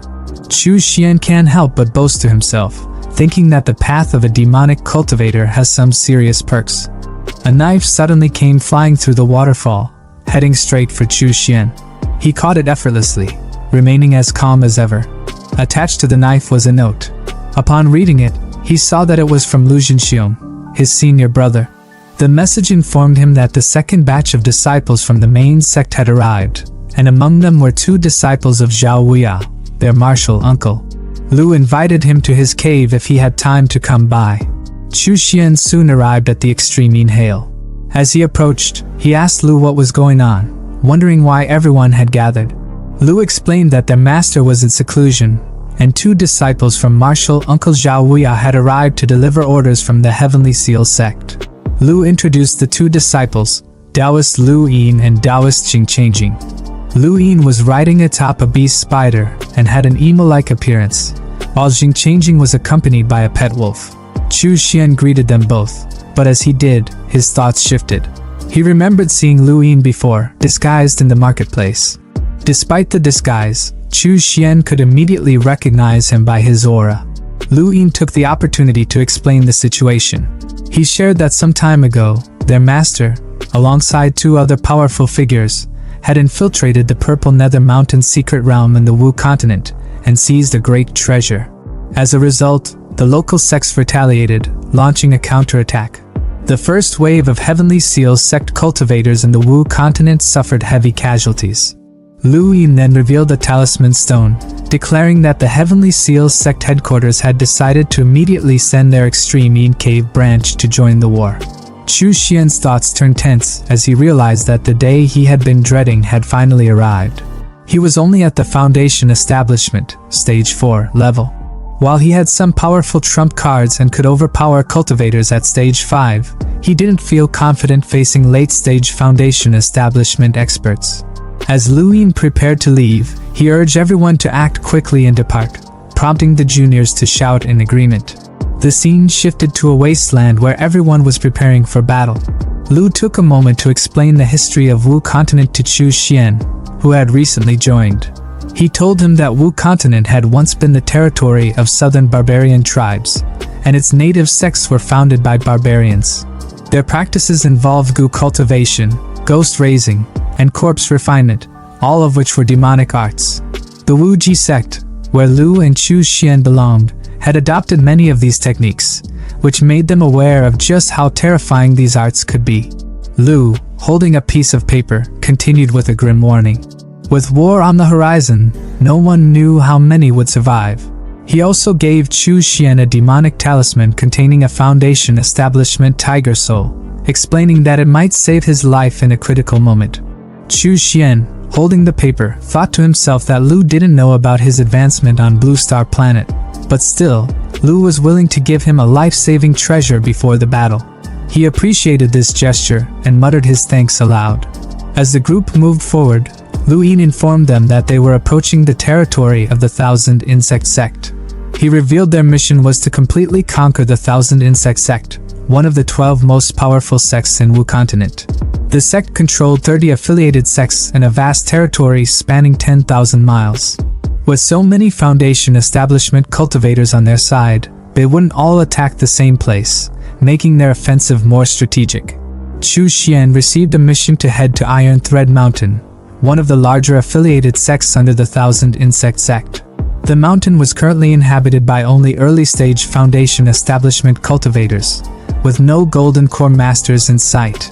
However, recently, a mysterious fog had appeared in the area, trapping 3 Foundation Establishment cultivators from their Heavenly Seal sect, one of whom was directly related to a Golden Core Elder. Chu Xian's mission was to rescue them, and given his strength, Lu believed it shouldn't be a problem. Upon arriving at Iron Thread Mountain, Chu Xian found himself hovering above a forest littered with the remains of human skeletons. The eerie fog surrounded him, and he struggled to see through it. He recalled his blood mirror ability, which would help him escape if things turned bad. Suddenly, a man appeared, tripping backward, but Chu Xian dodged just in time, watching as the man crashed into a tree. The sight that greeted him was gruesome. The man's chest was infested with iron thread worms, the signature goo insect of Iron Thread Mountain. Not long after, 2 more men appeared. The skinnier one asked if Chu Xian was the reinforcement, suggesting they team up. Chu Xian introduced himself, and the 2 men introduced themselves as Zhou Yu and Zhao Wan, both early-stage Foundation establishment cultivators. Chu Xian thought to himself that if they ran into danger, these 2 could serve as cannon fodder. They continued their journey through the forest, where they encountered another man screaming in agony as goo worms emerged from his mouth. One of the bulkier men, after seeing the scene, recognized the man as a weak rogue cultivator who had barely reached Foundation establishment and suggested they ignore him. Chu Xian, however, noted that the worms had already burrowed into the man's internal organs, ensuring his inevitable death. The bulked-up guy dismissed the man, focusing on the mission at hand. He mentioned that completing the mission would earn them 300 sect contribution points, an opportunity they couldn't afford to miss. He urged the group to follow his lead as they ventured deeper into the mountain. The skinnier man reassured Chu Xian that they would be fine, especially with Zhao Luan, who was at the early stage Foundation Establishment Stage 3. He was just 1 step away from Stage 4, and with him leading, failure was not an option. But things took a turn when the bulked-up man suddenly began to feel strange. The itching sensation he experienced soon became unbearable, and Chu Xian, along with the skinnier man, watched in horror as his face became infested with goo worms. The bulked-up man screamed in pain, his condition rapidly deteriorating. In a panic, the skinnier man called out to Zhao Wan for help, but Chu Xian, realizing what was happening, screamed for them to retreat. He could sense a powerful goo master nearby, using a silent and seamless technique that even he struggled to detect. The bulked-up man, now blind with goo worms crawling over his face, begged for help, but his fate was sealed.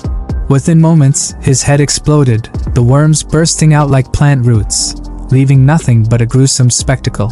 Chu Xian and the skinnier man fled, thinking they had escaped the worst, but just as they were catching their breath, a voice taunted them from behind, threatening to take their lives. Without warning, a wind slash struck the skinnier man from behind, and a second one followed, aimed directly at Chu Xian. Using his shadowing escape technique, Chu Xian evaded the attack just in time, leaping away like a meteor and landing deep in the forest. Panting heavily from the near-death experience, he realized that Iron Thread Mountain couldn't be guarded by just early-stage Foundation Establishment cultivators. Grateful for his Blood Fiend Phantom skill, which had blocked a fatal blow, Chu Xian decided it was time to lie low on Blue Star Planet. He knew he had to cultivate the Blood Fiend Demon Scripture to the 7th level and reach late-stage Foundation Establishment before returning to confront his enemies.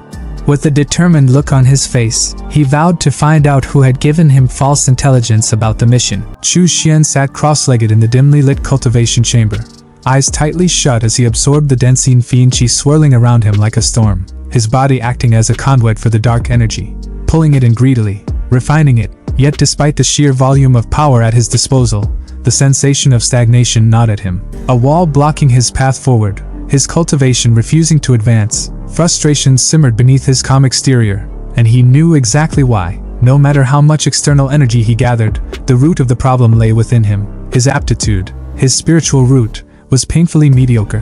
A mid-grade wood-aligned spiritual root, completely unremarkable by cultivation world standards. In a realm where talent dictated destiny, he was stuck with a foundation that was, at best, passable, and at worst, a lifelong limitation. Despite possessing techniques beyond ordinary comprehension, despite wielding the terrifying power of Yin Fian Chi, his progress was annoyingly slow.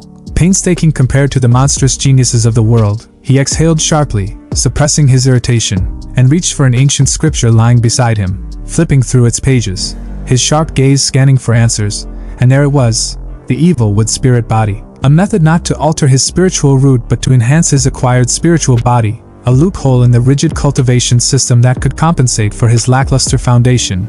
Once cultivated to minor completion, it would drastically improve his wound healing speed, fortify his physical defenses to absurd levels, and even grant him the ability to control plant life, a perfect synergy with his existing abilities. But of course, nothing was ever simple. The process required consuming specific spiritual materials over 33 cycles, a tedious but rewarding endeavor. However, The real issue was acquiring those materials. Did this forsaken blue star even have the necessary wood-attributed spiritual resources? That meant only one thing. He needed to search. Standing up, he stretched briefly before stepping onto his flying sword, soaring over the ruined city below, his sharp eyes scanning the desolate landscape for any traces of what he needed. But then, something unusual caught his attention. In the distance, beyond the crumbling remnants of civilization, a sprawling expanse of massive mushrooms stretched like a fungal forest, an eerie, otherworldly sight that immediately piqued his curiosity. Descending to investigate, he activated one of his abilities, Nether Fire Bomb, sending a concentrated burst of purple flames at the spores below. And to his intrigue, they reacted, shifting as if sensing his presence. Sentient fungi. Now that was something new. It seemed the world had been busy evolving in his absence. But he wasn't the only one who had discovered this anomaly. Cut to the ship gang. A notorious group of warriors and mercenaries, currently locked in a desperate struggle, their territory overrun by grotesque mushroom-infested humanoids. Their captain, a grizzled warrior with a giant double scythe, barked urgent orders to his men, his voice sharp with authority. Under no circumstances were they to let themselves be injured. Even the smallest wound would allow the spores to take root, infecting them, twisting them into mindless fungal monstrosities.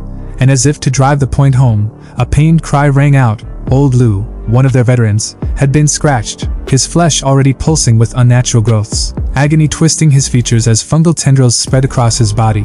His comrades hesitated, horror dawning in their eyes, but Lou, even in his final moments of control, knew what had to be done. His trembling voice pleaded for mercy, for release. The captain grit his teeth, his weapon igniting with fiery energy as he delivered the fatal blow, cutting down his infected friend, his expression grim. But there was no time to mourn. The situation was spiraling out of control. Reports poured in. The northern district had fallen. Their forces were dwindling fast. Retreat was their only option. They needed to flee to the sea, regroup, and figure out their next move. However, just as they turned to leave, a chilling voice echoed through the air, stopping them dead in their tracks. Trying to run? You're already too late. Stepping out from the shadows was a towering humanoid fungus, its grotesque form covered in pulsating yellow spores, its voice slow, deliberate, unnatural, introducing itself as Stinky Yellow Mushroom. Its presence alone sent a wave of unease through the group. But what it said next was even worse. Why struggle? Why fight the inevitable? Instead, they could embrace their fate, become one with the mushrooms, evolve beyond their fragile human forms. The offer was met with immediate hostility. Weapons raised, tension thick. But before anyone could strike, a crow swooped down from the sky, its eyes glowing with an eerie intelligence. Its sharp voice cutting through the air. The immortal has come for you. Retreat, hurry. The words sent an immediate ripple of panic through the fungal creature, its hulking form shifting uneasily. The immortal? Impossible. Wasn't he always in Donghu City? But before it could react, a sharp crimson slash tore through the air, striking both the mushroom and the crow, stopping them in their tracks. And then, in an instant, a golden gust of wind surged through the battlefield, blinding the ship gang. And when they regained their vision, their enemies were simply gone, leaving behind only confusion and cautious relief. Meanwhile, back in his lair, Chu Xian sat comfortably, exuding an aura of absolute control, his zombie trio standing at attention as he eyed the captured Stinky Yellow Mushroom, his gaze cold and calculating. The interrogation had begun. He wanted answers. How could this creature speak human language when it hadn't even reached Foundation establishment? It didn't have an inner core, so how was it capable of such intelligence? But the fungal being remained silent, either from defiance or fear. However, Chu Xian wasn't a man known for his patience, and he certainly wasn't above using force. Summoning blood-refining fire, he let the flames creep over the creature's body, its pain shrieks filling the chamber as it writhed. Yeah, boy. And finally, it broke, spilling everything. As it turned out, it wasn't alone. There were 4 of them in total, each stronger than the last, and their so-called big brother, Demon Umbrella, had specifically ordered them to avoid Chu Xian at all costs, which, honestly, only made him more intrigued, because if they feared him, that meant they were worth hunting. His smirk widened as he leaned back, already plotting his next move. If these mushrooms thought they could claim his territory, they were about to learn the hard way that Chu Xian was not someone to be ignored. Chu Xian stood there, arms crossed, amusement glinting in his eyes as he tilted his head ever so slightly, watching his captive squirm. Because, really, did this mushroom actually think he wouldn't notice those sneaky little spores floating around? The guy had been secretly trying to send signals while also attempting to turn him into a damn fungus. Talk about being bold and stupid at the same time. The mushroom dude stuttered in shock, completely caught off guard that his trick had been seen through. But instead of groveling, he immediately switched to Plan B, full-blown desperation mode. Without hesitation, he unleashed a surge of infection energy, a last-ditch effort to infect Chu Xian and take him down with him, spores swirling like a toxic cloud of doom. But Chu Xian? Not even remotely worried. With all the nonchalance of someone swatting away a mildly annoying mosquito, he activated his blood spirit shield, the barrier flaring to life and completely negating the attack. He couldn't help but raise an eyebrow, slightly impressed. The strength behind that move was actually decent, comparable to a mid-stage chi refinement cultivator. Still, decent wasn't enough when facing him. Deciding to end this farce, he stepped out of his safe zone, summoning the blood-refining corpse flame, and suddenly, the confident mushroom turned into a panicked mess, realizing he was well and truly screwed. And when people panic, they start blabbering. The fungus immediately spilled everything. His big brothers, the mushroom army, the ones hiding in the Great Dream Swamp, practically handing Chu Xian a detailed roadmap to his next targets on a silver platter. What a sellout. Honestly, Chu Xian almost felt bad for the guy's teammates. Almost. With that, the poor fool was reduced to a crispy, delicious-looking mushroom, his roasted remains becoming a feast for the trio. Xiao Hu, happily munching away, suddenly bit into something hard, his face scrunching up in disgust as he spit out a strange green core. Intrigued, they handed it over to Chu Xian, who examined the core with growing interest, sensing the immense spiritual energy inside. This wasn't just some random item. It was something far beyond an ordinary creature's energy core. His mind immediately began racing with possibilities. Could this be used as a wood-type spiritual material? Could it help him recreate the evil wood spiritual body? The potential was too good to ignore. Clenching the core with an evil grin, he thought about the blood slaughter devil refining scripture. There was a method within it that could refine this core further, pushing it to the level he needed. Without hesitation, he got to work, activating the 100 Wood Spirit's nourishing formation. A massive green magical array spread across the ground, glowing ominously as energy surged toward the sky.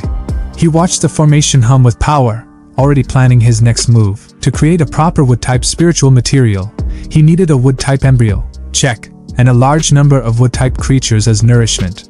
And thanks to that loose-lipped mushroom, he knew exactly where to find them. Meanwhile, deep in the Great Dream Swamp, the so-called mushroom boss, Devil Umbrella, sat in contemplation, already writing off his fallen brother.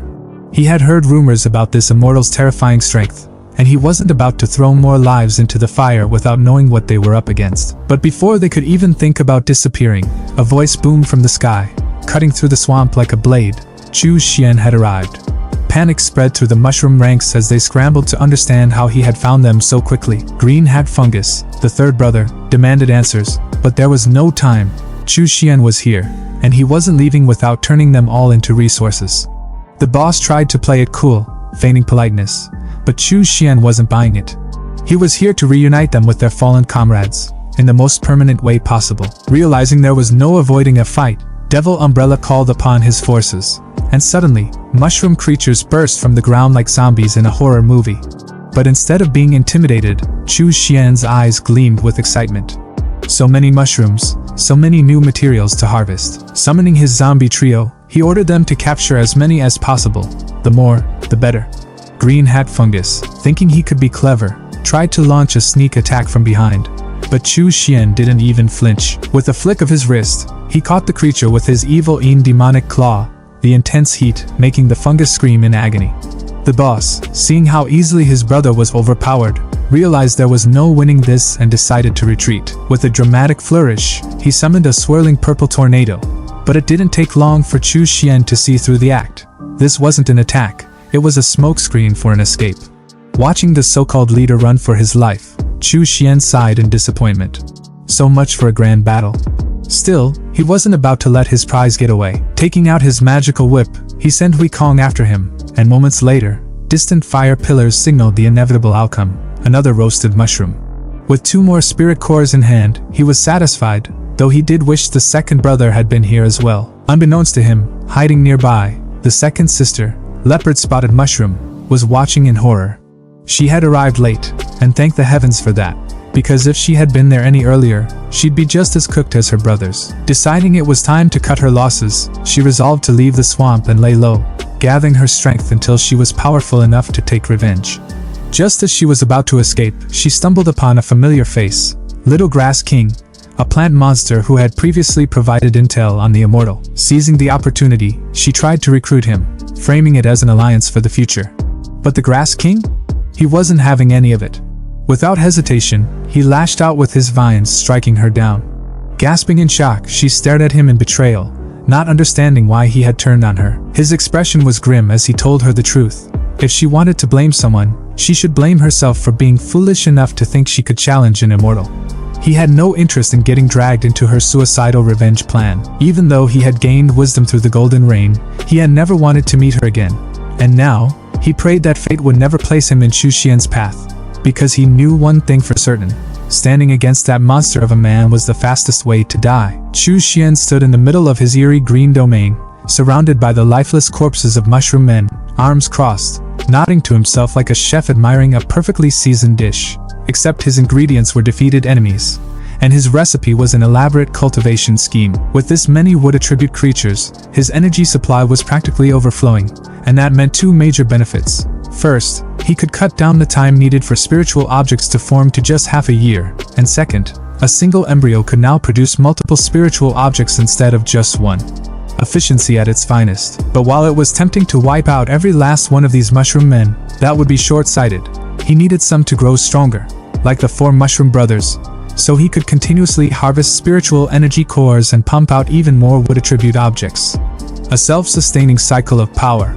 The only problem? There still weren't enough of them. At this rate, if he had to personally go to the Great Dream Swamp to collect and transport them one by one, it would take up far too much of his valuable cultivation time. And let's be honest, Chu Xian was not about to waste time on grunt work. He needed a better, more efficient solution. As he pondered this, his pet beast, Xiao Bao, let out a roar, snapping him out of his thoughts. He turned, raising an eyebrow. Black Blade's men were back? Again? What, was this their 5th time now? These guys were persistent. Meanwhile, outside the green domain, the remnants of the Black Blade mercenary company stood anxiously, their leader Gang Jian and his right-hand man Fatty looking increasingly discouraged. Fatty, sighing, voiced the obvious. This was their 5th trip, and still, the so-called immortal hadn't shown himself. Maybe it was time to give up, but Gang Jian wasn't having it. Their former faction, the Lanjiang army, had disbanded, leaving them as nothing more than rootless weeds, drifting with nowhere to go. If they didn't take this gamble, they were all as good as dead. With desperation burning in his eyes, he suddenly shouted at the top of his lungs, his voice carrying across the wasteland, practically begging for a response. They had no way to fight back against the seemingly endless waves of mushroom men, and if the immortal could help them, they were willing to offer whatever he wanted, no questions asked. The wind howled in response. Silence. Fatty let out another defeated sigh, preparing to turn back. Looked like today wasn't their day either. But just as they resigned themselves to leaving, a shadow loomed over them, and they turned to see Chu Xian descending like a god of death, his presence alone sending a chill down their spines. Gang Jian and Fatty immediately dropped into a respectful stance, anxiously awaiting his judgment. Chu Xian, ever the strategist, silently observed them, suppressing a smirk. Logically speaking, with the 4 mushroom brothers dead, the remaining mushroom men should have been weak and disorganized, easy pickings. Yet these two clearly had no idea, which made them the perfect pawns. Playing along, he acknowledged their plea, expression unreadable, and asked if they were truly willing to give him anything he wanted. Without hesitation, Gang Jian nodded furiously. If it meant survival, they were prepared to do anything. Fatty, sweating bullets, quickly followed suit, bowing even lower and reinforcing their willingness to serve. Seeing their desperation, Chu Xian decided to grant them his generosity. He would personally eliminate the mushroom men's leader for them, but in exchange, they would work under him forever. And if they ever dared to betray him, well, let's just say their souls would be shredded into oblivion, never to reincarnate. No pressure. Gang Jian and Fatty exchanged a quick glance, weighing their options for all of 2 seconds before promptly dropping to their knees, pledging their complete loyalty. Chu Xian nodded approvingly. Good. Now for their first mission. Once he eliminated the mushroom leader, the remaining mushroom men would be theirs to handle. Most of them were lurking in the Great Dream Swamp, and he needed Black Blade to capture as many as possible and bring them back alive. Gang Jian hesitated, his face twisting with uncertainty. Even as a level 2 transcendent, the strongest among them, he struggled against ordinary mushroom men. How could they possibly meet this request? Chu Xian simply smirked and tossed them 2 golden pills. Gang Jian caught one, eyes widening in shock. A level 3 spiritual energy core? But wait, this was dangerous. If a transcendent consumed a core above their level and failed to break through, not only would they die, but they might also turn into mindless, bloodthirsty monsters. He hesitated, glancing at Chu Xian for an explanation. Chu Xian, unimpressed by their cowardice, simply reminded them of the deal. They had already signed their souls away, with no other choice, and under the immense pressure of Chu Xian's icy stare, they swallowed the pills. Instantly, their bodies convulsed, veins bulging as raw energy surged through them. It was agonizing, like their very souls were being torn apart, their chi spiraling out of control. Chu Xian observed them calmly, noting with amusement that they seemed to be experiencing chi deviation. That was bad news for them. If cultivators suffered from chi deviation, they bled from their meridians and exploded. For transcendence, it turned them into crazed zombies. But of course, he had a solution. Raising a single finger, he injected external spiritual energy into their bodies, clearing their clogged meridians in an instant. The green aura around them faded, and then boom. Transformation complete. Gang Jian emerged looking like he had just stepped out of a bodybuilding competition, muscles rippling like a true gigachad, while Fatty now had the physique of an absolute tank, broad and heavy like an immovable beast. Stunned, Gang Jian flexed his newfound strength, realization dawning. He had broken through. He was now a level 3 transcendent. Fatty, equally overwhelmed, marveled at his upgraded body, barely able to believe it. Chu Xian simply gave them a cold, knowing look. Their current strength? Barely adequate. But it would do. He sent them off with a final warning. They knew what they had to do, and they knew what would happen if they failed. Both men immediately bowed, swearing unwavering loyalty once more, vowing that Black Blade would serve him with all their might. 6 months later, a burst of red light erupted from within Chu Xian's secluded training chamber, signaling yet another breakthrough. He exhaled sharply, eyes flashing. Foundation establishment, 6th layer, complete. But he wasn't satisfied. Advancing to the 7th layer wouldn't be easy. The gap between the 6th and 7th layers might seem small, but in reality, it was the dividing line between the mid and late stages of foundation establishment. A massive, near insurmountable difference. Even with his spiritual roots, it would take at least 3 years to naturally reach the next level, and that was way too long. Time was a luxury he couldn't afford. By now, the war between Tianyin sect and the Mist Province factions should be reaching its climax, and he needed to reach the late stage as soon as possible if he wanted to claim his share of the spoils. That meant one thing: he had to refine the demonic wood physique as soon as possible. Thankfully, while he had been in seclusion, Black Blade had been diligently capturing mushroom men, continuously fueling his 100-wood spirit nourishment array. It was time to check on the results. With a determined look, he stepped onto his sword, the weapon humming beneath him like a living entity, and with a swift command, he shot into the sky, leaving a trail of green energy in his wake. It was time to reap the rewards of his carefully laid plans.